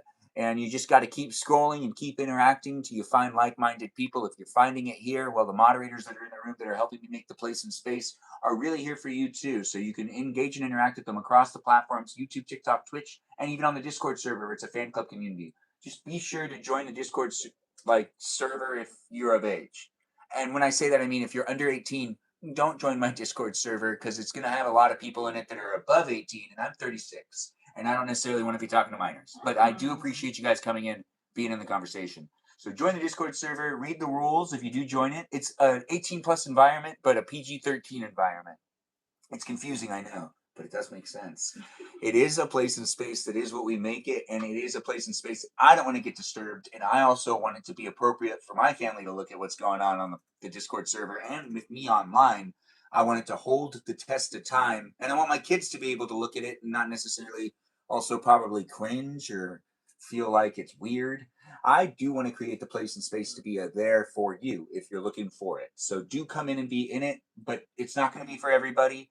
It's going to be for those of you that honestly do find it to be a fun place and space. It's supposed to be silly, supposed to be fun, not supposed to be topical, and it's not supposed to be political. So if you're bringing topical conversations or political conversations or debates, or you're potentially trying to like shame people or whatnot, or you have very an argumentative situation type of conflict, high conflict type of personality, whatever, if you're looking for more conversations where people are kind of debating and, you know, testing each other and rage baiting each other, not that this is not the space. I'm trying my best just to make it a positive, fun place and space. And we had a good guest night tonight where Amara was here and Aaron was here, and I really do appreciate them. Let's appreciate those moderators like Mikey Milwaukee, also known as Cool. And we also have like Joe and Javier and Bobo Gizmo that goes by the name Brandon, and we also have ourselves Space Cheese, but it's also known as That's a Good at Cheese. Yeah, that's right. He goes by That's a Good at Cheese. Makes some great gaming content over there on the Twitch. We also got ourselves Kate, Peaceful Kevin. That's right, Peaceful Kevin, who's here as a mod, or who's here as a guest, is a mod. And we also have ourselves Juliet, Jamie, Lynn, Miranda, Rosanna, the Roseanne of the live stream experience, and we got ourselves a Just K here, a Mimi Kiki, a mermaid of the live stream experience. That's right. She's the mermaid of the live stream experience. And we also got an Iris McGrath, and we have ourselves a Lauren, a Lily, a Jam, and a Lizzie Izzy. Yeah, we've got a Lizzie Izzy. And also a Rem and an Abby, Banana Fan of Faux Abby. Yeah, we've got one of those Abbies. Do you have an Abby as your moderator in your live stream? I know I have one, but you should probably get one. They're pretty great to have. We also got ourselves a watermelon known as Jennifer, and a Foxy Citalita known as Kajal, who we haven't seen in a while, but I do hope she's doing well. It's a live stream experience that is here for all y'all to jump in and be part of the conversation, but those are the moderators that help me make it a place and space that I'm not attacked by haters and trolls. Yes, it could happen, me getting attacked by them haters and trolls. But because we got such great moderators coming in, it's a place and space that's here for you on a daily basis. Come in and be part of it tomorrow. When I'm asked what time I normally start the live streams, it kind of varies from day to day, but it's normally near the end of my day, and I'm here in California. So between like 5 p.m. and 10, or no, 5 p.m. and 10 p.m. I start my live stream sometime between there, and I end up doing it for at least 90 minutes, sometimes much longer. Tonight it's been 263 minutes. Oh, no, 265. Sorry, I got that wrong. Oh, wait, no, about 266. We'll figure it out later. Anyways, the live stream experience was a lot of fun. Amira, thanks for being here for the guest that you were. You did a great job. Thank you, and have a good night, guys. And Aaron, nice to meet everybody. Oh, thanks for being here. Aaron, you too. Good night to you. You're going to enjoy your Dr. Pepper tonight? Oh, yeah. Oh, nice. Look at that. Ice Water's the unofficial live stream sponsor, but Dr. Pepper's tasty and really delicious, so we can't end the live stream without mentioning it. But Ice Water really is the unofficial live stream sponsor, because I'm not getting paid to say any other sponsor. Hint, hint to those of you that are out there looking at it and have a product that you want me to talk about in my live stream. I might be able to help you.